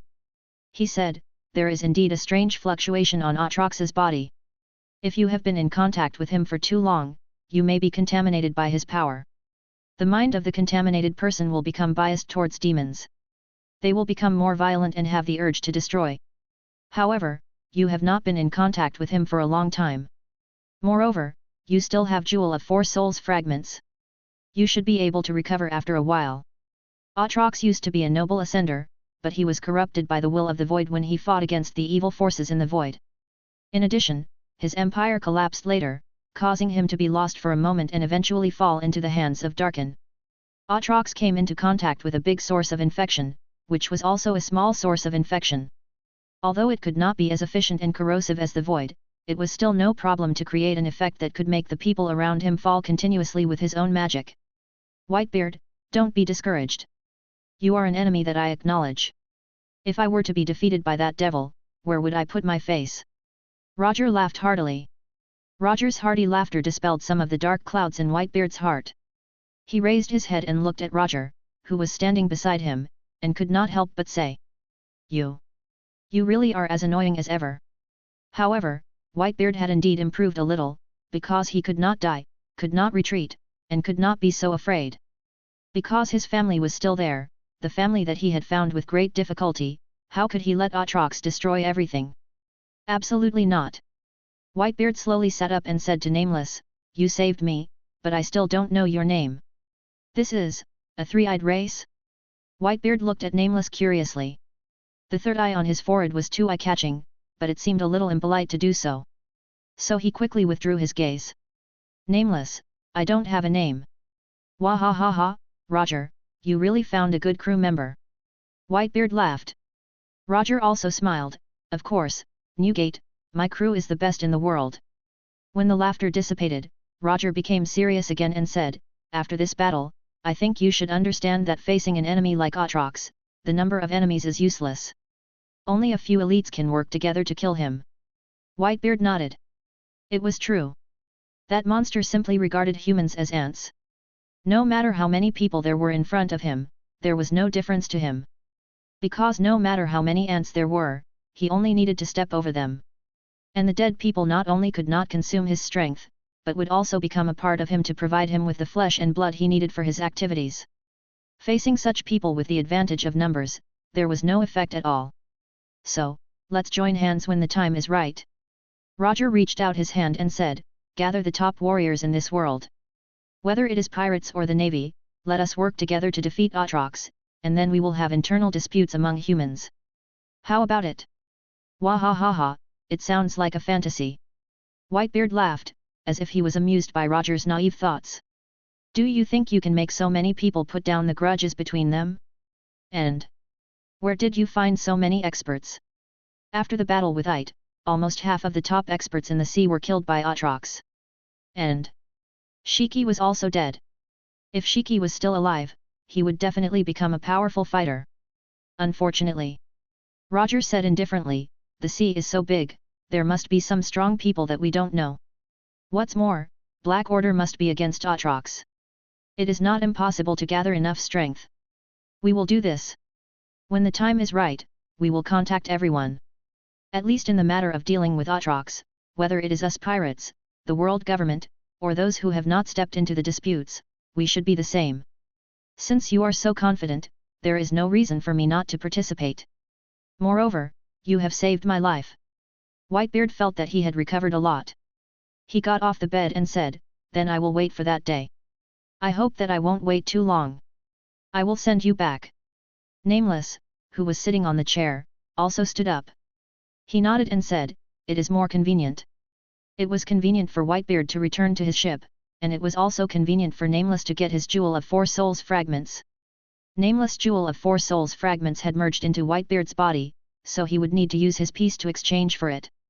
Whitebeard would not go back on his words. All right, we will continue to rest here for a period of time. When the time comes, you can directly return here. Roger patted the Nameless shoulder and said.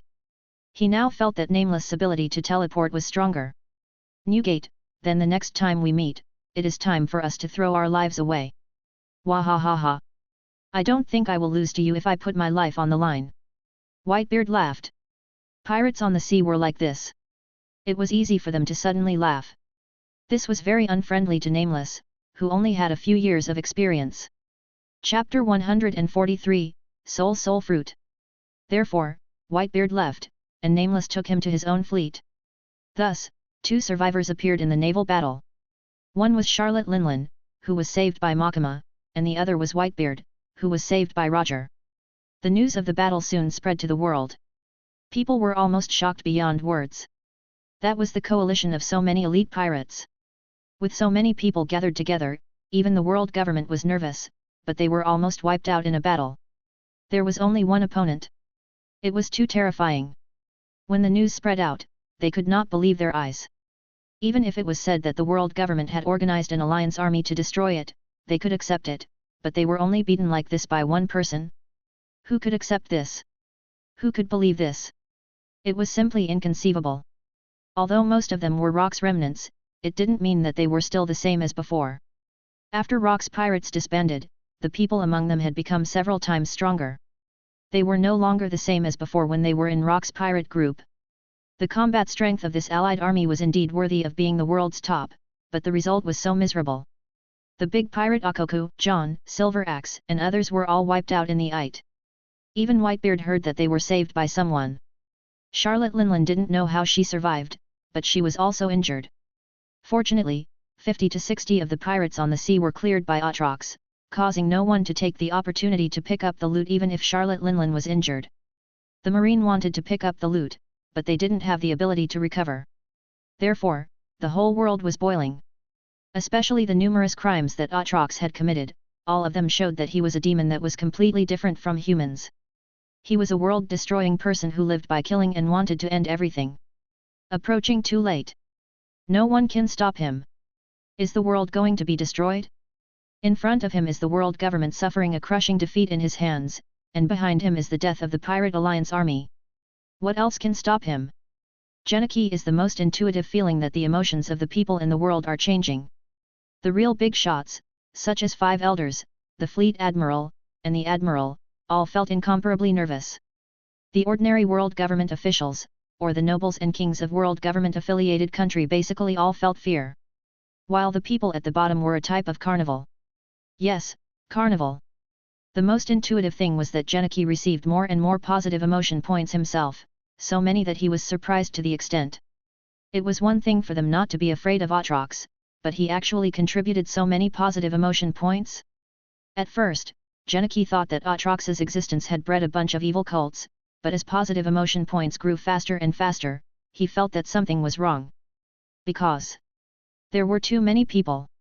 And when Genichi had his clone personally go to some places where the people at the bottom level gathered to take a look, he understood what they were thinking.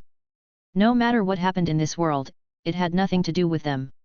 When the world was peaceful, they also lived a life that was on the verge of death and ruin, living a life that was worse than death. So even if the world was destroyed, what did it have to do with them? They even felt excited, because so many pirates had died, and they lost a most direct target to oppress them. As for Atrox, he might be fierce? Who cares? What's more, Atrox didn't just bully them, the nobles and nobles would have to die with him, which would be a bit more refreshing. It could only be said that this world was too abnormal. Whether it was the pirates or the world government, they were frantically bullying ordinary people, and they also had a large number of slaves. In this case, they would certainly provide positive emotion points. As for the most powerful people in the world, they were very worried about the safety of the world.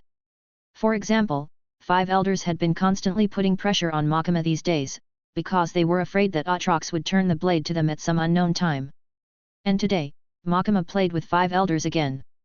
After hanging up the phone, the marshal's office became silent again. She took out the soul fruit. In fact, at the beginning, Genichi wanted to eat this soul fruit, but he felt that after eating it, it would add a weak point of being afraid of water for no reason. Although he could use other methods to make up for it, there would still be an effect in the end. He was someone who wanted to become a multi-sided warrior. It was not good to have a weak point of being afraid of water. So in the end, it was better to let Makima eat the soul fruit. She was also quite compatible with the soul fruit. Her strength came from the fear of others to her and dominate her.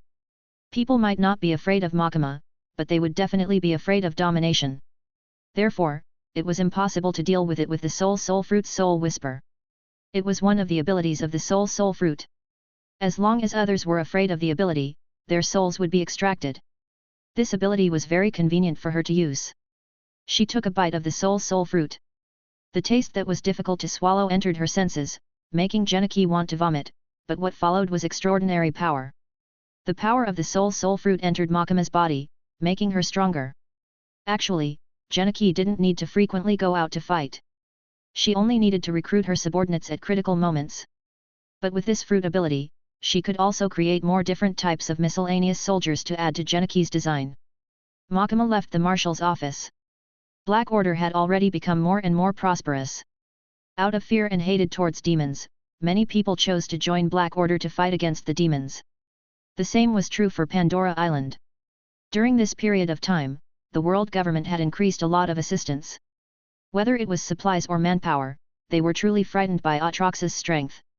And today, there was another important figure coming. Vegapunk. Genichi had been looking forward to his technical ability for a long time. He really hoped that he could make progress in monster cells research. It would be best if he could quickly clone him. Besides Vegapunk, it was time for Rayleigh to meet him. When the news of the battle reached his ears, he should have made his choice. Makima came to Pandora Island with a pleasant mood, looking forward to Rayleigh's answer. Charlotte Linlin had already agreed, so Rayleigh's choice. What could it be? Chapter 144, Vegapunk's Arrival. It seems that you have thought it through. When he opened the door of the room, Makima noticed the expression on Rayleigh's face. It was the expression of someone who had made a decision. The news of the Battle of Ide had already spread to him. He should be very clear that if he did not make a decision, Atrox's slaughter would continue forever. You succeeded.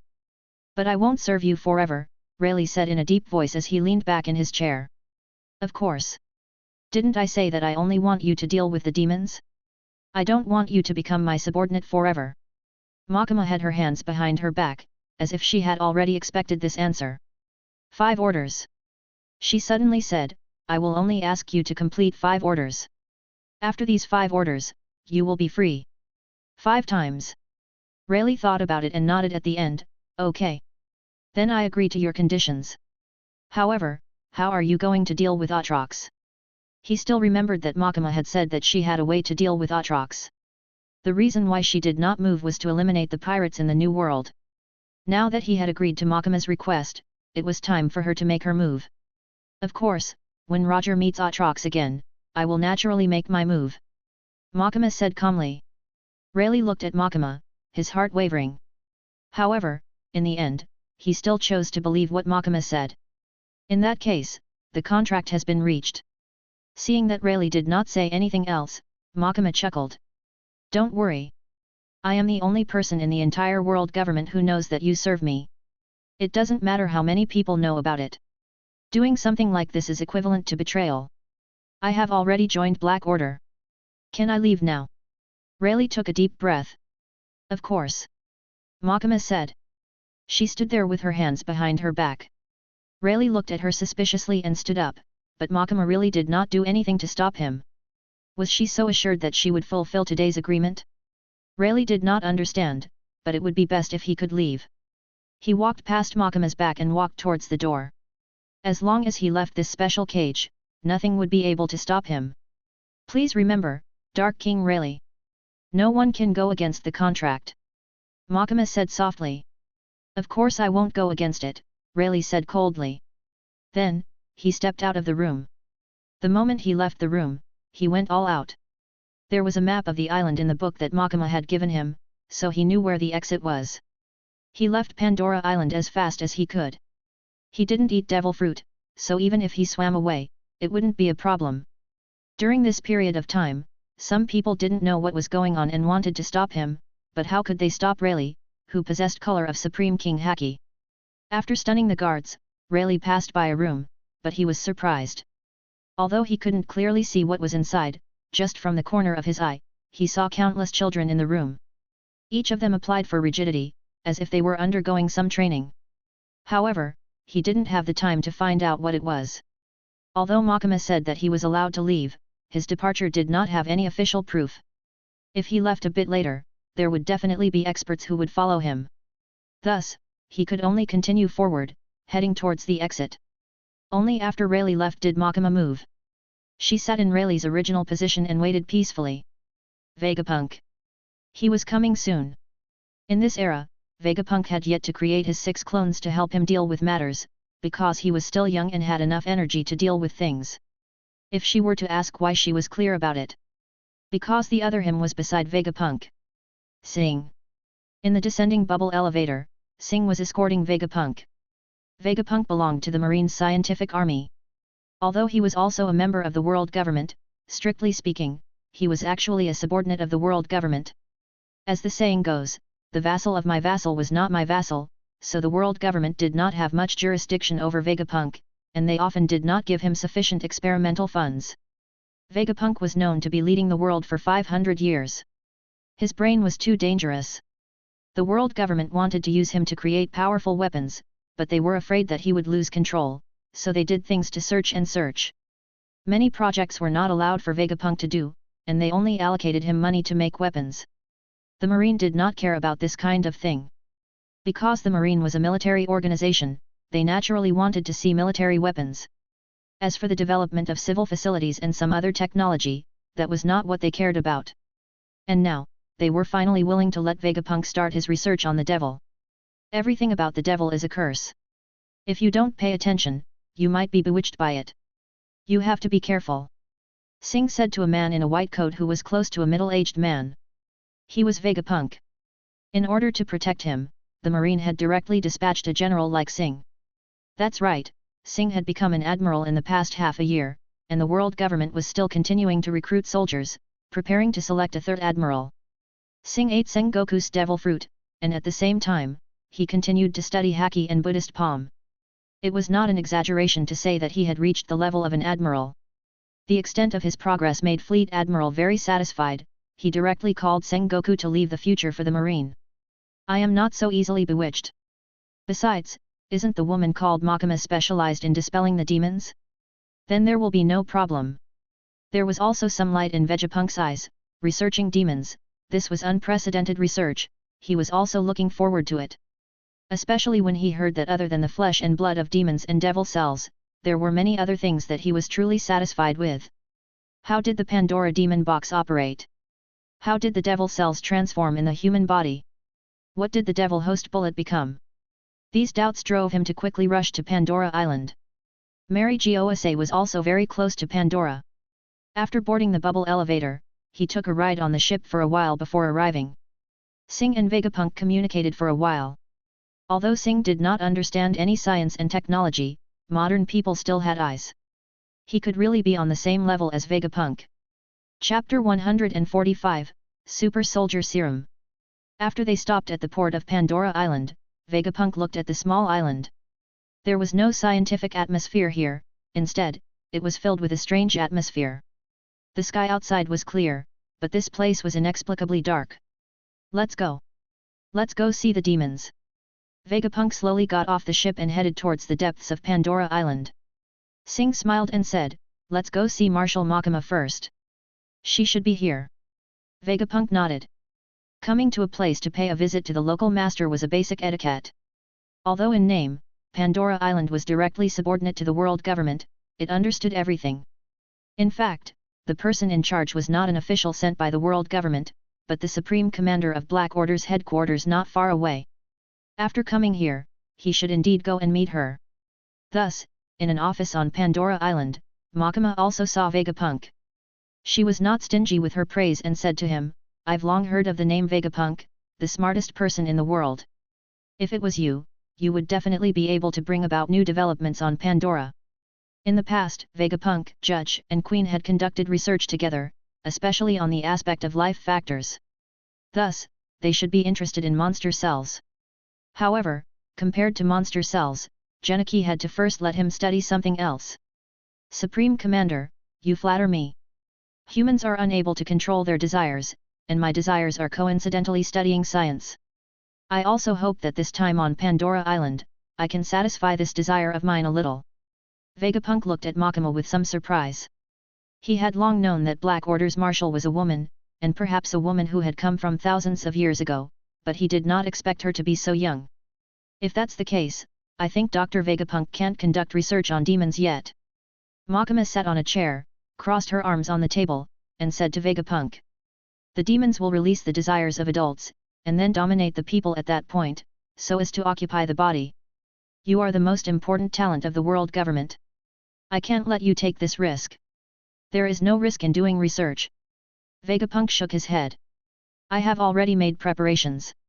Marshal, there is no need to stop me. Moreover, this was also an order from the world government. However, what Makima said next surprised Vegapunk a little. She took out a reagent from the drawer and held it in her hand. She said, I am not trying to stop you from studying the demon. I just can't take any meaningless risks before I am fully prepared. She played with this reagent and continued to say to Vegapunk, this is a medicine made by a scientist targeting the demon in my era. As long as it is injected into the body, it can improve the quality of the body. But the most important thing is the modification of the heart. The modification of the heart. Vegapunk frowned and then his interest was piqued. He had studied the transformation of this kind of life. In the past, he had studied life elements together with Wensi Mok Gazi. This kind of thing was also known as the life blueprint. The clever Vegapunk had long seen that it could be used on humans. In other words, it could create artificial humans, and in the creation of artificial humans, it could freely change their life instincts, thus creating absolute loyal soldiers. However, this kind of transformation was very easy to make people lose their feelings. Therefore, Vegapunk did not like this kind of research. He thought that full feelings were the key to the research. But now that Makima had spoken of the transformation of the heart, it looked completely different from life factors. This serum can develop a person's spirit and make a person's soul become pure, so that they can resist the temptation of any demon. Makima said softly. But after I woke up from the modern world, this reagent only has this one. So I want to ask Dr. Vegapunk to analyze its composition and copy it. So that's how it is. In this way, I can concentrate on studying the demon. And the people who inject this serum will also become the main group to fight against the demon. Vegapunk was indeed interested in this thing. If he were to study it, then he could indeed put the demon's research to the back. That's right. If we can mass produce it, then we will have the upper hand in the battle against the demon. Makima nodded. All right, then let us begin. Vegapunk agreed with Makima. He walked forward and took the super soldier serum from Makima. That's right, before conducting monster cells research, Makima first let Vegapunk begin the research of super soldier serum. Monster cells himself could reproduce, but it took a long time. However, there was only one super soldier serum. If he could replicate it, his clones could become stronger. Super soldier serum was to stimulate the power in his body. It should not belong to the distinct world characteristics like monster cells. It should not be counted into the species of the world. In other words, even if Drago had 3 powers, he could use super soldier serum to increase himself again. This was a good item, he naturally wouldn't let it go. Seeing that Vegapunk agreed to the research, Makima quickly arranged a laboratory for him, and provided him with sufficient assistance. Black Order's development was also the funding allocated by the world government. The funds allocated previously were not much, and could even be said to be very few.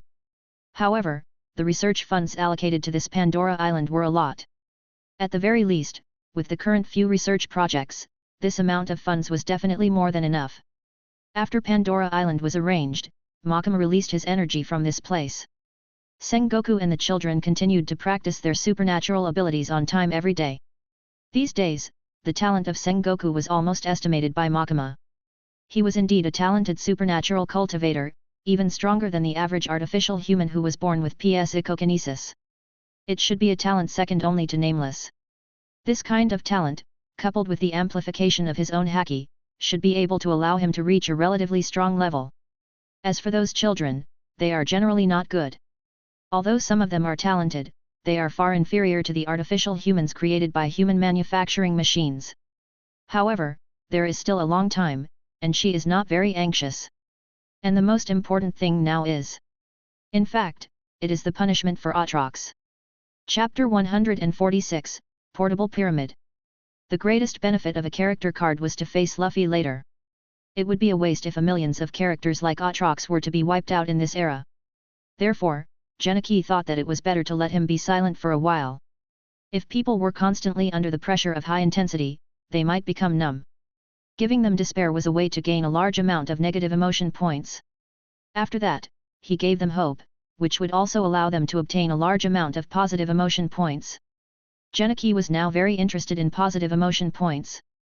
Since he obtained an item that directly increased his ability through positive emotion points, it made him realize how powerful his positive emotion points item drawing card was. Then, it was still possible to make people slow down. Let Aatrox leave for a period of time first, and then appear when it was time for him to appear. This was what Genichi was thinking, especially when he was preparing to draw positive emotion points card a few more times. Positive emotion points, 2654111. Negative emotion points, 65123111.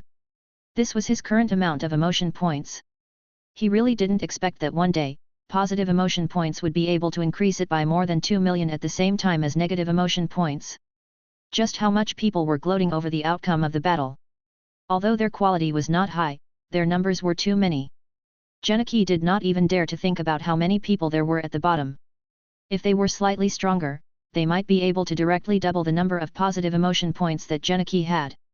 It could only be said that the joys and sorrows of humans were different. Today, Atrox killed a large number of pirates and cheered. Tomorrow, when Atrox destroyed the world government, there would still be people who would cheer. Now he was ready to draw positive emotion points item card twice, just as he thought before. It was too difficult for positive emotion points to reach the level of 10 million, so it was better to use it every time he reached the level of 1 million. This time, he was a little caught off guard. He did not expect that positive emotion points would suddenly rise to more than 2 million. 2 million level item card draws. He will reserve one of the items in the Doraemon's 4D pocket, and then draw one. The first time was the Doraemon's 4D pocket. Portable Pyramid, from Doraemon Universe, possesses the power of a pyramid.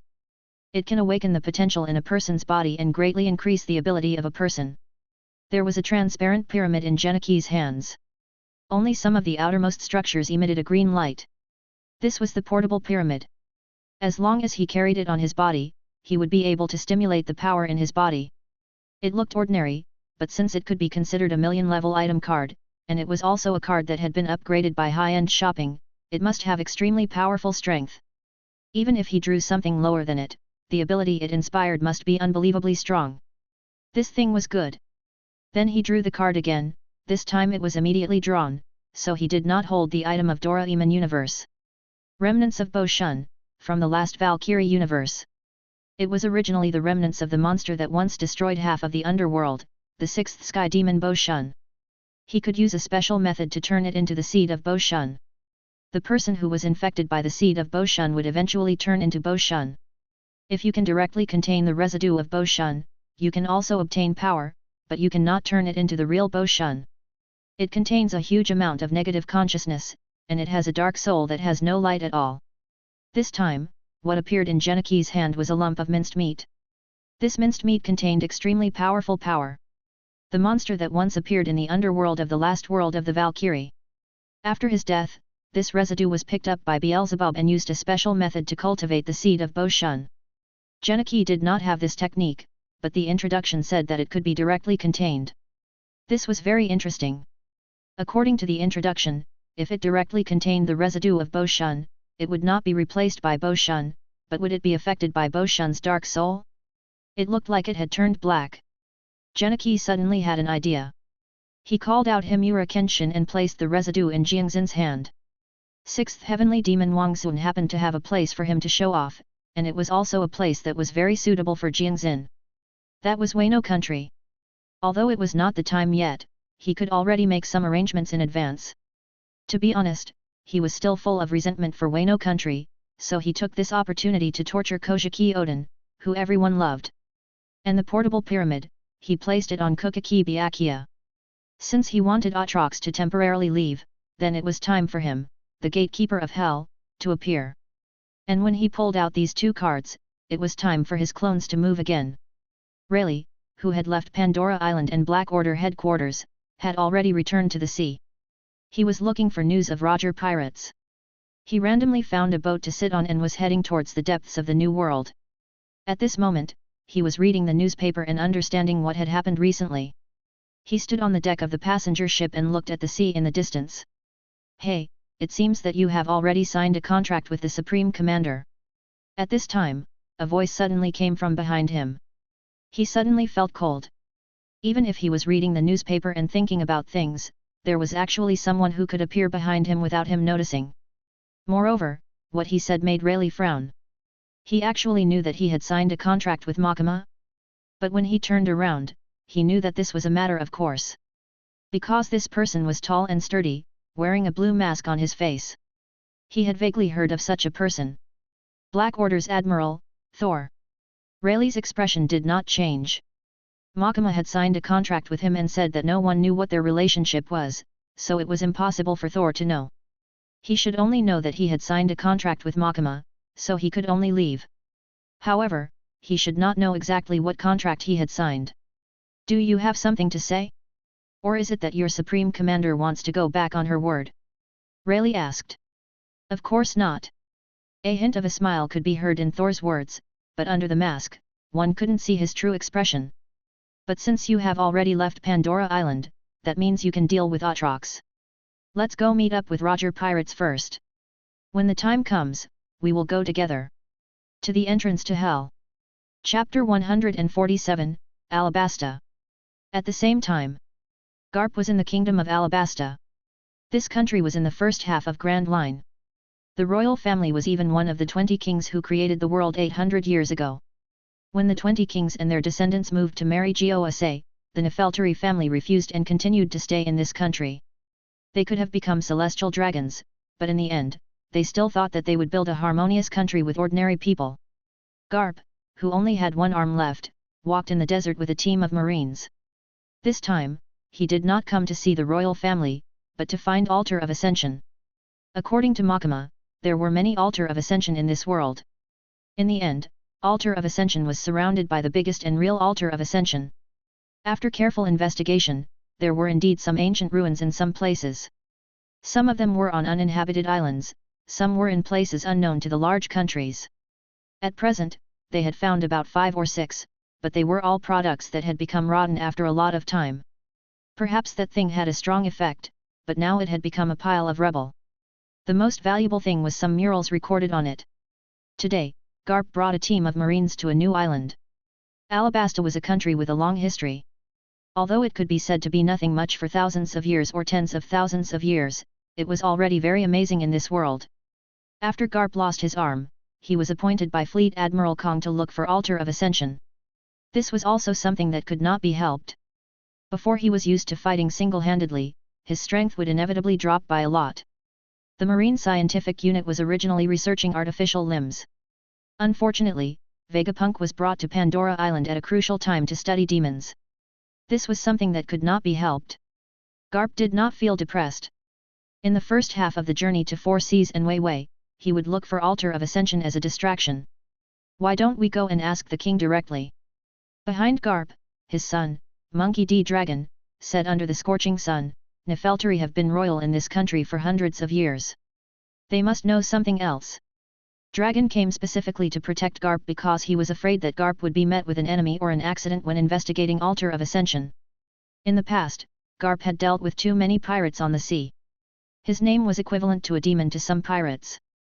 Now that they knew that he had lost an arm, someone would definitely come to take revenge. Idiot, this is a secret mission. Do you know what a secret is? Garp rubbed his nose and said disappointedly, in short, if there are no clues, we can ask again. How can there be a secret mission when you're involved? The warship is parked at the port. Everyone knows that you are here. Ah, this thing doesn't matter, right? Garp raised his head to look at the sky. The sun was shining on him, making him feel a little uncomfortable. He drank a mouthful of water and then continued walking forward. Fortunately, they were a regular organization and had a lot of supplies. The advantage of the marine was here, and the logistics team was far greater than the pirates who had been passing day by day. They had been in Alabasta for a while and were currently in the desert in the west of the country. Because they had to pay attention to their surroundings at all times, they did not ride on the camel of Alabasta. Garp also brought elites. Traveling through a desert would only make their mouths dry a little. There would not be any accidents. The air is starting to become moist. There should be an oasis in front. Walking together with Garp was Tsuru.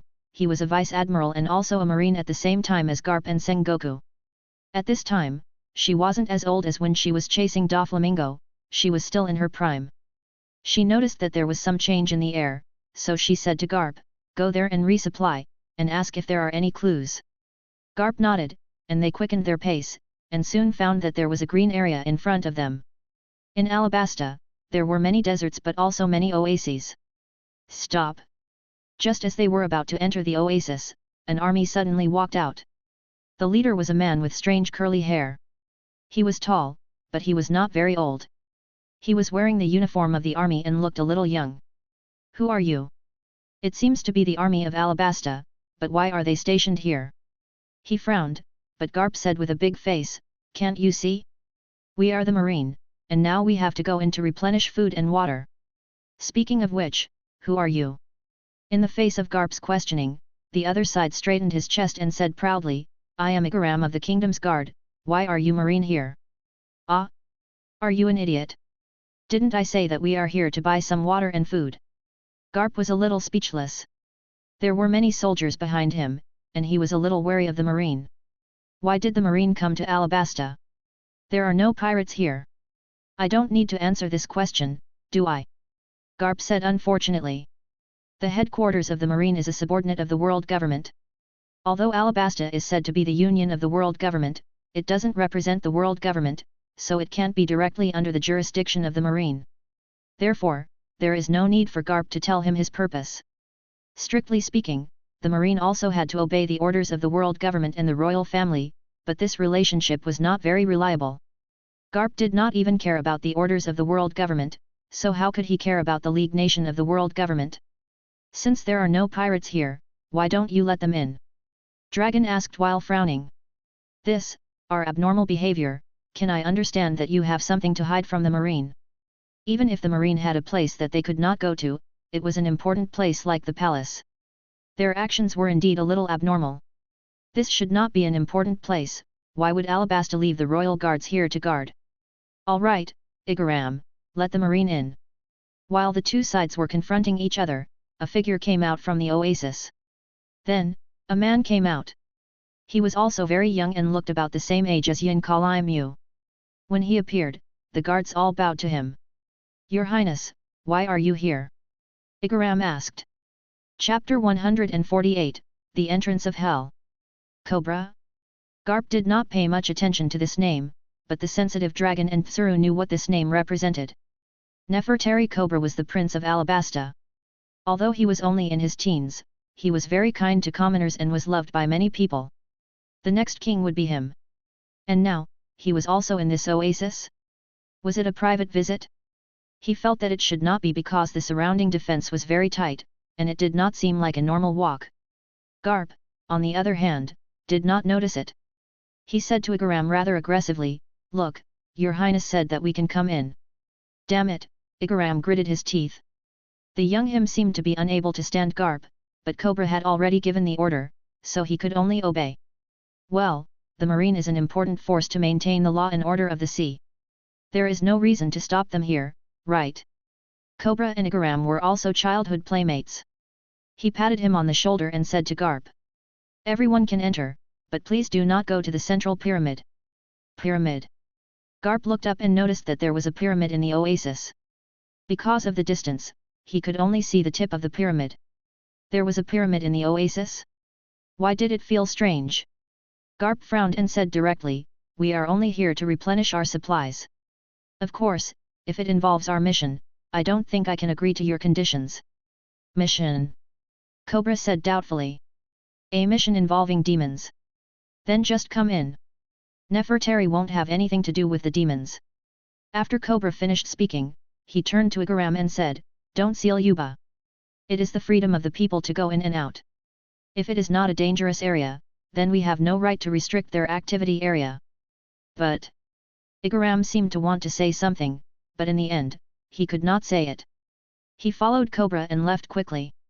There were also the surrounding guards who quickly disappeared from the sight of the marine.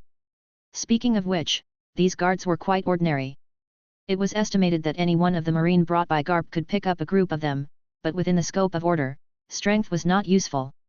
Strength was the way of thinking in a place without order, and the marine was coincidentally the protector of order. Even the general had to listen to the orders of some weak chickens and celestial dragons.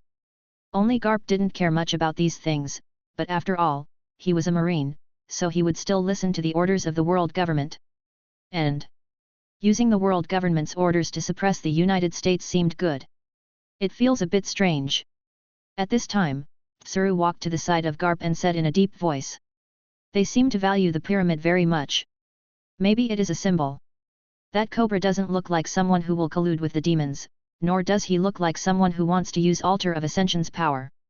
Garp strode forward, followed by the marines. Indeed, from the simple words of Cobra, it could be seen that he didn't seem like someone who would be addicted to power. Moreover, Altar of Ascension wasn't in the shape of a pyramid. Even if there was something mysterious about the pyramid, it was their own matter. Only if it didn't involve altar of ascension, Garp, and the others didn't want to involve themselves in the power struggle, that would be too troublesome. And at the same time they entered Judba, on the river in the south, another ship docked. On the other side, Thor and Rayleigh had already met up with Roger pirates. At this moment, number 1 had returned, and they had also left the small island from the beginning. After a period of cultivation, they were ready to find a way to deal with Atrox. And above the sea, they saw Thor and Rayleigh's boat. Rayleigh. Roger, who was originally leaning on the railing and looking ahead with some boredom, suddenly saw a familiar figure standing on a boat in the distance. He was so excited that he almost directly opened Color of Observation Haki, and immediately knew that it was Rayleigh. He was actually released from Black Order? Roger had contact with Black Order before and wanted them to release Rayleigh, but Makima did not respond to them at that time. Roger thought that he would not be able to see Rayleigh in a short period of time. But now, Rayleigh actually came out directly. In the next moment, a person standing next to Rayleigh flew up with Rayleigh. The person was like lightning, bringing Rayleigh to their ship. Roger's voice just now made the whole group rushed over. When they saw Rayleigh coming back, they were also very excited. Well, let's catch up later. Seeing that everyone was very excited, Thor said, the reason why we let Rayleigh out was to deal with Atrox. Marshal Makima trusted your Roger pirates. His words made people gradually calm down. After looking at Rayleigh, Roger said to Thor, of course, I didn't expect that Black Order would trust me so much. They actually released Rayleigh without even communicating with them. They were really confident that they would deal with Atrox. However, their confidence was also correct, because he would definitely deal with Atrox. Then let's talk about it now. What exactly is Makima's plan? Rayleigh also said to Thor. He had already asked this question before, but Thor said that he had to wait until everyone was gathered. Everyone's eyes were on Thor, but Thor was not nervous. Instead, he said calmly. Because Atrox is not a true demon lord, the pressure of hell is not big for him. It is so easy to leave hell. And because he has already come to the modern world, even if he is sent back to hell, he can return here through some specific rituals. Thor said in a low voice, we are only partners in this incident, so I will say it directly. If you want to deal with Atrox, you must seal it at the entrance of hell. The entrance to hell. Roger frowned. That's right, that is the crack between hell and the modern world.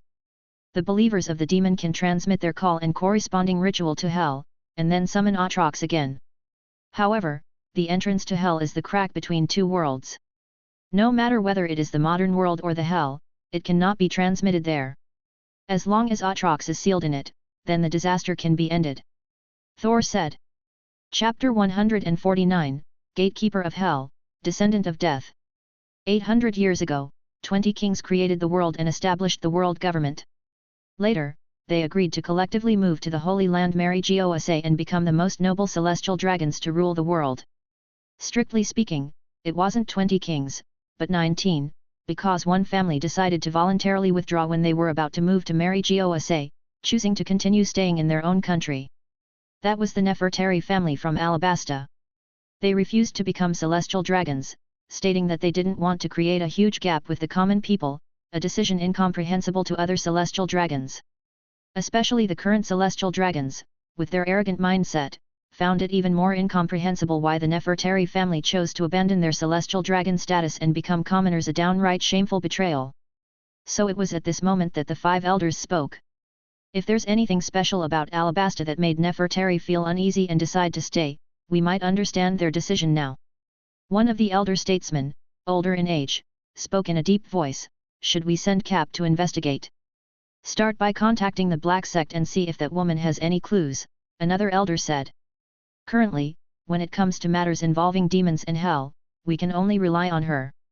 After he finished speaking, the others frowned because what he said was true. They were relying too much on Margot when it came to matters related to demons, and it wasn't a good situation. If Margot were obedient and followed orders, it would be one thing. Still, she was clearly not the type to obediently comply. In fact, she might be more dangerous than any pirate or demon. Their cooperation with Margot was temporary, using her power and information. If possible, they would prefer to quickly organize their own demon eradication department within the world government. However, there were currently no such talented individuals. Moreover, the most crucial aspect was the intelligence she possessed. For example, they wanted to know if the inverted pyramid was related to hell.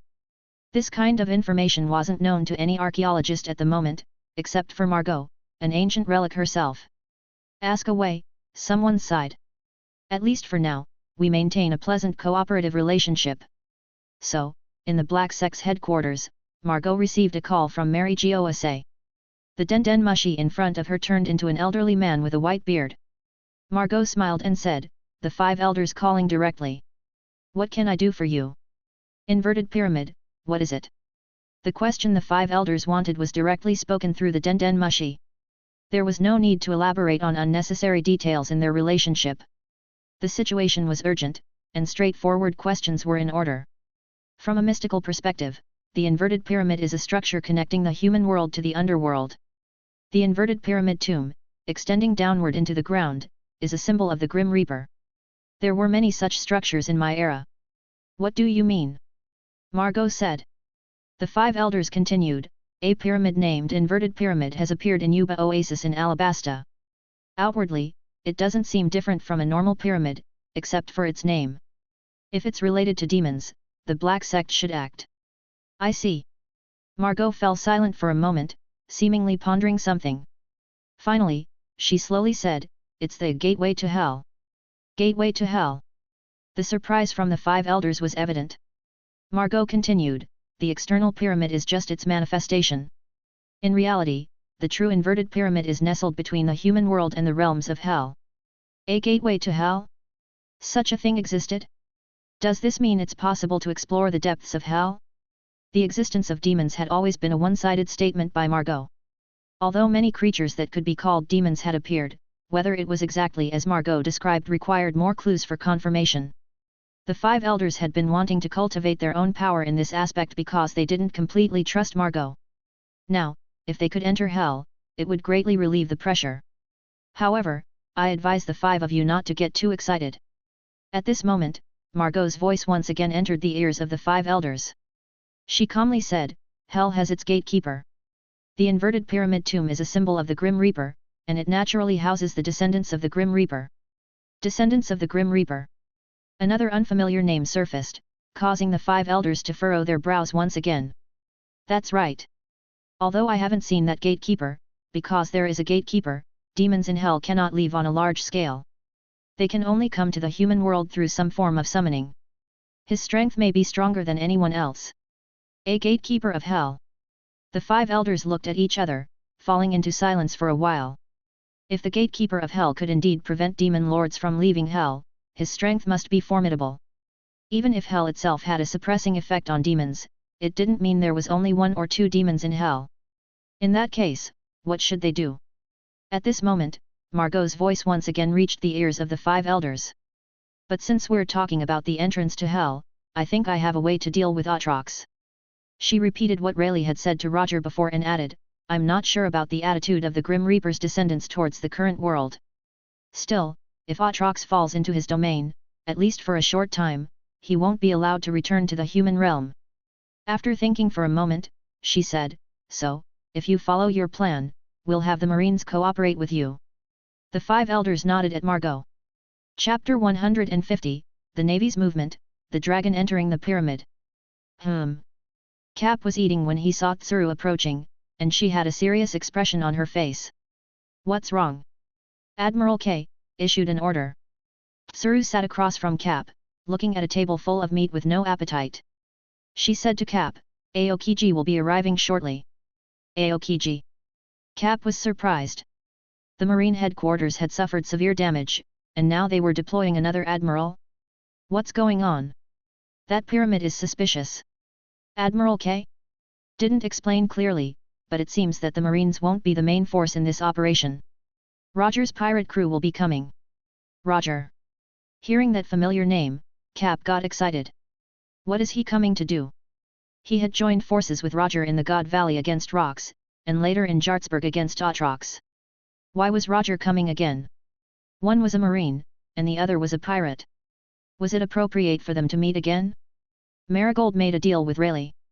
Roger's pirate crew will lure Atrox to Alabasta and then seal him inside that inverted pyramid. What? Cap widened his eyes. Aatrox is coming. Exactly.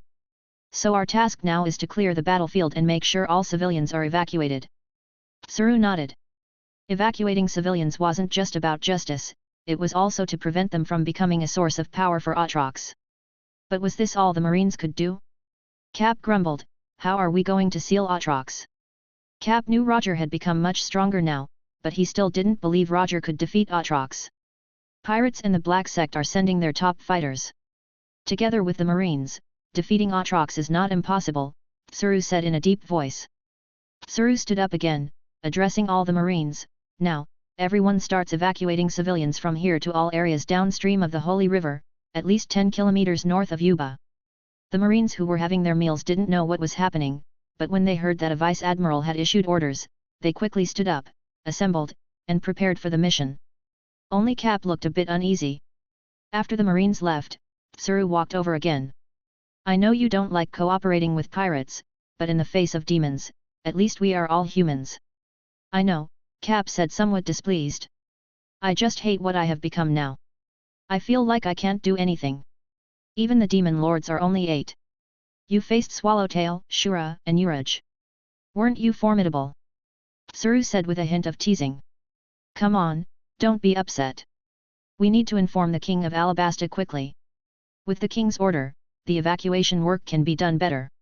Why doesn't the world government handle such things? Next to Cap, Dragon also walked over. After hearing Tsuru's words, he frowned and said, how can we inform the King of Alabasta now? Don't know. Anyway, it seems that the world government doesn't have the intention to inform Alabasta officially. Tsuru was also a bit puzzled. Alabasta was a historic nation and quite important among the world government member states. Why did it seem like the world government was giving up on it? What are they thinking? Do they know how many people are in Alabasta? How can we evacuate them all with just the Marines? Dragon angrily said. That's right, the 5 elders did not inform Alabasta because they wanted to see if Alabasta had been hiding something over the centuries. They wanted to see how Alabasta would react when Aatrox arrived. As for a world government member state, honestly, they didn't care much. Even if the country was destroyed, someone would rebuild a new one in the ruins. As long as that new country continued to provide celestial dragons with celestial gold, it was fine. The Nefertari family was already a traitor among the celestial dragons. We don't have a Den Mushi connected to the King of Alabasta here, Cap said. But someone must have it. Dragon's eyes lit up. Yes, someone must have it. Cobra. He was the Prince of Alabasta, and with the royal guard around him, he must have a way to contact the king. Thinking like this, Dragon said, I'll go find him. Cap and Tsuru watched Dragon, who was in a hurry, leaving without saying a word. The Marines were indeed like a big pot, the longer you stayed inside, the more you would be influenced. Even the sense of justice in your heart would gradually be worn away. Cap, who didn't want to become an admiral, was already quite rare. Although Dragon said he could still uphold his justice within the Marines, how long could he persist? In fact, thinking about it carefully, Cap's decision to leave Luffy in the care of the mountain bandits in East Blue instead of at the Marine headquarters in Mary Gosa made sense. There was too much darkness in the Marine headquarters, and a person with Luffy's personality wouldn't be able to accept it. Perhaps it was seeing Dragon, who had grown up in the Marine headquarters, choose to leave the Marines that made Cap want to leave Luffy in the East Blue, let the bandits take care of him. Now, Dragon was running towards the direction of the pyramid. Because Cobra was inside, he needed to inform Cobra as soon as possible and then let Cobra inform the king. Otherwise, disaster would befall this country. Stop! Didn't we say that you Marines can't enter inside? As Dragon rushed forward, he heard the words of the royal guard ahead. He urgently said, get out of the way. He waved his hand, generating a powerful wind that blew away all the guards. Even though Dragon was still very young, his strength was not weak. He bypassed the guards' bodies and only saw the gigantic pyramid in front of him. Dragon quickly ran over and saw a triangular gap inside the pyramid. It was deep and dark, as if connecting to the abyss. Without much thought, Dragon ran inside because Cobra was in there. The moment he entered, Dragon felt a sudden chill.